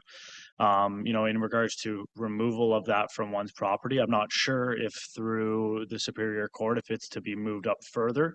Removing a business license would be something that a justice of the peace is able to do so. I'm not sure if our Director of Planning has any further comment to that. No really additional comments. I'm happy to look into that, and not sure what sort of the terms and conditions are around our business licenses if we do license marinas, I'm understanding. More trailer parks are Yeah. the main ones here in the township, but most of our trailer parks are inland. There are some with water access possibilities. So it doesn't sound like we have a business license framework right now for marinas that we could, So enforce if or I revoke. may, as an addition, then, and I appreciate that. Perhaps we look at that, number one, and then secondly, in the interim, we also find a way to ensure that any businesses that are allowing their operation contrary to our bylaws may have some kind of impact to them by way of fines as well. Because again, we're seeing them partner with these other organizations, and I'd be remiss if we missed that opportunity now that we're going through this, to see if we could essentially mitigate that opportunity for them as well. Thank you. Thank you. I'm not seeing any other hands raised. I think I want to say that I very much appreciate all the efforts that are going into this. I think it's very important that we have a system that we at the municipal level also have rules and regulations around floating accommodations to enhance or complement the provincial and federal regulations as they do exist, because I think that is important. And I appreciate all that. But if there's no other comments from council, okay, Council Bocek. Thank you. And through you, Mr. Mayor, I'm not sure if this can be answered, but any permissions that we give for the usage of a floating accommodation, I believe we would be named liable in a lawsuit in the case of a death or anything else, because we've given permission for these to be used. I don't really look for a comment on that, but I'd like that to be included in some of your movement forward. The township's liability in any approval to floating accommodations. Thank you.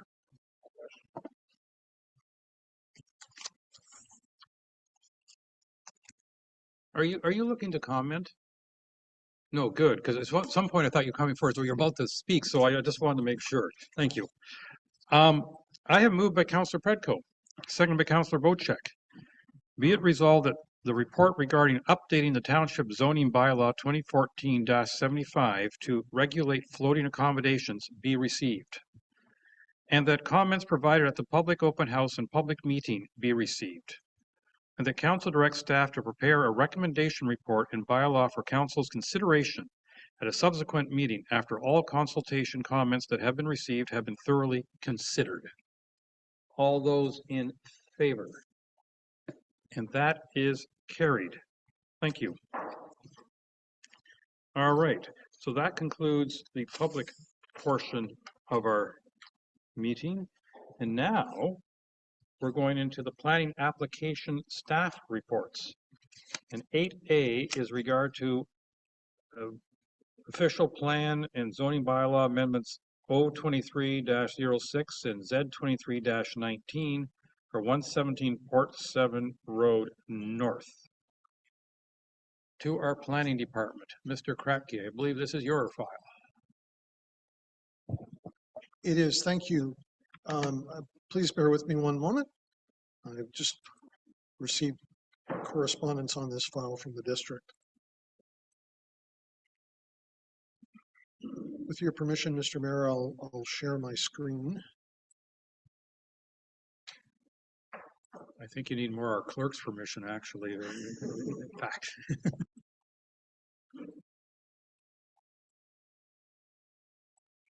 And I do not yet see the agent for the applicant. I do know that he was here before our break.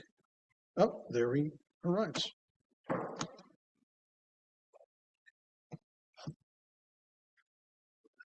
Your Worship, members of council, everyone in attendance here today and online. My name is Jeff Kratke. I am a registered professional planner employed full-time by the Township of Georgian Bay. Today, I'm speaking to applications number O2306 and Z2319, proposing an official plan amendment and zoning bylaw amendment for subject lands known as 117 Port Severn Road North. The agent is Jamie Robinson of MHBC. And Derek Whitland co-authored this report with me.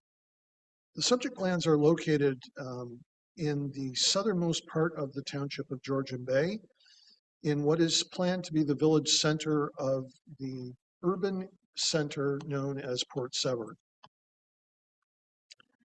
The subject lands currently consist of a vacation tourist commercial development that includes a number of buildings that are planned for demolition, as well as a legal non-conforming, non-complying front yard, which does not include any natural area as of today. It is 100% activity area. The MOP designates these lands within the Port Severn Urban Center and as part of the full service area. The adjacent lands are similarly designated. Also, it's important to note that there are various areas of special interest in the district plan, such as the Port Severn Sanitary Treatment Outfall Buffer and the Port Severn Water Intake Protection Zone. It's also located on the Trent Severn Waterway on the Little Lake portion of Gloucester Pool, and is in an area of high to very high area of archaeological potential, areas with little to moderate wildfire hazard, and hazardous lands adjacent to the shoreline of Little Lake. The next slide shows that type 1 fish habitat in the red dotted area and the subject lands. This slide shows the wildfire hazard as identified by the Ministry of Natural Resources and Forests, as well as the hatch identified flood limit hazard that they identified for the district. However, the Tatham Shoreline Hazard Study, which was prepared for the application, shows that blue line is quite some distance from what Tatham actually shows as the current flood hazard limit, which is this orangey yellow line going through the site. The purple line is essentially the future area that would be subject to a hazard limit after the site's grading is altered by the development. And although this development has gone through now the fourth design concept, since the second design concept and these drawings were prepared, those buildings that are located nearest to Little Lake have not actually moved. So they have remained fixed points in the second, third, and fourth design concepts. The lands are currently within our official plan residential designation. And again, I apologize, but our information from Terranet sometimes slides, and in this case, again, the lot fabric is slightly off from where everything should be. The designation fabric is off as well, but this entire site is designated residential. It's also located within what our official plan and our Port Severn urban design guidelines have planned for approximately 15 years to be the village center of Port Severn. We're in the asterisks sort of at the far northwest corner of this slide. The library is the pink box, and the square in front of it is the sort of adjacent pink box. The park is the green asterisks in Little Lake. These lands are identified, and they are the village center is anchored on the far approximately southeast end by the locks on the Port Severn, Trent Severn Waterway.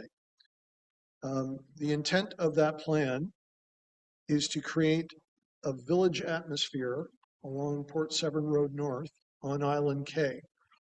A lot has been made about whether or not there should be sidewalks or parking on both sides of the street. I think it's clear in the policies of the village plan that that determination was not made with certainty, and that the plans or the guidelines intent is that there be an animated, active, vibrant village streetscape that is created by the developments along Port Severn Road North. And that there be views to the water, and that it feel like a village in this community, not somewhere else. Lastly, it currently is, the subject lands are currently zoned CT1. And again, I apologize, the slide has some challenges because of the way in which our information is provided to us. These lands are entirely within the CT1 and the FH1 zones. There are lands here that are zoned because those lands historically prior to the Trent Severn Waterway were land. And so we've double checked our zoning bylaw and those zones do exist. However, again, it is my opinion as a planner that the likelihood of the Trent Severn Waterway becoming unregulated water is not worth discussing further. It is most likely to continue to be flooded land that will not be used for the purposes that are zoned over it. The last slide is the Google satellite image of the subject lands and the surrounding lands. Although these surrounding lands appear to be forested, of course, the history of Port Severn is such that that used to be a part of the community, and these lands have essentially remained fallow for almost a century. But the plan certainly is that that becomes the eastern or southeastern side or anchor of the Port Severn Village Center. So this application has gone through quite a series of evolutions, and those evolutions have been a result of the developer and their agent listening to the input they receive from the councilors, from staff, and from the public. And the first concept design was a 65-unit, 4-story, one building with 83 outdoor parking spaces in a sort of traditional parking lot that separated that building from Port Severn Road North, and would make you feel as if you were in a part of a community that wasn't necessarily its downtown or village center. The second design concept responded to that, and it changed the proposal significantly.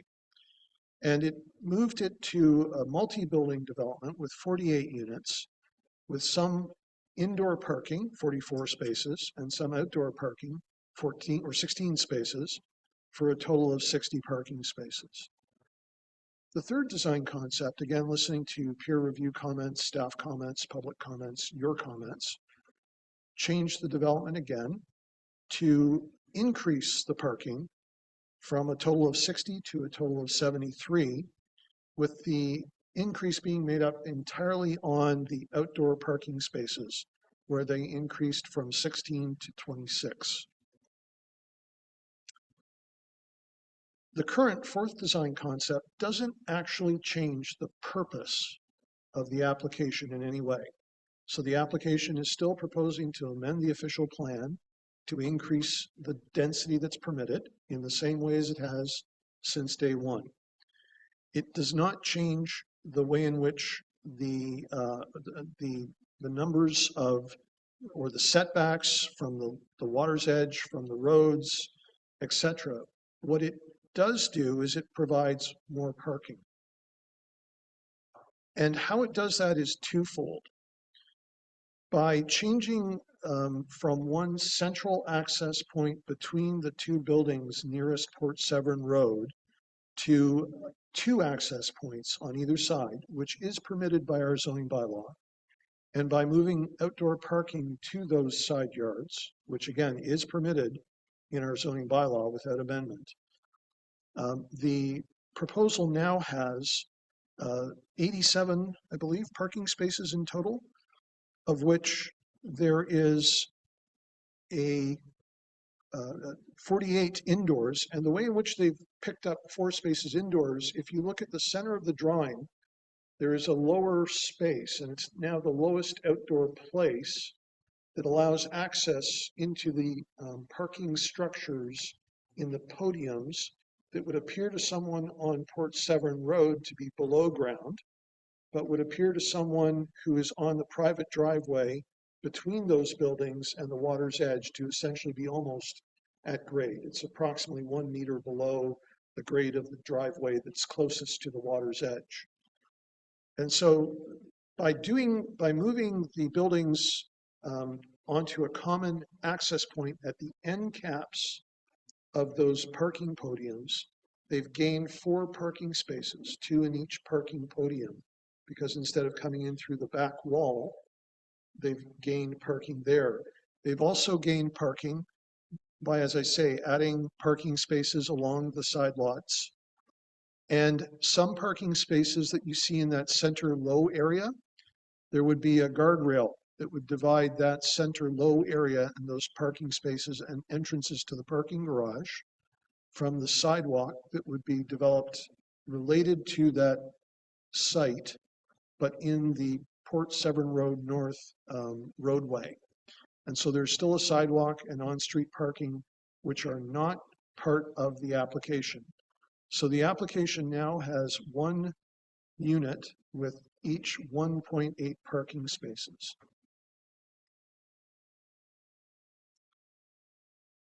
Council asked many questions at our last meeting here, and at the meeting, a number of them were answered, and there's a summary in the report that deals with those. But in particular, I'd just like to touch on one of them that asked the question, what happens if development on Island K is largely residential at the planned density, and this site is designated at a higher density? And we had the opportunity to look at that. And what we found is that there should not be an issue. Now, that being said, we did not include any floating accommodations at marinas on Island K. So, but it's suffice to say the Port Severn Road North is very underutilized in its current and even, if this development is proposed, future capacities. And so, not knowing what kind of size of potential floating subdivisions we might be talking about, I can't say with any certainty, but I would be very surprised if any of those marinas would have sufficient waterfront space to challenge the servicing availability and the road capacity that serves Island K.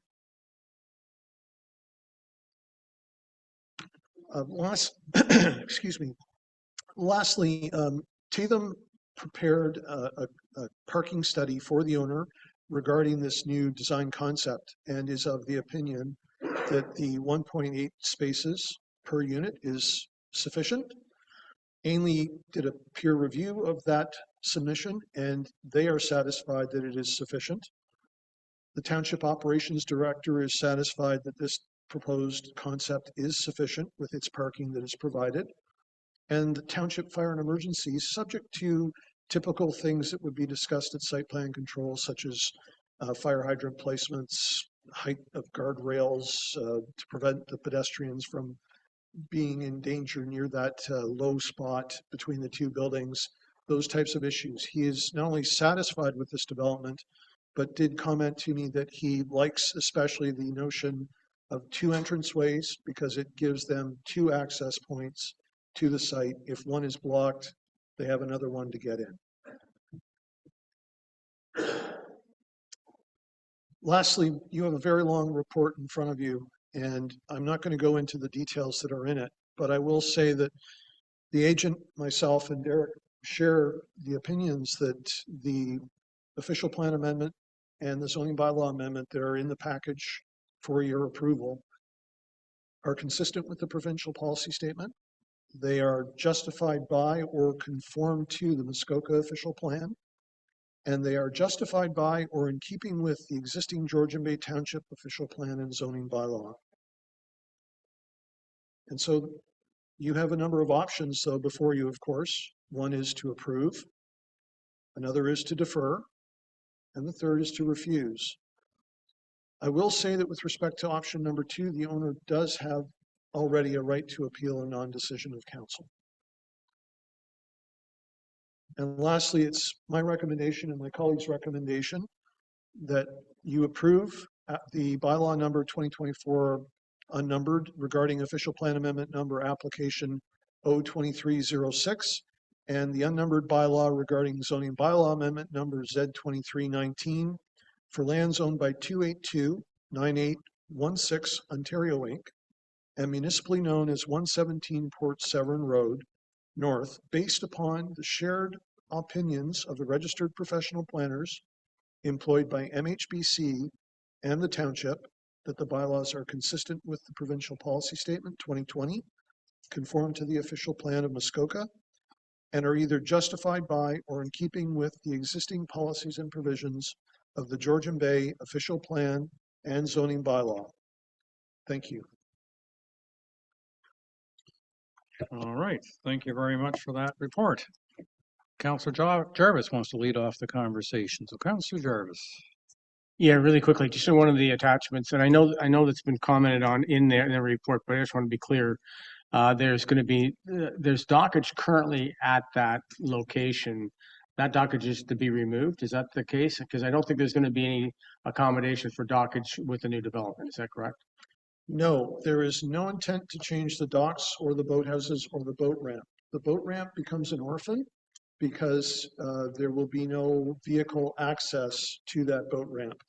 The docks would remain, and theoretically, residents and that condominium corporation could, I don't know, give the limited space out by lottery or something. There certainly are not 48 berths on those existing docks. I don't know whether the boathouse is actually in usable condition, but I think the intention of the applicant could be better answered by Jamie. But I will say that my understanding is they have agreed through our discussions and negotiations to some important holding provisions. And those holding provisions deal with habitats, including bat and fish habitats, and the potential for renaturalization. And if you look at the fourth design concept, there's a note to the right of the swimming pool that reflects that and states that there is a 100% shoreline activity area now, but that we are still subject to further detailed discussions and reviews, going to be arriving at some appropriate naturalized vegetation, not necessarily trees. Again, naturalized vegetation doesn't necessarily mean tree cover, but some area of naturalization in order to support the fish habitat. Yeah, it's just, I mean, I think we've discussed this before in previous meetings that people that have waterfront accommodation usually also have or want to have boats. So the question is, what kind of access will they have? The docks are there. Are they accessible by boat? And will they therefore be, I guess, grandfathered in that capacity? If I can just maybe speak to that, Your Worship. Go ahead, please. And if I can get sharing permission, I can share a landscape plan that's been prepared. Just gives you a bit of an idea about what's going on the waterfront. Might help visualize some of that. But the docks are proposed to be maintained, as mentioned. There would be an opportunity for some residents to use the docks to park some boats at. We also recognize, though, that there's a number of marinas in the area as well, which can provide rental slips for folks as well. Obviously not on site, but in very close proximity to the site. So there's options available for people that want to have boats, just like other properties within the Southern area.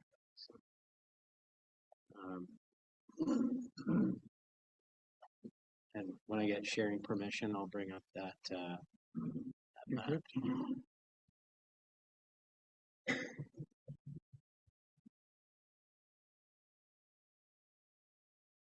You already provided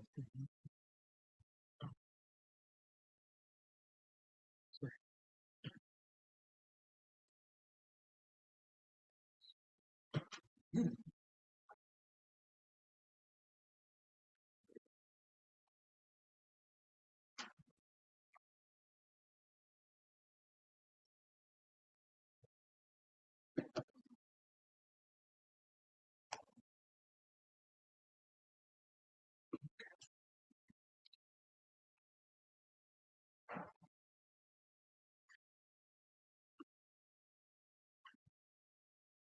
Your Worship and Council, this was a landscape plan that was prepared with the second submission, but effectively the shoreline hasn't changed from it. So I haven't shown the road side here, but I've shown the water side. So you can see some fire pits proposed along the left-hand side, the pool, and then some basically common areas and natural areas with the potential for a beach area along the right-hand side. But this is, again, a conceptual landscape plan of how the waterfront could be used. It would Thank you. all, again, Yep. this application subject to site plan control should it be approved. Appreciate, So- appreciate that. Yeah. Okay. Thanks, Jamie. Thank you. Councillor Pedko. Thank you, and through your worship, just a quick question. I mean, most of what I was writing down and thinking about as we're going along is all about site plan control, so it's not anything I'm going to bring up right now. But the one question I had was along the side yard setback for the parking spots. I just want to confirm that the zoning would allow for a 0 setback for parking along that side lot. Yes. Yes. Yes. Okay, that's fine. Is there agreement? Just making sure there's not, that's not part of site plan control, but it is covered by the zoning. Thank you. That's all. Councillor Wojciak. Thank you. And through you, Mayor, just a couple of comments here. And being or living in this ward and knowing the property very well and reaching out to the public, the only comments that I got, except for people that live right adjacent to this, was we have an example in Honey Harbor of a development that has been let go and become dilapidated, and they don't want to see that happen in Port Severn. To walk away from this project and wait for real estate values to go up to make it marketable leaves what we have in Honey Harbor. So one of the concerns of the residents is they would rather see development happen than let it become what is happening in Honey Harbor. And unfortunately, my other comment is that the Ontario government and the OLT works against the township when a planning department supports an application and council does not agree. So option 1 is our only option. As Councillor Cooper said, it's like rubber stamping things. And because option 2, the developer can go to the OLT, and option 3, they can go to the OLT. And in the past, when we see our planning department support an application and council does not, it automatically ends up at the OLT and we automatically start spending tons of money trying to enact the ability to control it. So there are comments more than they are statements, but my other one was does it need a minor variance for the side yard setback for the parking lot? And you've already said no.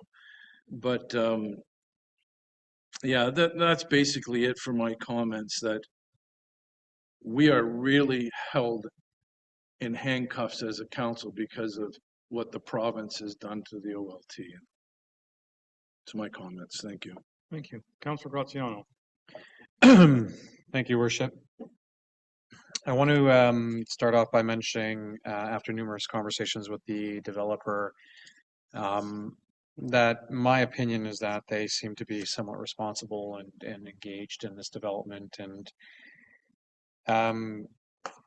you know, based on our conversations, I'm feeling comfortable that they are going to develop and at the same time develop a product that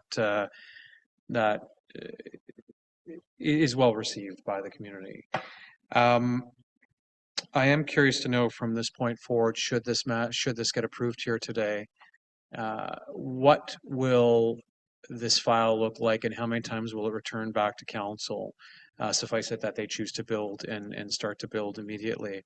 I'm assuming they're going to be drafting their drawings from this point forward and submitting them to the municipality.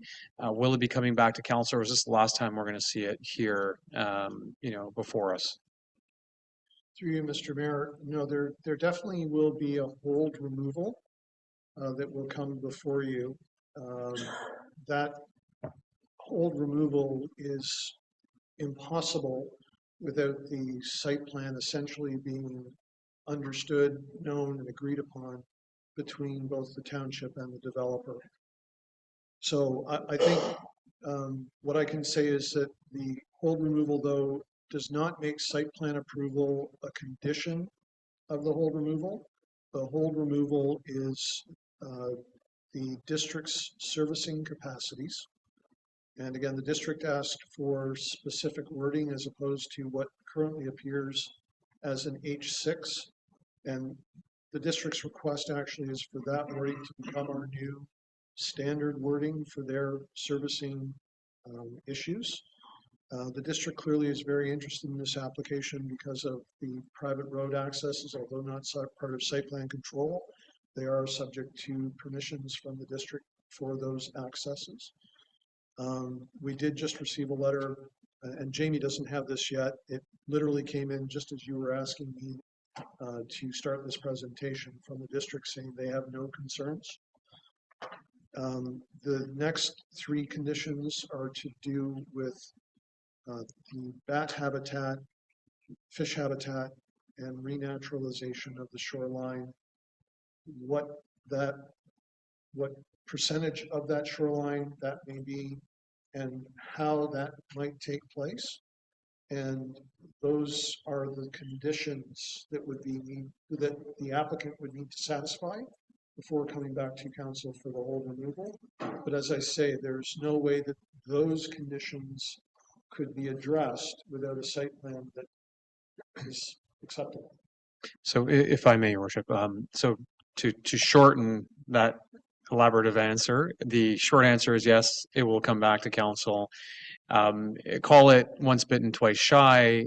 I want to make sure that we have an opportunity to really ensure that what is being suggested and recommended will inevitably materialize as it is being perceived or presented today, rather than some variation of it because of going from 48 to now 52 because we can squeeze in a few more here or there at the last minute. So it definitely is intended to be something in keeping with this fourth design concept.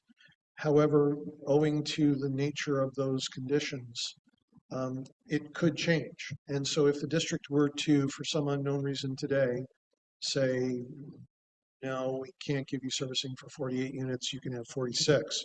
I don't know that the applicants would necessarily want to restart the process over 2 units. But again, I'm playing what ifs.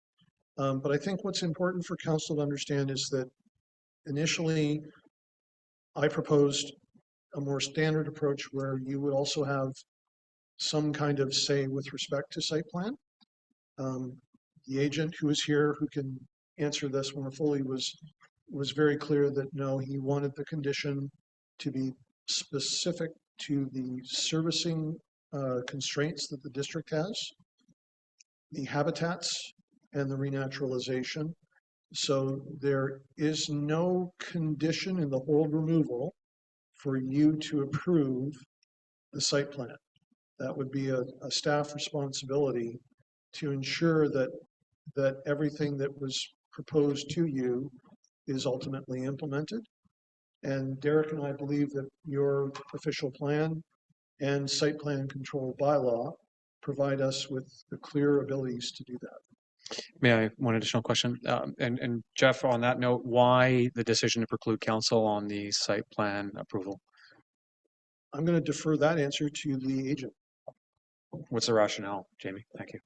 Through your worship, it's not really my decision. It's the fact that the Planning Act requires delegated authority for site plan applications to staff. So council doesn't have the ability to make decisions on site plan applications anymore. It's a staff requirement through the Planning Act. So it's just following through with what the Planning Act requires. So thank you. Thank you. Thank you, Jeff. Councillor Hazelton. Don't we have a bylaw that requires any site plan or site plan changes of a commercial property to be brought forward and made visible to council, not necessarily for council approval, but for visibility? Through the mayor to Councillor Hazelton. So I think what you're referring to is a bylaw. I'm going to say it was 2017, maybe later, maybe 2019, that council directed, that I'll paraphrase it, but that major commercial and residential site plans be brought before council.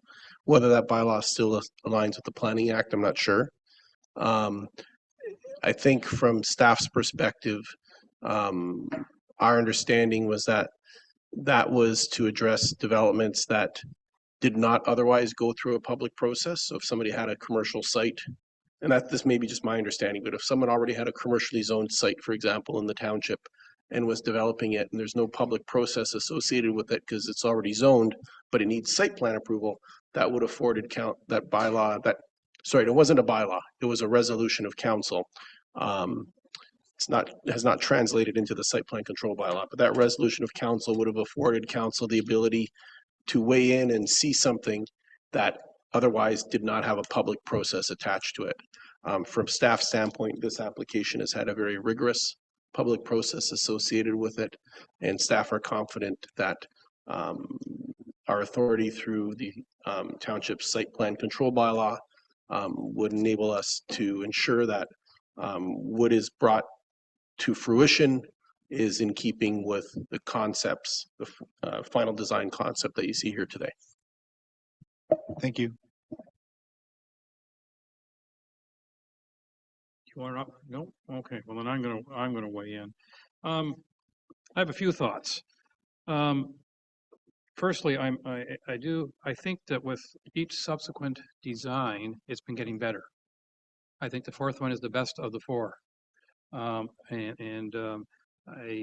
I have a couple of concerns. I still think it's too many units for the property. I mean, it's 60% above current zoning, you know, when you're going from 30 to 48.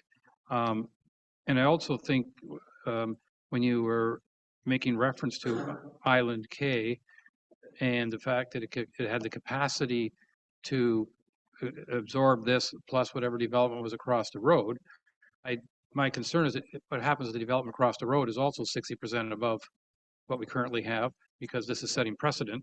So I'm worried about that. Having said that, you know, as I said, each design is getting better, and I'm afraid all too often sitting in this chair, I remember a Rolling Stones song of my youth that said, "You can't always get what you want, but sometimes you get what you need," etc. We don't have to break into song here because you don't want to hear me sing. But what I do want, and I know it's not part of what's in front of us, but I think what's very important is that the street-facing face of this operation recognize the fact that we are imagining an urban center. We're imagining, especially when the properties across the way get developed, that there's going to be a fair bit of pedestrian traffic. And as they walk past this property, they're not going to see the water. If you look at the way the buildings are lined up, you know, maybe for a moment, but what they are going to see are what probably most residents consider the backside of this development, because the residents are going to spend more time in the windows facing the water than the street, I imagine. And I would imagine that the design of these units will have like the bathroom at the back and the living room at the front being facing the water. I think I'm really hopeful, and that in further discussions, that the backside facing the street is friendly. It actually looks like the front, so to speak. I also think that what I would love to see is that the ground level units, and I'm presuming, and it's hard to tell here because I know you said the entrance to the entrance to the garage is below ground. I'm hoping that there actually is ground level access to these units because they're on top of this pedestal that is sunk. So, but can you imagine, at least I can imagine, that at least some of those units that are facing the street end up becoming home businesses? And that somebody in that is going to offer, oh, I don't know, tax return services or hair cutting services to compete with the neighbor, or who knows what, like, you know, typical home operations, not heavy duty retail necessarily. And so I guess I'm really hoping that the street face of this development is suitable for a urban center as opposed to being, I'll call it the backyard of a, because I think that to me, that's what I missed in all this, and I know it wasn't a requirement, but that depiction of how pedestrian friendly the street side of the, because I think it's going to be extremely important. And today, whether we pass or not pass or defer or whatever council decides to do, we're not directing site plan or building design because that's not within the scope. But to me, unfortunately, I think that's extremely important in many of our applications. We often talk about it when it's a single family residence and what's it going to look like from the water, because that, even if it's, that affects how everybody thinks of it going down the road. And so I'm going to urge the developers, if we approve this, I know we haven't taken the vote yet, so I can say if we approve this, that it's, you put real effort into the street friendliness of the street side of the development. That's my little soapbox speech. You may. Your Worship, I just wanted to say that we agree with you. We're aware of that. That's been part of the considerations of the various redesigns, is how the buildings orient themselves and make a good streetscape. That is obviously part of the site plan control process. We know that the township will have to improve there'll be boulevard improvements completed as part of this. And that's part of the discussion with township planning staff to date, is how do we orient the front portion of that building to be aligned with what the vision is for the Port Severn community plan or Port Severn urban design. I want to imagine you, Mr. Robinson, renting one of those lower units, because the volume of business you get up here, you think it's good to have a street front unit where people, and the street parking, you only have one customer at a time, so to speak, in your business, and they walk straight in. And I want you to imagine that if you're giving further advice to your clients on this. They are designed in that manner, that they do have a frontage there, but certainly they're listening to that, and that'll be part of the discussion. So we hear you. And I think it's in our client's best interest to do that as well, and creating a good looking product. It's not to be backing onto the street in any sense. That's not. And Mr. Crackley, through you, Mr. Mayor, I just want to add that the agent is aware already, and I'm sure his clients are aware that we're about to start an official plan and zoning bylaw review and update. And two of the deficiencies of our current documents are a lack of policy guidance in the actual plan and a lack of a zone for residential development in that village center.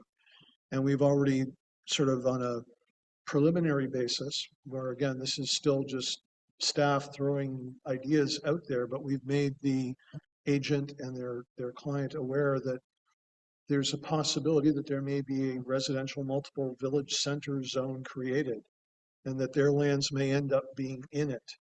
It would never be the intention of staff that they would lose permissions that they would have achieved through this application, but rather that they would gain permissions to facilitate those kinds of features and functions and uses of their site.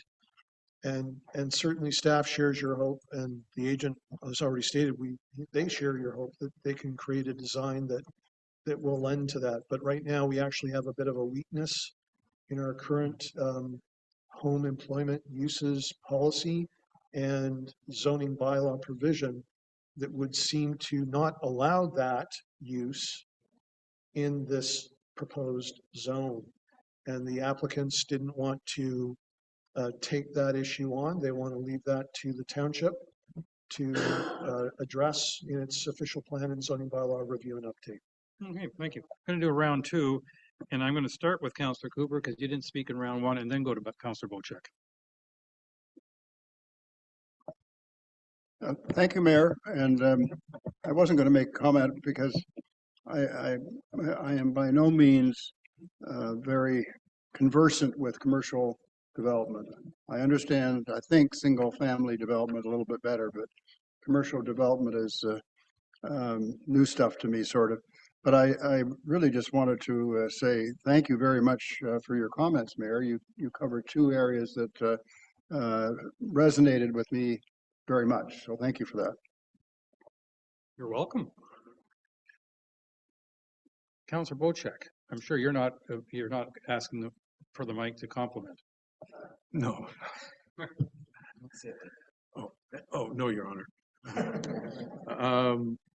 My question has to do with a statement that was made earlier by my fellow councillor here, and it was my concern in the last meeting was the waterfront plan.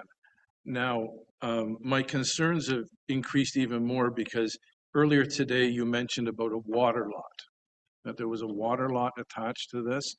My knowledge of a water lot from being the previous owner to Muskie's was I had a water lot there, which I paid a lease on to the provincial government, I believe it was, and there was 30 years left on the lease, on a 99-year lease. Hence, the township of Tay had no control over what I did with that area of water. There was permissions granted, but it wasn't by the township. So I want to make sure, my question is, this water lot, is it a leased water lot? How many years are left on the lease? And who controls what gets done with the waterfront? Thank you. Your worship, to the councillor, first, it's not leased. It's a result of the lands being flooded, right? It's the same situation in Leduc Bay, for example, up on Little Lake, further up the lake, where the entire lake bed there is owned privately because back in the day, it was not flooded land. It was part of the farmland. So their property lines extended to a certain area. Once the dam got put in at Port Severn, lands got flooded, but the property boundaries haven't changed. So it's part of its own. Can't really do anything with it because it's underwater, but that's the case. Microphone, please. Concerned that there was a lease such that I had on Georgian Bay, but being this is part of the Trent Severn and it's flooded lands, I guess there's a big difference there. So I appreciate. Yeah, you would have had been leasing land from the Crown at that point in time, and would have probably had a Crown land lease permit from them, which is a different situation. Okay, I'm fine with that answer. Thank you. And I just want to add an important point there. So this land, which includes flooded land, includes two zones, and the zoning application is only regarding the tourist commercial zone, which is being rezoned to this RM special site exception with a holding provision. The FH1 zone, which is over these lands, which covers the fish habitat, is remaining. So the application was to amend only the tourist commercial portion to a residential zone to allow for the residential development, not to change the fish habitat 1 zone over these lands. But for example, where you see the marinas and other uses having zones that go into the water, in this case, that is true. You have actually zoned land, which is now flooded, for land uses. And so those uses do exist on those lands, but again, the reality is they wouldn't be able to be developed because those lands are flooded. Thank you. Councillor Graziano. Thank you, Worship. I just wanted to say that I echoed some of your comments with regards to the view from the avenue, which I'm coining that term. But it's great to hear that their planner, as well as I can see one of the partners here today, agreeing that this is something that they're looking to achieve. I suspect that they'll hold true to this, based on conversations, and I am looking forward to seeing what they come up with in the second phase. So I do support this going forward. Thank you. Thank you. Is it motion time? I get it. And a nod. Okay, so I have moved by Councillor Graziano, seconded by Councillor Cooper, Be it resolved that Council for the Township of Georgian Bay approves bylaw 2024-091 regarding the official plan amendment application 023-06 and bylaw 2024-92 regarding the zoning bylaw amendment Z23-19 for lands owned by 2829-816 Ontario Inc. and municipally known as 117 Port Severn Road North, based upon the shared opinions of registered professional planners employed by MHBC and the township, that the bylaws are consistent with the provincial policy statement 2020, conform to the Muskoka official plan, and are either justified by or in keeping with the existing policies and provisions of the Georgian Bay official plan and Georgian Bay zoning bylaw 2014-75 as amended. All those in favor? 1, 2, 3, 4, 5, 6, 7. That is carried. You have your walking orders. Thank you very much. Next on our list, planning application staff reports B with regards to 144 6 Mile Channel Road. I'm going to go straight to our planner on this one. Thank you, Your Worship. Perhaps we can begin by dealing with a request that was made recently by the agents, MHBC, on behalf of the owner, Sherry Baker, requesting a referral of the applications for the purposes of obtaining a flood risk assessment from a coastal engineer. My understanding is that the agents are satisfied with an approach that the application decision not be delayed beyond February 2025. And so we are now asking council to approve a resolution. Be it resolved that council for the Township of Georgian Bay refers to staff. I can read the motion for you. I can save you that. Fantastic. But basically, this is a motion for referral. And so I will read that motion. Moved by Councillor Predko, seconded by Councillor Jarvis. Be it resolved that council refers to staff the applications O20-02 and Z24-02 regarding lands municipally known as 144 6 Mile Channel Road for the applicant to obtain a flood risk assessment from a coastal engineer and for the township to receive a peer review assessment, and that the applications be considered by Planning Council no later than February 2025. All those in favor? And that is carried, one of the fastest planning application motions that we've had in a long time. That means we're on to staff reports. And our first staff report is site alteration repair order for 231 Arts Lane. Mr. Bondar, you'll be providing that report? Yes, that's correct. That is me.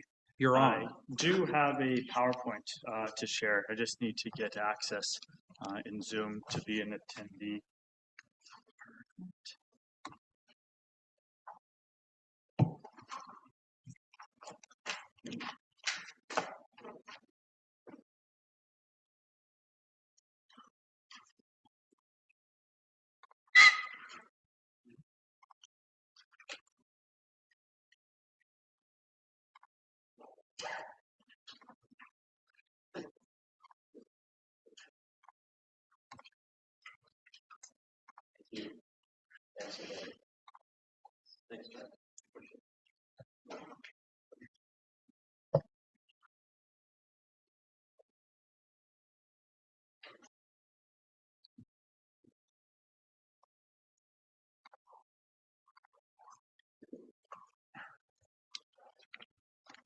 Okay. So yeah, thank you, Your Worship and members of council. So today I'm here to speak about a repair order issued to the owner of 231 Arts Lane for a site alteration violation that has occurred due to sand fill being imported along the shoreline area of the property. Mr. Gilmore is here and present, and he is the homeowner for 231 Arts Lane. Before I do begin, as per site alteration bylaw section 7.6, it states a person whom an order is under this section has been directed may request a review by council by filing a written request with the clerk within 30 days after the date of the order. Council may confirm, alter, or revoke the order. So that's how we're here today. Mr. Gilmore did an email writing to the clerk's department request that this matter be heard before council in the public meeting. So a bit of background with the site alteration bylaw.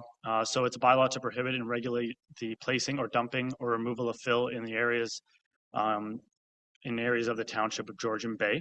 So under Section 3 prohibitions, Section 3.1 states, no person shall place or remove fill or cause or permit any site alteration on lands within the area defined in this bylaw as the shoreline area, except as noted in Section 4 exemptions from application of the bylaw. Shoreline area then, to further digress, is defined as the area of land abutting a water body that is located within the front yard setback as defined in the township's zoning bylaw and includes the area of land extending to the existing level of the abutting water body. So as per zoning bylaw 2014-75 as amended, 231 Arts Lane is zoned SR6, and I have the column there from the bylaw, so it's subject to a 20-meter front yard setback. And as per Section 3.1 of the bylaw, that means that no fill shall be placed within 20 meters in that front yard setback area. So to provide a bit of timeline of the enforcement of this file, so on August 7th, a complaint was logged with the township. It was sent to me directly via email from a resident that had gathered my email from coming into the township office and speaking with one of our front office staff. Then on August 12th, when I was back in the office, I did a site inspection and took measurements to find the violation present at the property. The next following day, I had contacted the Ministry of Natural Resources. I had spoken with the property owner, and they stated that they had already been out on site. You will see in the photos that I do present, there is sediment fencing already placed along the shoreline area that was at the direction of the Ministry of Natural Resources before the township was even made aware of the violation present along the shoreline. On August 16th, charges relayed and a repair order was issued to the property owner. And 3 days following, on August 19th, the property owner filed an email with the clerk's department, as I had mentioned previously. So here's a site overview. This drone image was taken from the internet. There was a recent real estate posting that I was able to find. This wasn't taken by the township. It is in the winter of 2023. And it kind of just provides a bit of a general overview. So you will see there is a yellow highlighted section, and I labeled them section 1 and 2. It will make a bit more sense later in the PowerPoint, but that is the affected rough estimate area to where there's currently sand along the shoreline area. As well, present, which are no longer present, there are 5 trees that were removed. Now, as per our tree cutting bylaw, there are exemptions that would allow you to remove a specific amount of tree.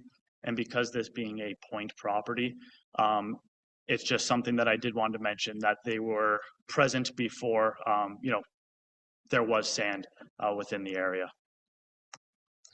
So this is the image taken while I was on site. This is what I classify as section 1 of that highlighted area. These are rough estimates that I did take with a tape measure while I was on property by myself. So we're roughly looking at 70 feet wide and 50 feet back from the sediment fencing. So that classifies that whole front yard within the property. As well, there is an alcove area just off to the side, which was sectioned as on section 2.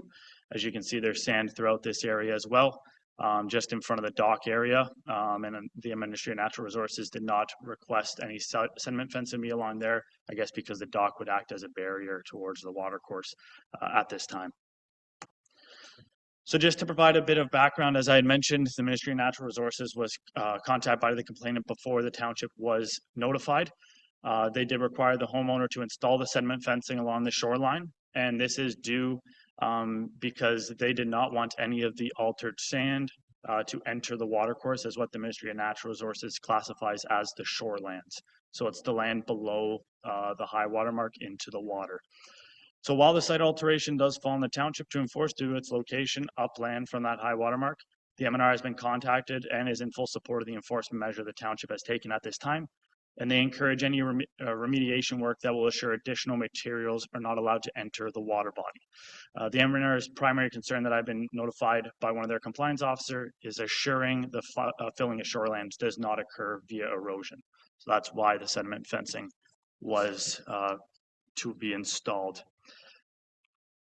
I had mentioned earlier at the beginning of the presentation that section 7.6, that is how we got there today. To kind of conclude my PowerPoint, it's staff's recommendation for council to confirm the repair order and alter the required dates as set out in it to be submitted to the township and the work to be completed and approved in full.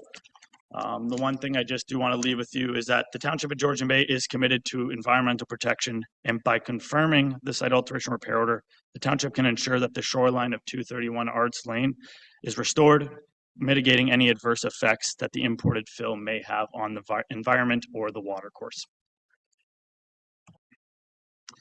Thank you very much. Over to you, sir. And I'm sorry, I didn't quite get your name. I apologize. I'm Gregory Yama at 231 Arts Lane, and I go by Greg. Just a little background. The area that we're talking to is on a sandy beach. The concern was by Ministry of Natural Environment that no foreign material got into the sandy beach. I only bought the property in 2023. I closed August 15th. And the daughter of my partner asked if she saw the property and said, "Oh, wow, I'd like to have my wedding here." And so I said, "Sure, of course." And then I contacted Georgian Bay contracting and asked them to build me a flat surface on my grass, which in the grass, the way the property funnels is everything off the roof of the cottage basically funnels down into a grass area, which really appealed to the geese. And I found that I was having 30 geese come and decorate my land on a regular basis, almost daily. It was pretty gross, and it was also soggy on with every rainfall. So the tent that they had said that they needed for the wedding was 50 by 40. So I asked the contractor to make a sand area that was fairly flat, that I could then, after the wedding, turn into a volleyball court. I've been a cottage owner. Well, my parents had a cottage, my grandparents had a cottage, and we always set up a volleyball court because I have, 4 brothers and sisters, and they all have children now. Now there's 43 of us that come to the property and play volleyball, and so what happened is that only one neighbor complained. Ministry of Environment said that they're only there because of a complaint from one of my neighbors. He complained about 2 things. One was the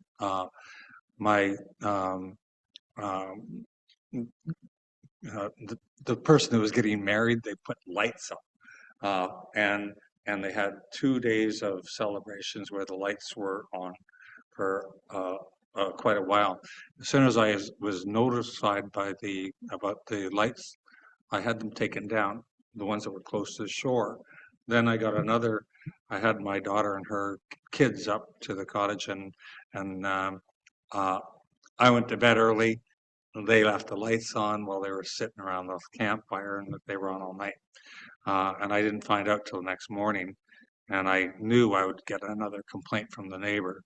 So Joshua called me or emailed me and said that there was another light complaint. And that day, I sent my property manager up to remove the lights completely. So I rectified it right away. When before that, Ministry of Environment came and said, we've had a complaint from one of your neighbors, and he's concerned about the sand that could possibly go into the water. Well, I sent a copy of my soil report. I ordered double washed sand, the most expensive sand you can get, and so for that purpose alone, my real purpose was so I had really good sand on the volleyball court. Anyway, when I first put the sand in, the water was low, and I had a slope that was actually quite steep to accommodate the tent for a flat area. So I had so Ministry of Environment stopped by and said, okay, we're good with the sand. Here's what we need you to do. We need you to soften the slope so the sand's not washed into the water. So I called Georgian Bay Contract and said, can you just go back and do the stuff we were going to do later? Like, he asked me not to do it right away because busy summers is a busy time. So he thought for a little job like this, he'd like to concentrate on major work. But he came that week. He came that day. The next day, he came and put the same day that the Minister of Environment was there. He came out and put the silt fence up. Then 2 days later, he softened the slope and cut it back to, I don't know, 25 feet, right? Something like that. And then I hadn't seen it, but they sent me pictures, and then the woman from Ministry of Natural Resources said, it's approved. You're fine. And I said, can I take she told me after I fixed it, I could take the silt fence down. And she said, just leave it up for now. Somebody's still calling. And so I've left it up. And then the first time I got to the cottage after I had it fixed, I called Georgian Bay Contracting back and said, I want this way softer. And I had it since after Joshua was there, I had it cut back a lot. And I have 7 grandchildren, starting from a couple of days, like a week old to 13 years old. And of course, the little ones all want to just be able to walk into the water. And I just thought it would be really neat if they could make sand castles on the beach and walk into the water and play there. And they were already doing it. It's already a natural sand beach. So I couldn't understand why anybody would complain about natural sand going into natural sand. And so I made it so that's not possible or very unlikely. In fact, most of my winds come from the north and bring all kinds of seaweed that I'm constantly clearing out because it crowds my beach, and so I'm constantly taking the beach sand out of there. So anyway, there was grass there, which is attracting the beach. It was soggy because of the runoff of my rainwater, and I'm looking to have left there. It's double wash sand, and anything that goes through that sand is actually much better for the environment, much better for the lake, because sand is known as one of the filters to clean water. and so I'm looking for the sand to be left there. And I don't see any negative influence. In fact, the contractor said this is far better for the environment than what you had there with grass, mud, and geese just depositing all their droppings on it that then get washed into the water. So I'm looking for approval to leave the sand there. I don't think I've missed any other points. That's it. All right, thank you very much. And now I turn it over to council, starting with Councillor Bochek, please. Thank you, and through you, Mayor. I think most people know me as the common sense councillor, and I certainly have a lot of background in construction and definitely shoreline. You're right. Clean sand is a great filter. We see that in the mantles of septic beds to stop septic from draining into the water. Golf courses employ this in the way of sand bunkers that allow for phosphorus collection areas. So changing dirt or mud into sand, I know it's against our bylaw, but it's not harming anything. It's probably enhancing something. So I think that in this case, the bylaw is in place, but it doesn't really refer to or explain the situation that we're under here. So this councillor believes that you've done a service to the lake by adding extra filtration. You gained a play area. You gained a little beach area for your grandkids to play on. I don't have any issues with this whatsoever. Thank you. Thank you. Councillor Graziano. Thank you, Your Worship. Just a couple of questions to Josh. Josh, on slide number 10, which is the view that you identified some circles, there's about 5 red circles. It seems to confirm what Mr. Gilmore had articulated by way of pooling water in that area. It looks like in this example, maybe perhaps that's ice, but perhaps from what I see, it would support the fact that it looked like it was a marshy area there. Is that correct? I mean, I'm assuming you took the pictures. Am I correct, or was this pulled from? Through your worship, these were pulled from online. This was a real estate listing that was found online. So no, this wasn't a drone taken by the township.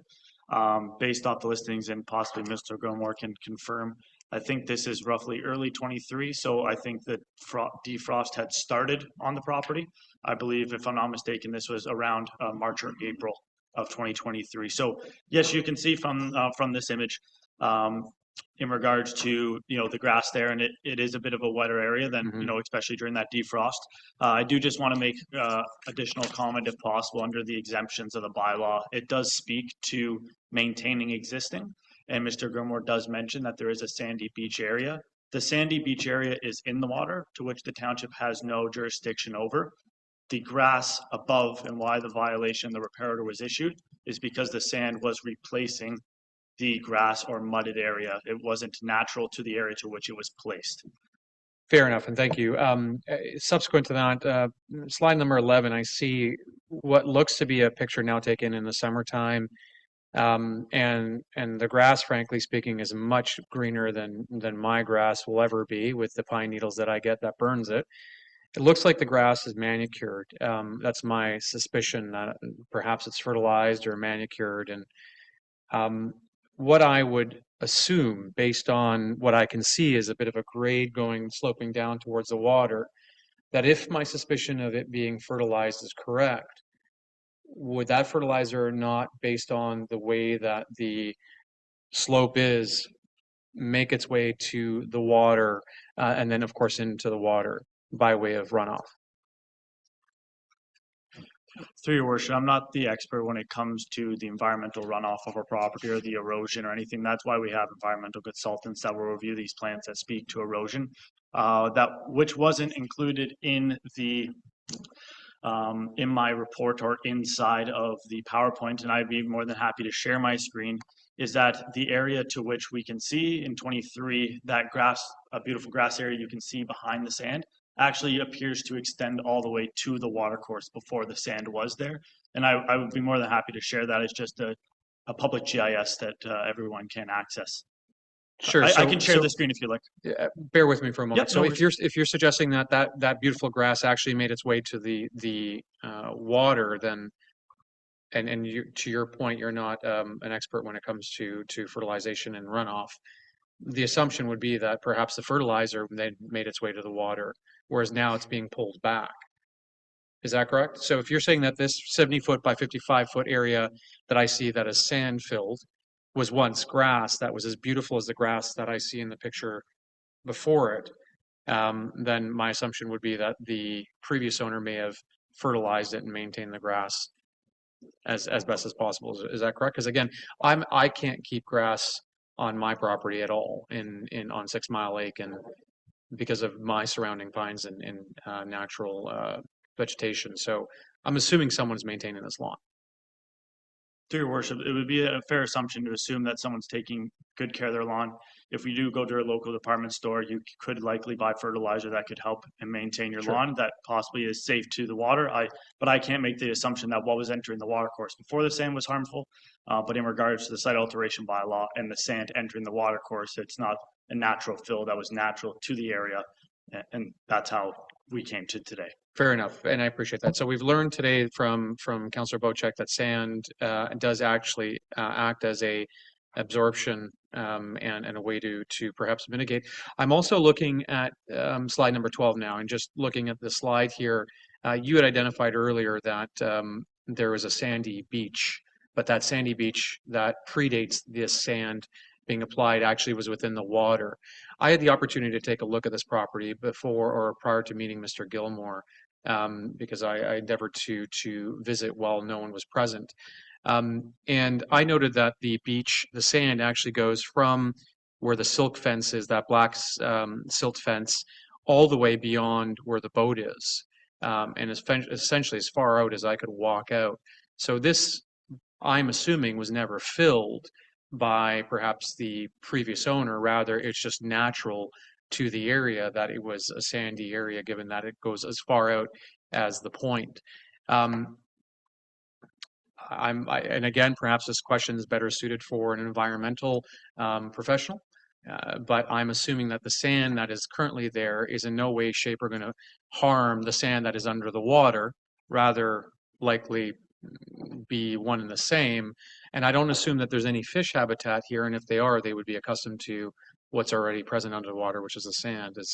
So my thoughts here are based on what I'm seeing.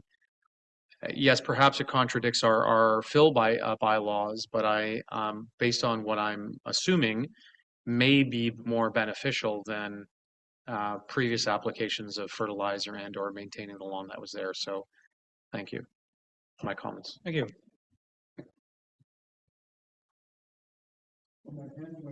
Yeah, but I did see it at one point. So Councillor Cooper. Somebody keeps stealing my hand. Look who's sitting next to you. Yeah. Mr. Technology himself. Anyway, just for what it's worth,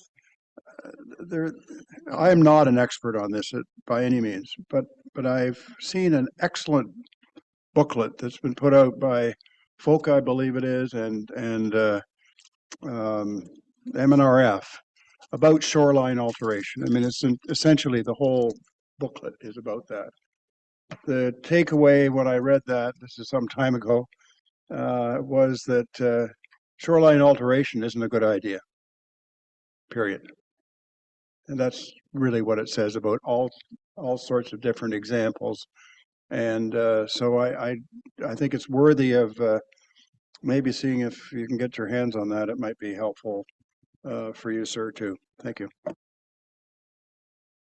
Thank you. Councillor Jarvis, please. And I'll echo Councillor Cooper's comments, but I'll just add in my mind that Mother Nature is the best authority for shoreline work, and things should be left to Mother Nature to sort out. And alterations under these circumstances are not something I favor at all, nor do I favor any type of fertilizer on any front lawn, whether it's a lawn for a septic bed or whatever. I don't think it's a very good idea anywhere where we have water bodies, and it shouldn't be allowed as well. But so, yeah, shoreline alteration is shoreline alteration. Our bylaw says no, and I think Mother Nature would agree with us on that one. Thank you. Thank you. Councillor Hazelton.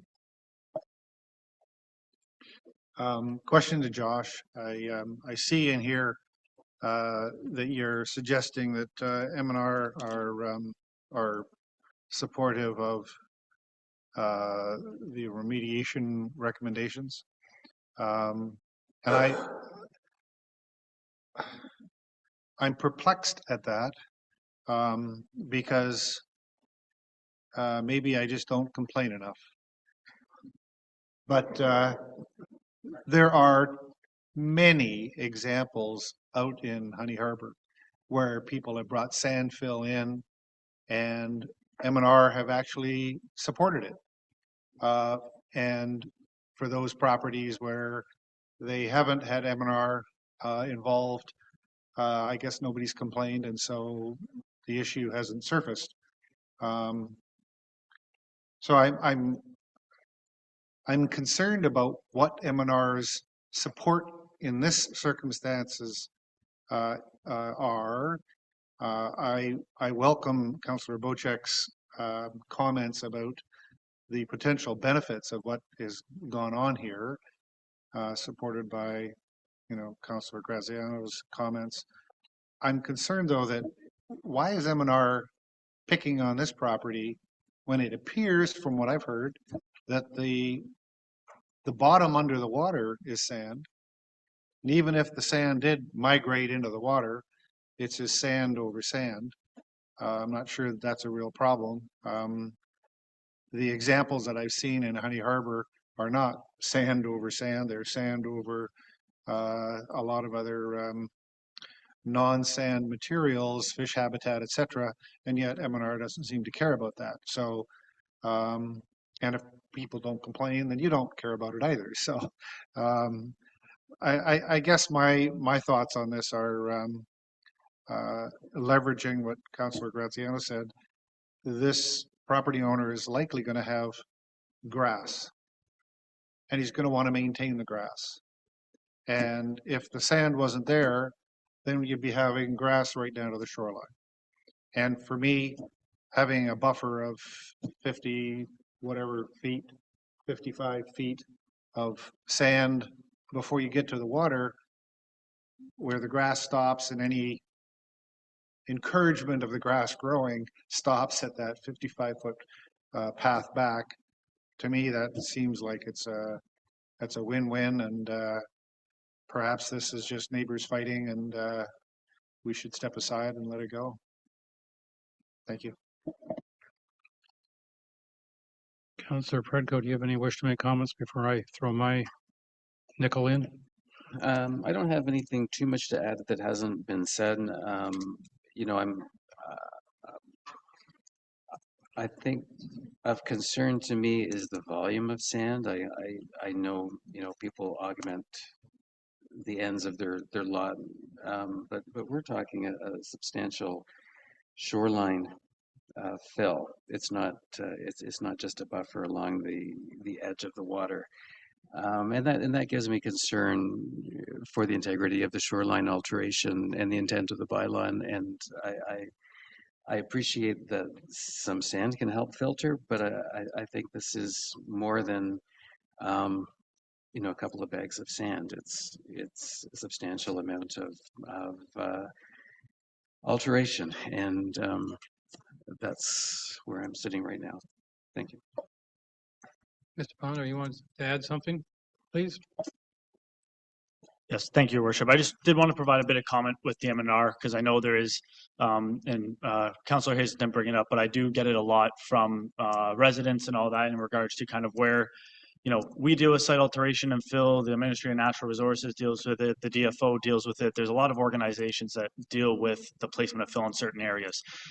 I don't want to speak out of term for the Ministry of Natural Resources, but as a township, we go to the province or federal government with issues if we can, and we seek their assistance. Sometimes, and when dealing with compliance officers for the Ministry of Natural Resources, they have a small staff load for a lot of problems, and they have to choose to areas that they can attend to at the time. Not to say they attended to this property or not, but the thing is, when site alteration happens not in the Ministry of Natural Resources area, they have no jurisdiction. When it happens on the township's property above the high water mark, that's where me as the bylaw officer have to enforce our site alteration bylaw. When the Ministry of Natural Resources compliance officer had likely gone to Mr. Gilmore's property, they chose not to contact the township because they don't know our bylaw. They deal with us, Perry Sound, Seguin, Muskoka Lakes, different areas, and maybe they're not familiar on who has the prohibitions or not. So while the one officer that was at the property allowed for the silt fence to be installed, The compliance officer that I did speak with in regards to follow-up, as that officer has actually moved off to the MOE recently, they had stated that really the removal of the sand eliminates fill entering the shorelands. That's why the silt fence was to be installed. If all that fill was completely dumped in the water, I could imagine that the Ministry of Natural Resources would have an issue with it. It just wasn't, and it was on our jurisdiction. But I just wanted to provide a bit of buffer that sometimes it may not seem that they're doing much, but then it may fall into our jurisdiction and we're not contacted or made aware of the situation. Gilmer. The Ministry of Natural Resources came out, directed me on what to do, and I followed it. And they said, you're all approved, you're good to go. So they've approved this. They did not say remove any sand. They said make a gentle slope back. And as I mentioned, that I instructed the contractor to do it right away. And then they sent pictures to the Ministry of Natural Resources. Ministry of Natural Resources said, thank you, Mr. Gilmer, for acting on it so quickly. We really appreciate that. You're all approved. And then when I got to the cottage, I softened it by another several feet. And I have done everything to make it best for the environment. Few comments, but I'm going to start with two questions. The first one is for you, Mr. Gilmore. Pardon me? My first question is for you. Okay. You made reference to the fact that the runoff from your cottage roof was getting into that grassy area and that. I want to know what's happening to that now, because I would have thought that would have washed out some of the sand. No, it doesn't. Like, it's probably, my cottage is probably 100 feet from the shoreline, I want to say, and it's just the natural slope of my land and I'm still struggling with what my front lot is, because I have 3 sides of waterfront, and so to me that would be a side. That means only 5 meters. The front would be along the shoreline. I have a 400 feet of frontage, right? So and the Reiner is in a semicircle. I have like more than 180 degrees of water visual from the cottage. So I think even no disrespect to Josh, but I think that's a side yard. It's only 5 meters. Ministry of Natural Resources said the sand was fine by then. They said that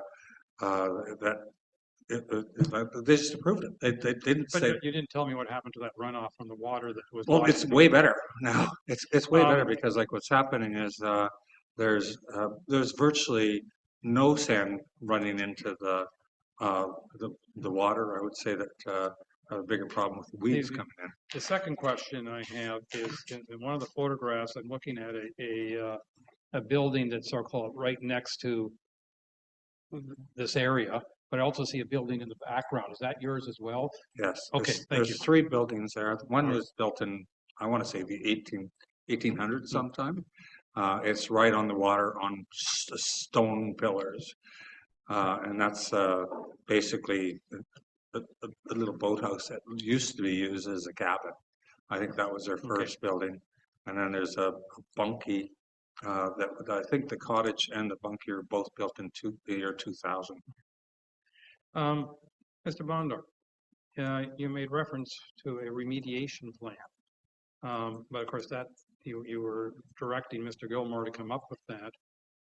My question is, if the remediation plan was to restore the grass and plant 5 trees, would that have passed muster, or were you going for a more natural setting? Like, what would have been acceptable as a remediation plan? To worship, in regards to the reason why we get the property owner to get a remediation plan is so that they can have an environmental consultant who's a professional in this matter deem what is appropriate.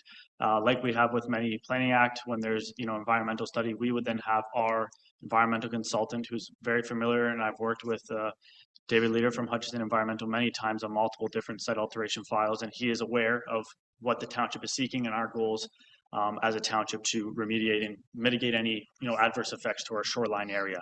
So, yes, sometimes a remediation plan could come back as simple as let's scrape all this back to natural grade, refertilize or reseed with an MTO seed mix, plant a few trees, and hold up the silt fence for a year until we have growth, and then naturally let it happen.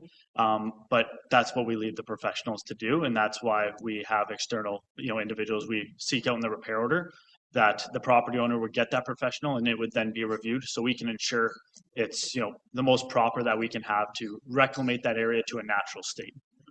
Okay, I mean, I guess I have a few comments that I wanted to make. One is, I'm a great fan of leaving sites, especially shoreline, but overall, properties as in a natural state as much as possible. I think that's why most of us want to be here. And obviously, some folks alter their properties far more than others, and I find myself favoring the ones that alter it the least. Having said that, when I look at the, I'll call it the real estate photos, I'm looking at an area that I suspect was cleared of trees and planted with a lawn, who knows how many years ago. I don't consider that natural state. I don't consider, because grass in this area tends not to grow as much as we're required to grow it because of the environment, and we know we're all supposed to have grass-like stuff over our septic beds, and I say that because is the sand better or worse than grass? I mean, that's debatable because neither of them are natural. That's not what this site looked like before anybody developed it, whether it's in the 1800s or whenever they first built this place. So excuse me. I'm not convinced that having all that sand there is that much worse than what was there when Mr. Gilmore acquired the place. And obviously, if that had been just left the way it was, there probably would have been no complaints. So that's why, and yeah, it would be, from my mind, wonderful if this was somehow restored to its most natural state based on, I'm looking at a picture here, that's why you see me staring down here, based on what's on either side of it. But I'm not sure that, what I don't know is on the rest of the property, how much is in natural state. I mean, I'm familiar, I also have a piece of property where at least three sides of it are shoreline, and so I have three front yards and one, I'm not sure if it's a rear yard or side yard, but I'm far enough away from the edge, it doesn't matter.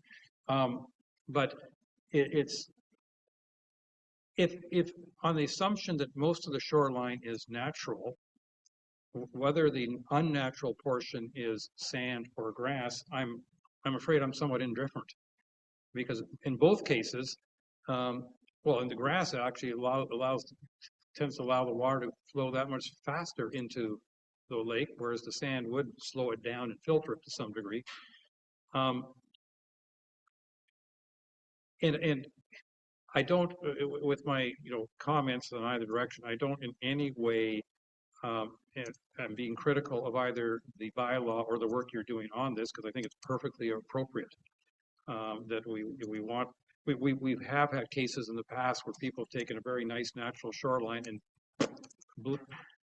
destroyed it, and we've asked them to bring some of the natural stuff back.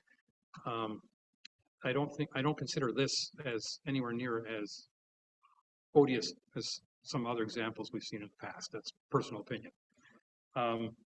So I find myself of mixed feelings on this, to be perfectly honest. I think that I can fully appreciate Mr. Gilmore bringing this in front of us and asking council to consider it. Should this be an exception to our bylaw? Because I don't like to see too many exceptions, but maybe this is one exception that council might consider. I think at least a couple people will. And with that, round two, and we'll start with, unless you wanted to comment first, and then I'm going to go to Councilor Bocek. Thank you, Your Worship. in regards, the only comments I do have is just, from working for the municipality for 2 years now, and site alteration, one of the main primary bylaws that I do enforce. And Mr. Gilmore will attest to this. I'm not the person that shows up to one's property and tries to cause them. I would say I'm a very nice, understanding individual, and I'm not here to make enemies. I'm just here to do a job, and I care a lot about the environment, and I care about the township that I work for. The only issue I see is that if we allow this to happen, I'm just worried as an enforcement officer what happens to the next person that does it. And I understand that happens with a lot of situations and all of that, but a lot worse has happened for a lot less work to be done on a property. And it's just more from our standpoint, and from my history working with bylaws and helping write them. I don't know if there's an exemption to allow for certain areas like this. We have a lot of exemptions in regards to constructing buildings, or if you have site plan, there's a lot of stuff. But as an officer, it's a violation of section 3.1. There's sand fill placed within the shoreline area. And yeah, I'm worried as to what could happen next, with other properties, just if we allow it to escape by possibly. I'm going to ask one more question before I go over to Councillor Bocek. If Mr. Gil, and this is for the planning department, if Mr. Gilmore came to you prior to any of the sand being placed and asked for would he ask for, is there such a thing as asking for a variance or something like that to place sand in the first 20 meters of our shoreline? Or perhaps the other, I'll let, between the three of you, somebody please give me an answer. If I may, through the mayor. So certainly, if this was the incorporation of a man-made beach and a volleyball court in the shoreline area as part of, say, a proposal for a variance for a dock or for a boathouse or something, staff would not be supportive of that shoreline alteration. I think it would conflict with our own official plan policies. Thank you. Mr. Bond. Your worship, yes, section 5 does allow for an individual before committing the alteration to come to council and ask for relief from said bylaw based off their proposal. Okay, thank you. Councillor Bocek. Thank you, and through you, Mr. Mayor, all the comments are being taken. Sorry, my mic went off. The one thing I am not is hypocritical. And I used to have a trailer at Sanderson's Trailer Park, which is now known as the Port Severn Park. And it had a tiny little beach there. And our township built a park and put 100 feet of sand from the shoreline back. So for me to say to this gentleman, he's done something wrong, I have to look in the mirror. I was a part of that process. And if the township is able to put in 100 feet by 90 feet, I think it is, of sand in our park, then it's not for me to say that he can't do it. That's hypocritical. And so if we need to change the bylaw, if we need to make a zoning amendment, if we need to grant special zoning to this property, then I suggest we do it, because I can't support any of this because we acted in the same faction as a township. Thank you. Councillor Graziano. Thank you, Your Worship. I think there's a reason why our constituents can come before council should they endeavor to have a bylaw approach them and ask for remediation, and that's for council to consider on a case-by-case basis the nuanced applications as well as the variables that apply in each circumstance, because it's not going to be a one-size-fits-all approach to everything in our municipality. As Councillor Hazelton here alluded to, he has seen where sand was dumped on properties and went into the waterway where there was no sand there present to begin with. I think my calculus would have been completely different had I not seen that bay. And had I not seen that within that bay, it's sand for as far as I can walk out. Had it been just the first 2 feet of it, I would say likely that someone had applied it there and put it there before. But given that that bay is full of it, it led me to believe that it was there naturally to begin with. Second to that, from what I did see being there present, was that the 70-foot by 55-foot area is relatively flat. And so we're concerned with respect to the runoff from the property and the slope of the grade pushing that sand inwards. But in fact, it's got to come down and then it kind of plateaus for that 55 feet across. And then as you can see in picture or on slide 12 of 19, to the very far right, there's a very, very gradual slope now that goes into the water in front of that sediment fence. It's not a hard slope going into the water, thereby allowing that sand to push in hard. It's a very gradual slope. So I'm not seeing a significant impact to the environment here. And that's what I think is driving me to support Mr. Gilmore's application, given that, again, I don't see this impacting fish habitat, wetlands. It's not previously filled, rather it's likely natural. The grade and sloping is flat and not pushing sand in. And for all those reasons, I think this is why on a case-by-case basis, council does make a decision on and determination on whether or not we allow for it to happen or not. So that's my comments. Thank you. Thank you. Councillor Cooper. Thank you, Mayor.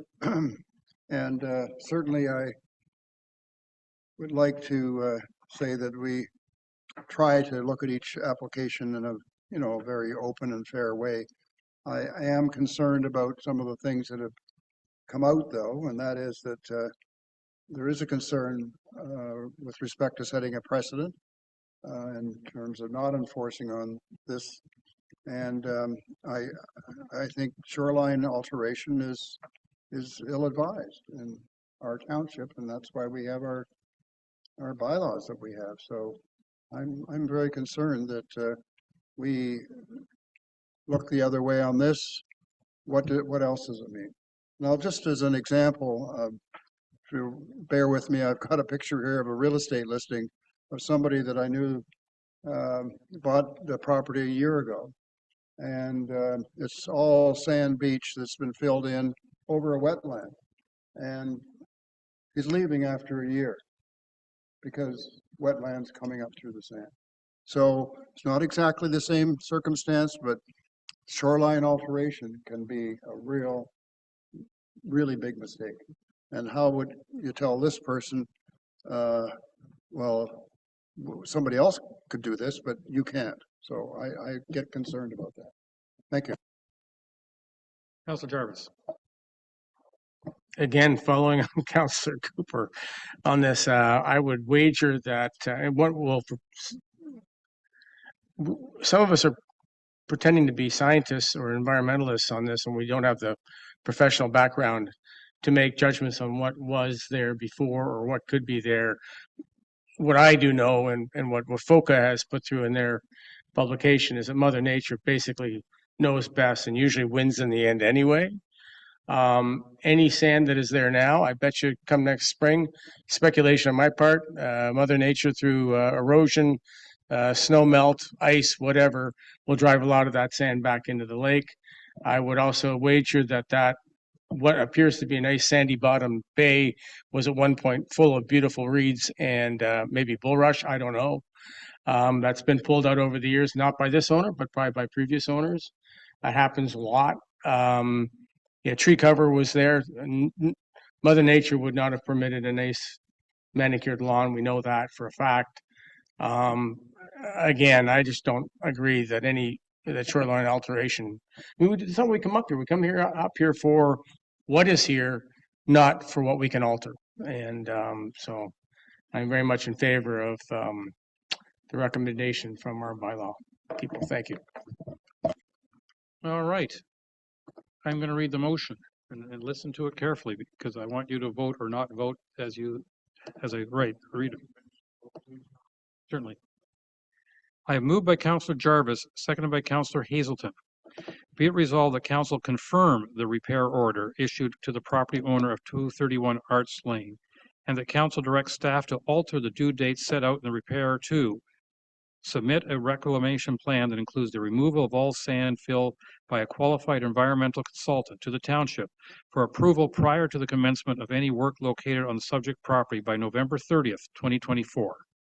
And once approved by the township, The reclamation plan shall be completed in accordance with the approved plans as soon as possible and no later than May 1st, 2025. Over to our clerk. Let the record show Councillor Bocek requested a recorded vote. Councillor Bocek, how do you vote? No. Councillor Cooper, how do you vote? Yes. Councillor Graziano, how do you vote? No. Councillor Hazelton, how do you vote? No. Councillor Jarvis, how do you vote? Yes. Councillor Predko, how do you vote? Yes.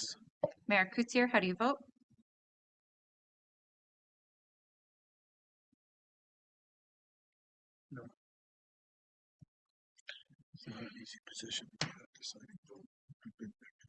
Can And you so, say no? Out loud. sorry, no out loud. Let the record show the motion's defeated 3-4. All right, thank you very much. We're now on to staff report B, keeping community associations whole. Mr. Cracky, if you wouldn't mind giving us a review of your report, please. Thank you, Mr. Mayor. I do have a presentation, so I will share my screen, but I'm going to skip some of it.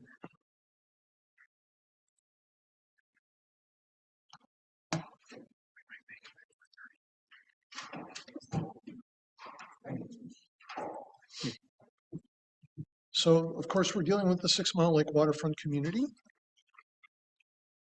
And I think what's important to understand is that there were initial applications made based upon a quote-unquote minor application fee for the official plan amendment and a $2,000 standard deposit. The minor and major official plan amendment application fees are not intended to reflect the subject matter of the application for an official plan amendment. They're intended to reflect the township's anticipated costs. And so unfortunately, this application was received at a time when there were no planning staff.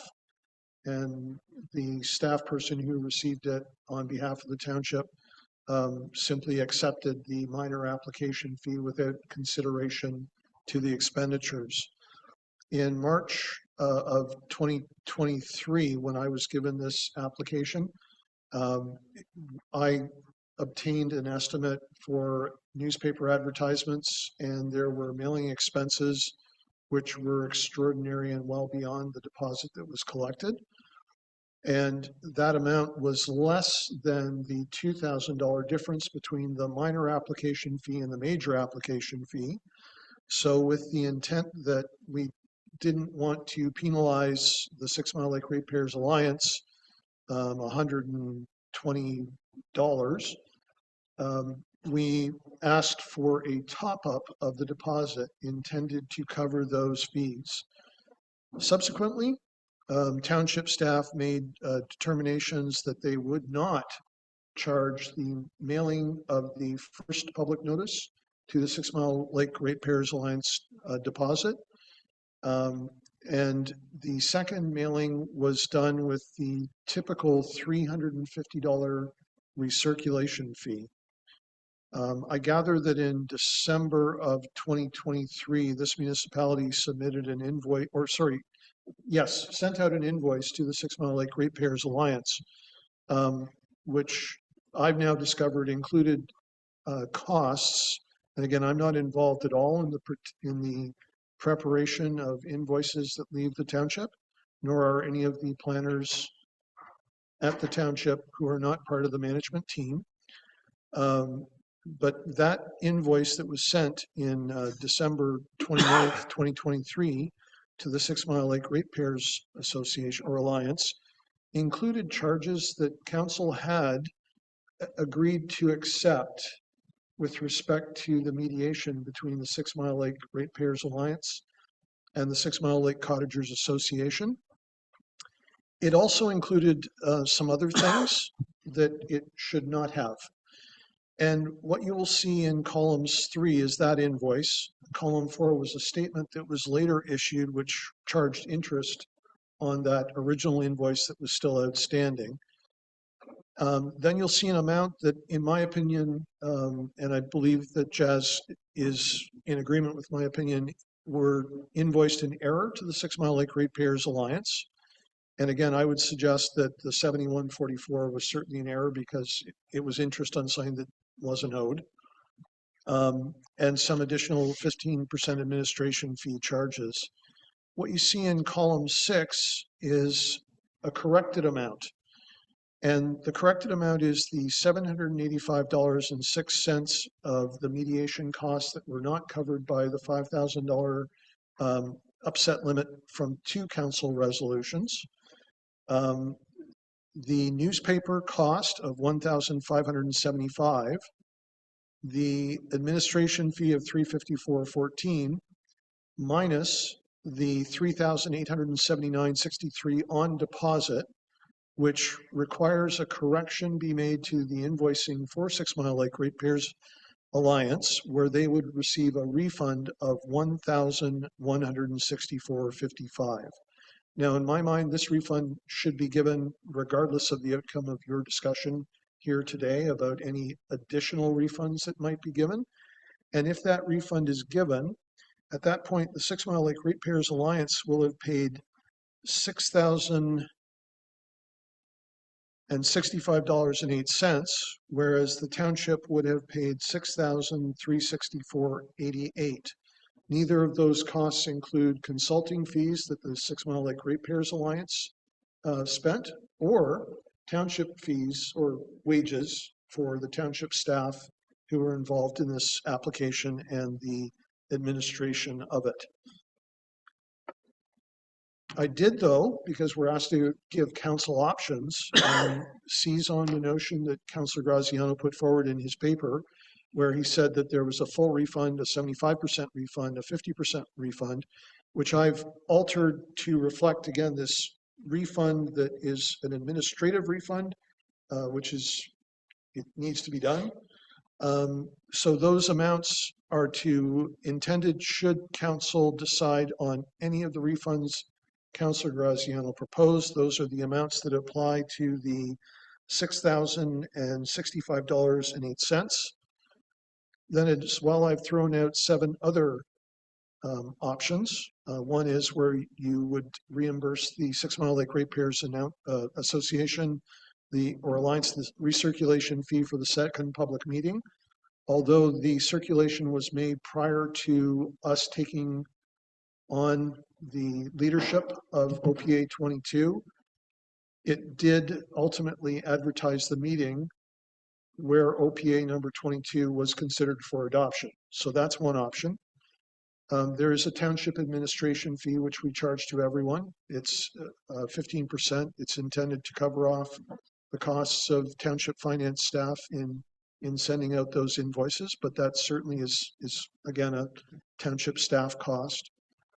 The township application fee after the circulations are paid, again, because we did ultimately pay for the mailouts minus the $350 recirculation fee.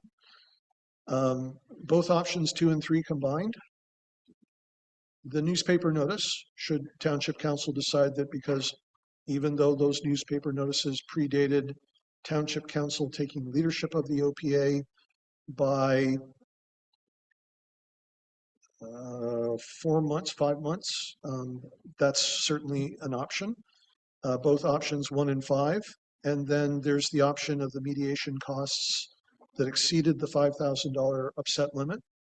And I'll leave those options for council to consider, but it is my recommendation that other than the administrative refund of $1,164.55, that no further refund should be given. Thank you. All right, thank you very much. I'm glad you confirmed for all of us that regardless of what we decide, the decision's already been made to refund that, I'll call it $1,000 in a bit. Okay, so we can decide to refund 0, we can decide to refund the moon, but they're getting $1,000 regardless, if you allow me rounding. Okay, with that, Councillor Graziano, please. Thank you, Your Worship. And thank you, Jeff, for the presentation. Do you mind putting the slide back up with the options there so we can keep that as a visual going forward? I think it's going to be helpful for council to be able to discuss this. I titled this "Keeping Local Associations Whole," and I think in our last discussion there were some concerns with regards to it being titled that. The intent was to bring forward to council the request that we do refund them a portion of their fees that they included. Now, I had, based on my conversations with the Ratepayers Alliance, come to understand that they were overcharged, and I'm glad that we recognize that today. So essentially, by reimbursing them the $1,200, we are effectively keeping them whole. Now, there were some other, I guess, fumbles or stumbles along the way, whatever term you wish to call, specifically with respect to the overbilling. And I understand that staff, specifically planning staff, didn't have any purview or exposure to the billing and weren't able to catch that in advance. Based on what I see here in front of me, my personal recommendation would be to reimburse the overage on the mediation cost, because council made a commitment here to the RA that we would cover that mediation cost, and we budgeted $5,000, I believe, at the time that we passed it. But at no time were we aware that there was going to be an overage, and I don't recall us discussing that any overages would be borne back on to the applicant in that particular situation. The mediation was there to benefit both parties, and for us, again, I believe the way that we phrased it was for our own informational purposes. For us to better understand whether there was a consensus amongst the two associations, and that a report would come back to council for our own information purposes. And I believe we prefaced that and emphasized that pretty aggressively. So I think that the $785.06 should be reimbursed back to them.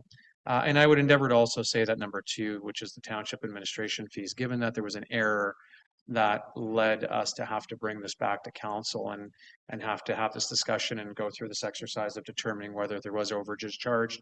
I think that to show good faith to the association, we should waive the $350. So my recommendation here is, in addition to what is rightfully being reimbursed back to them, we add the extra number 7 and the number 2. And that's my suggestion. Thank you. Thank you. Anyone else wish to speak to this? Councilor Bocek. And then Councilor Jarvis. Just a couple of comments on here. I do agree with Councilor Graziano. I think that's a fair approach to this, but all the way through this process, I've heard that this is a 6 Mile Lake oriented or originated amendment, I guess is what it is. And yet I don't see the 6 Mile Lake Cottage Association attributing to the costs, which leads me to believe that this is a 6 Mile Lake Ratepayers Alliance wanting this to proceed through for the amendments. So I certainly would like to see the Cottage Association step forward if they're really a part of this and chip in to help the Ratepayers Alliance. But barring that, I think number 2 and number 7 should be added to the amount as recommended by Councilor Graziano. Thank you. Thank you. Councilor Jarvis. I think everybody went into this originally, as I recall, with their eyes open. I know that we approved the $5,000, up to $5,000 to be spent for mediation. Makes sense to me that obviously we pay that. If there are clerical errors that we need to compensate the association or alliance for, then fine, let's take care of that. I understand that. But the OP review that last took place in 14, I know that the CCA paid for their own legal counsel to get their community plan put through, while with the Go Home Bay people did the same thing. There was no monies spent, to my knowledge, by the municipality in either of those circumstances. I don't want to set any kind of precedent here that we will start forking over money to associations for their own local OPs. So I'm happy with the 5,000, as I said, and any clerical errors that mean that we should be reimbursing them for a certain amount of money, that $1,100 or $1,200, whatever the heck it is, then fine. But I don't see why we should be reimbursing anything more than that. Thank you. Councillor Cooper. Yeah, I'll be very brief. I would just add in, there's one more, at least one more association, or perhaps two or three, that also covered most of their expenses, including Wabautisee, and on I could go, but that's important to note. And at the outside, I think I would support the recommendation from Mr. Kresge. I think it's a fair analysis, objective. Anything more than that, I'm sorry, I just couldn't support. Thank you.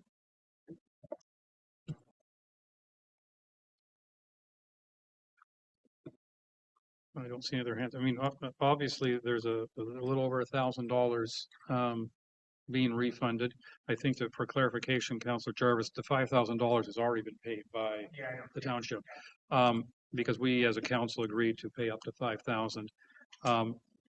Councillor Graziano suggested that we add to it, and as Councillor Vocek agreed, 785 plus the 354 admin fee, which would be another 1,100. So we're really debating here at this point whether we are going to. The staff have already agreed to give the Ratepayers Association, Ratepayers Alliance, a little over 1,000. And Councillor Graziano has proposed another 1,100, about 1,139.20 above that.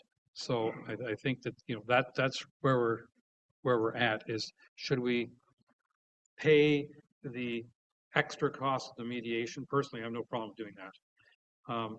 The administrative fee, we know there was a lot of administration involved, so I find more debate on that. Councillor Graziano, you wanted to weigh in again? Yeah, and it's just to clarify that staff has recognized that there's an overbilling. And so the initial $1,100 is not us giving back money to them as a goodwill gesture. Rather, it is us reimbursing them for an overbilling.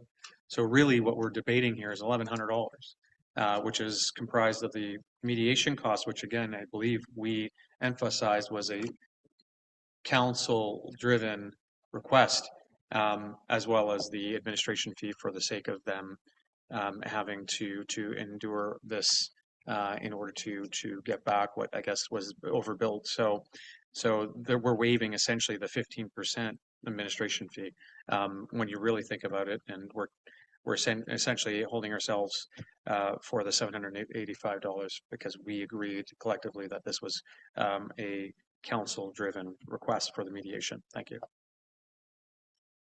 Councillor Cooper. I'm just encouraging that we treat each of our associations evenly, and I don't see that's what's happening here. And I will add that unfortunately, what we've paid for so far is still a outcome without a proper survey. But I don't think that's part of our debate today. It may not be. It's still a flawed system. Okay. Thank you.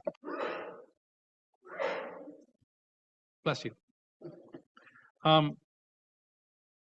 Okay, I just want to, before I confirm something with our clerk, can I have moved by Councillor Graziano, seconded by Councillor, let's pick Councillor Predko, that we extend past 4:30, but no later than 6 o'clock. Hopefully we won't go much past 4:30, but all those in favor? All right, did you get that? Graziano and Predko? And we got, I saw at least 4 hands, so, all right. I see right now 2 options in front of us. One is to say we refuse. The other is that we agree to an additional $1,139.20 to refund. And personally, I have no issue with the $785.06 of that, because we did agree to mediation, and I think I don't want to fight over that amount. So, council, if I, right now, Madam Clerk, I have a motion in front of me that says we refuse to approve any refunding. If I call that motion and it's defeated, can we then do another motion saying the next amount? Okay, so that's what I'm going to do. Well, I'm going to do this one first because it's what's in front of me, and if it gets defeated, I'm going to have a second motion. So I have moved by Councillor Graziano, second by Councillor Cooper. Be it resolved that Council for the Township of Georgian Bay refuses to approve any refunding to the 6 Mile Lake Ratepayers Association. Do you have a question? Clarification on with regards to the motion. Excuse me. There was a recommendation from the planner that we refund $1,164.55. That's not part of this resolution, No, correct? that's happening regardless. That's happening regardless. Yes, because staff have made a decision that was a billing error, if I can just summarize. Okay, thank you very much. Yeah, so they are going to get that first 1,100, whatever it is, regardless. So this is a motion of whether or not we want to consider giving them anything further. And if 4 people agree with this, then we're done. If only 3 or less agree with this, then I'll have an additional motion for the amount. So, moved by Councillor Graziano, second by Councillor Cooper, be it resolved that Council for the Township of Georgian Bay refuses to approve any refunding other than what's already happening to the 6 Mile Lake Ratepayers Association regarding the official plan amendment application 022-03. Yes. That $785, was that paid solely by the Ratepayers Association, or did the Cottage Association pay an equal amount? No, these amounts were paid by the township, and that's So why we they're would be- being billed to Okay. the applicant, which Okay. was the 6 Mile Lake Ratepayers Alliance. The 6 Mile Thank Lake you. Cottagers Association was a participant. All right, thank you. Should I read the motion one more time? Okay, so all those in favor of refusing any refunding? 1, 2, 3.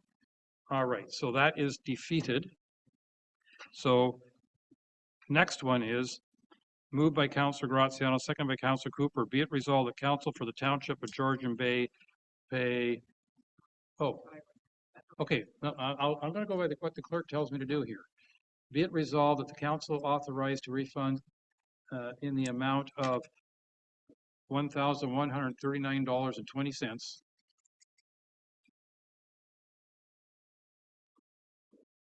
$39.20 is my math. Is that correct? Yeah. To the 6 Mile Lake Ratepayers Association regarding the official plan amendment application. Oh, that's correct. Yeah, it's a Ratepayers Alliance. Yeah, it did say association on this, but we should say alliance. Okay. All those in favor of $1,139.20. 1, 2. I make 3, and that gets defeated. All right.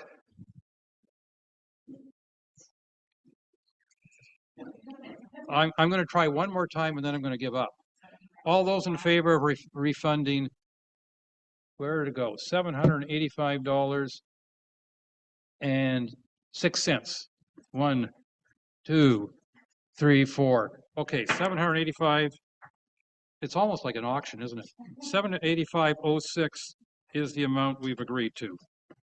We made a third vote? Yeah, the 1100 failed. Why did we vote again?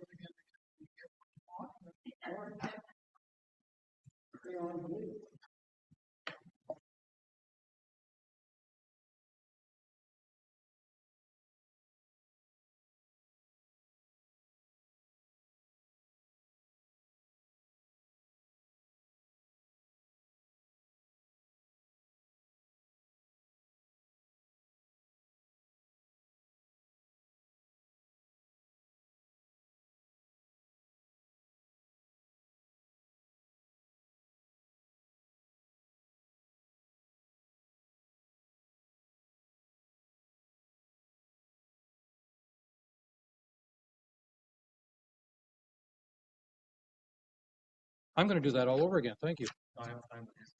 Oh, Councilor Graziano. Thank you, Worship. And I thought, Okay. feel free. All right. So we're going in the bylaws section. I'm going to read the bylaw and then ask if there's any discussion. It got moved by Councilor Cooper, seconded by Councilor Jarvis. Be it resolved that Council Act Bylaw 2024-093 being a zoning bylaw amendment Z22-12 temporary use rock crushing Oak Bay. Any discussion? Councilor Graziano, followed by Councilor Hazelton. Thank you, Worship. And with the utmost respect to the Ontario Land Tribunal and their decisions, I perceive this to be a writ of manibus, essentially compelling us to vote in favor of their decision. And I am going to object to raising my hand today. I just can't, in good conscience, put health before a decision by a tribunal. So with that said, my hand will stay down. Thank you. Thank you. Councilor Hazelton. So we're referring to this bylaw, and this bylaw has a appendix B or whatever.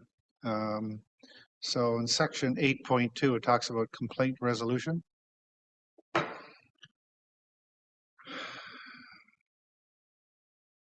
It's page 679 of 681. You read the whole thing? God, I read it. Oh, no.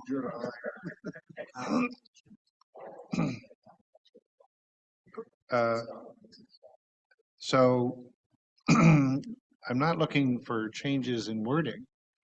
What I'm looking for is clarification. So it talks about complaint resolution. When a complaint's received, site manager will ensure the following steps that are taken, blah, blah, blah, blah, blah, level 1. And it talks about things that I'm asking, what expertise certification is needed for this? Because I suspect that our staff today don't have the expertise or the training needed or certification needed to do that kind of level 1 correction. Level 2, my question is, who does this? So if level 1 response does not adequately resolve the problem, the best management practice will be reviewed to look at additional control measures. So who does this? Because right now I don't see anybody owning the problem. And then in level 3, we have operational modifications. This says the operator shall commit to making physical changes to the facility to address the source of the dust complaint.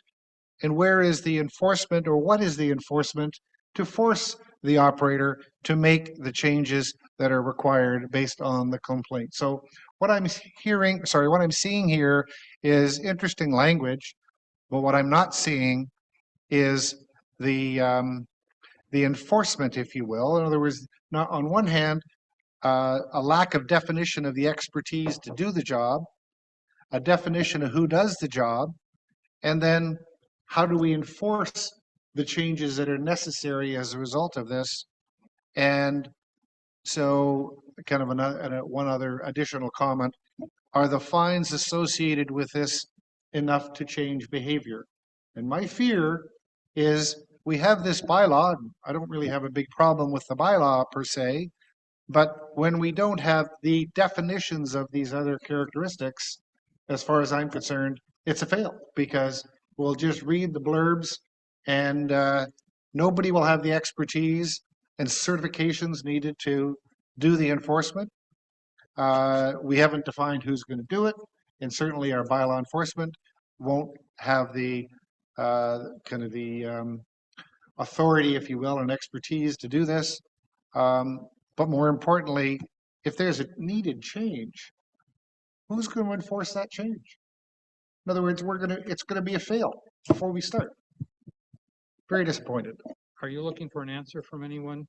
Well, I think that it behooves us, if we're going to apply and approve a bylaw, that if we don't define these things today in the bylaw, that we have an open action item to be dealt with ASAP over the next month or 2 months or whatever the time window is before crushing starts, so that we have the answers to these questions the staff, the certification, the enforcement, and the behavior change abilities of fines, etc., so that the observation of failure actually results in action. Because right now, all I see is we're going to observe the behavior, but I'm not seeing any enforcement and correction of the action. Thank you.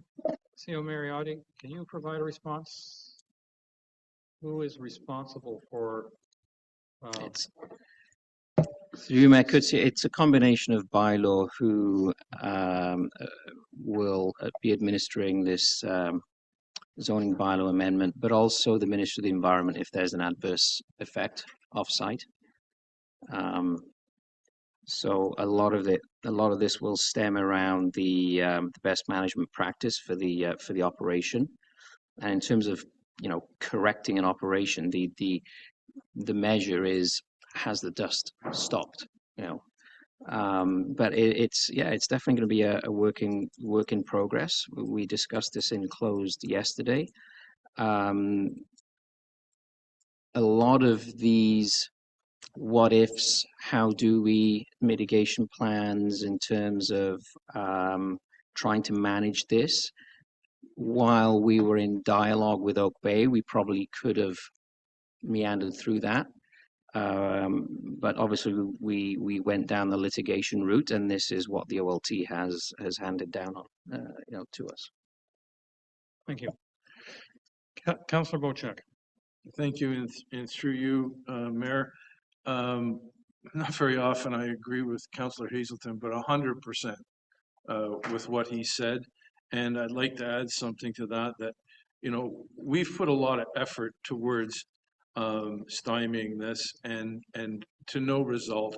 As Councillor Graziano said, we were overruled by the OLT and we're throwing good money after bad. I think we need to be very, very vigilant on a couple of things here. One is the mitigation, which was recommended by Councillor Hazelton. And the other one is the folks of Oak Bay, Twin Island Trail, Clap Trail, Hillside Drive are going to be living a nightmare with this grinding. The only thing that's in the way of stipulations is 60 days of grinding over a period of 2 years. That's bad enough. I don't want the ability for them to get extensions on either the 60 days crushing or the 2-year time period. And I don't know how we do that. I don't know if it's done through here, through the district, through whatever. But I do not want any extensions giving to that 60 days and 2 years. And I don't know how to figure it out, but I wish somebody would tell me. Thank you.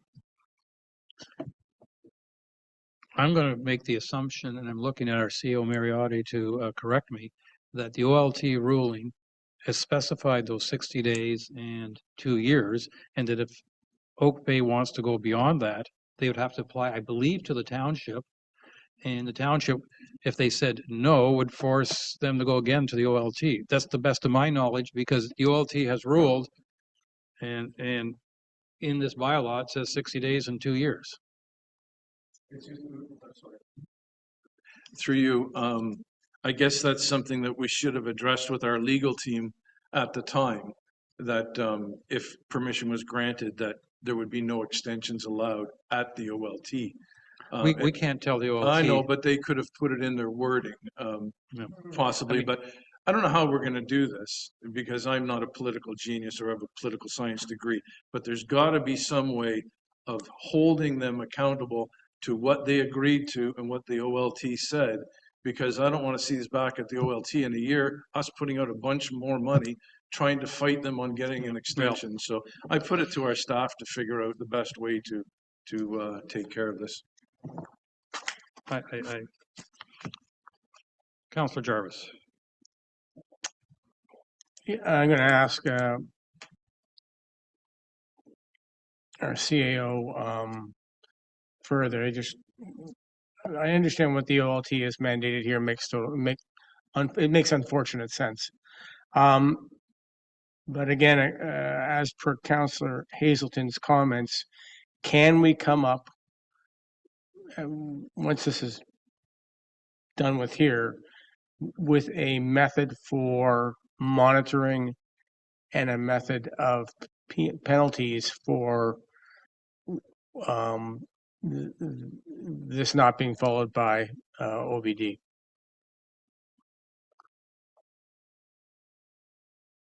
As council knows, through you, Mayor Coutinho, my apologies. As council knows, this is a very unique decision, right? We're struggling with how this has been handed down.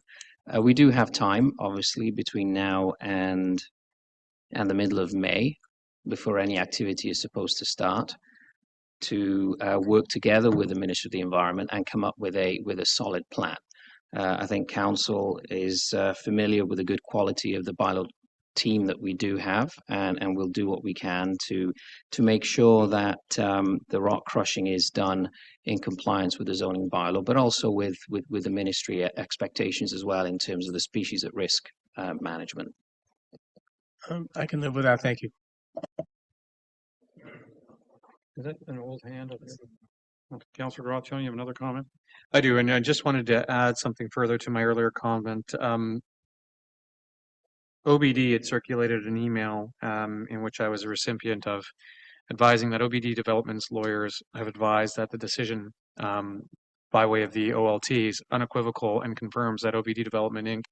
has a bylaw in place to permit rock crushing, and they had stated this in respect to our delays to seek legal advice.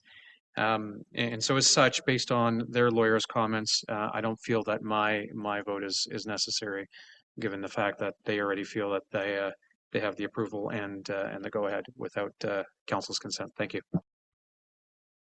Councillor Cooper.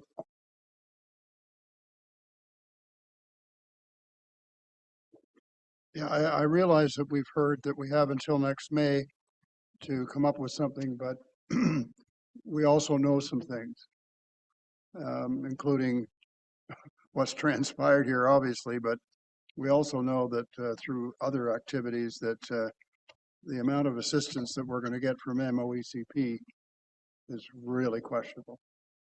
And so what are we going to do about enforcement, and what sort of qualifications, as has been raised, will we have the ability to really have some teeth here? And I'm not seeing that at the moment. So I'm very concerned that we won't have a proper level of governance of this issue. Thank you.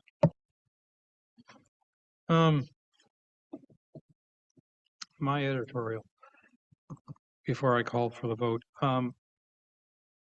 As we all know, a municipality is a creature of the province, whether we like it or not. And there are times, whether we like it or not, that the province steps in and says, this is what you have to do because they're the boss. And clearly this is one of those incidences. And I find it, I'm going to call it offensive. I find it offensive that the province has made a decision, yet we're obliged to vote on it. We're told what to vote. And I don't find that at all palatable. I'm going to vote because I don't want to be go through all sorts of legal and court costs and all that crap. But the decision's been made for us, so I can't help but say to the province, why do we have to vote on this? It's ridiculous. Because we have no choice. You've told us this is what's going to happen. Why do we have to go through the motion? Is it just because you want to rub our noses in it? That's the only interpretation I can get of. They being the province, are rubbing our noses in the fact that they get to tell us what to do when they decide that that's what they're going to do. The province. The OLT instructed us to pass this bylaw. Yes. They didn't say, because think about it. They said, you shall pass the bylaw. I don't know because Zach, I think the word, I'm sure the word shall was in there. Well, then you should say, and you shall enforce. Can I get a question? Sure, certainly. By showing a non-vote, abstaining from voting, That is a no. Correct. Thank you. All right. Moved by Councillor Cooper, seconded by Councillor Jarvis. Be it resolved that Council enact bylaw 2024-093 being a zoning bylaw amendment Z22-12 temporary use rock crushing Hope Bay. All those in favor?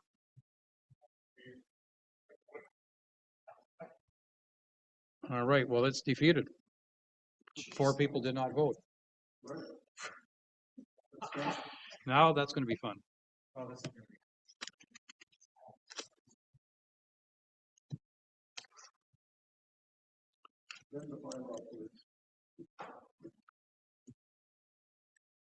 All right, with that, moved by Councillor Hazelton, second by Councillor Graziano. Be it resolved that Planning Council adopt bylaw 2024-093 to confirm the proceedings of the October 8th, 2024 council meeting. All those in favor? And that is carried. Moved by Councillor Petco, seconded by Councillor Bocek. Be it resolved that Planning Council is now adjourned at 4:38 p.m. until November 5, 2024 at 9 a.m. or at the call of the chair. All those in favor? And that is carried. Thank you. Stop recording. We done? We're done. What's that?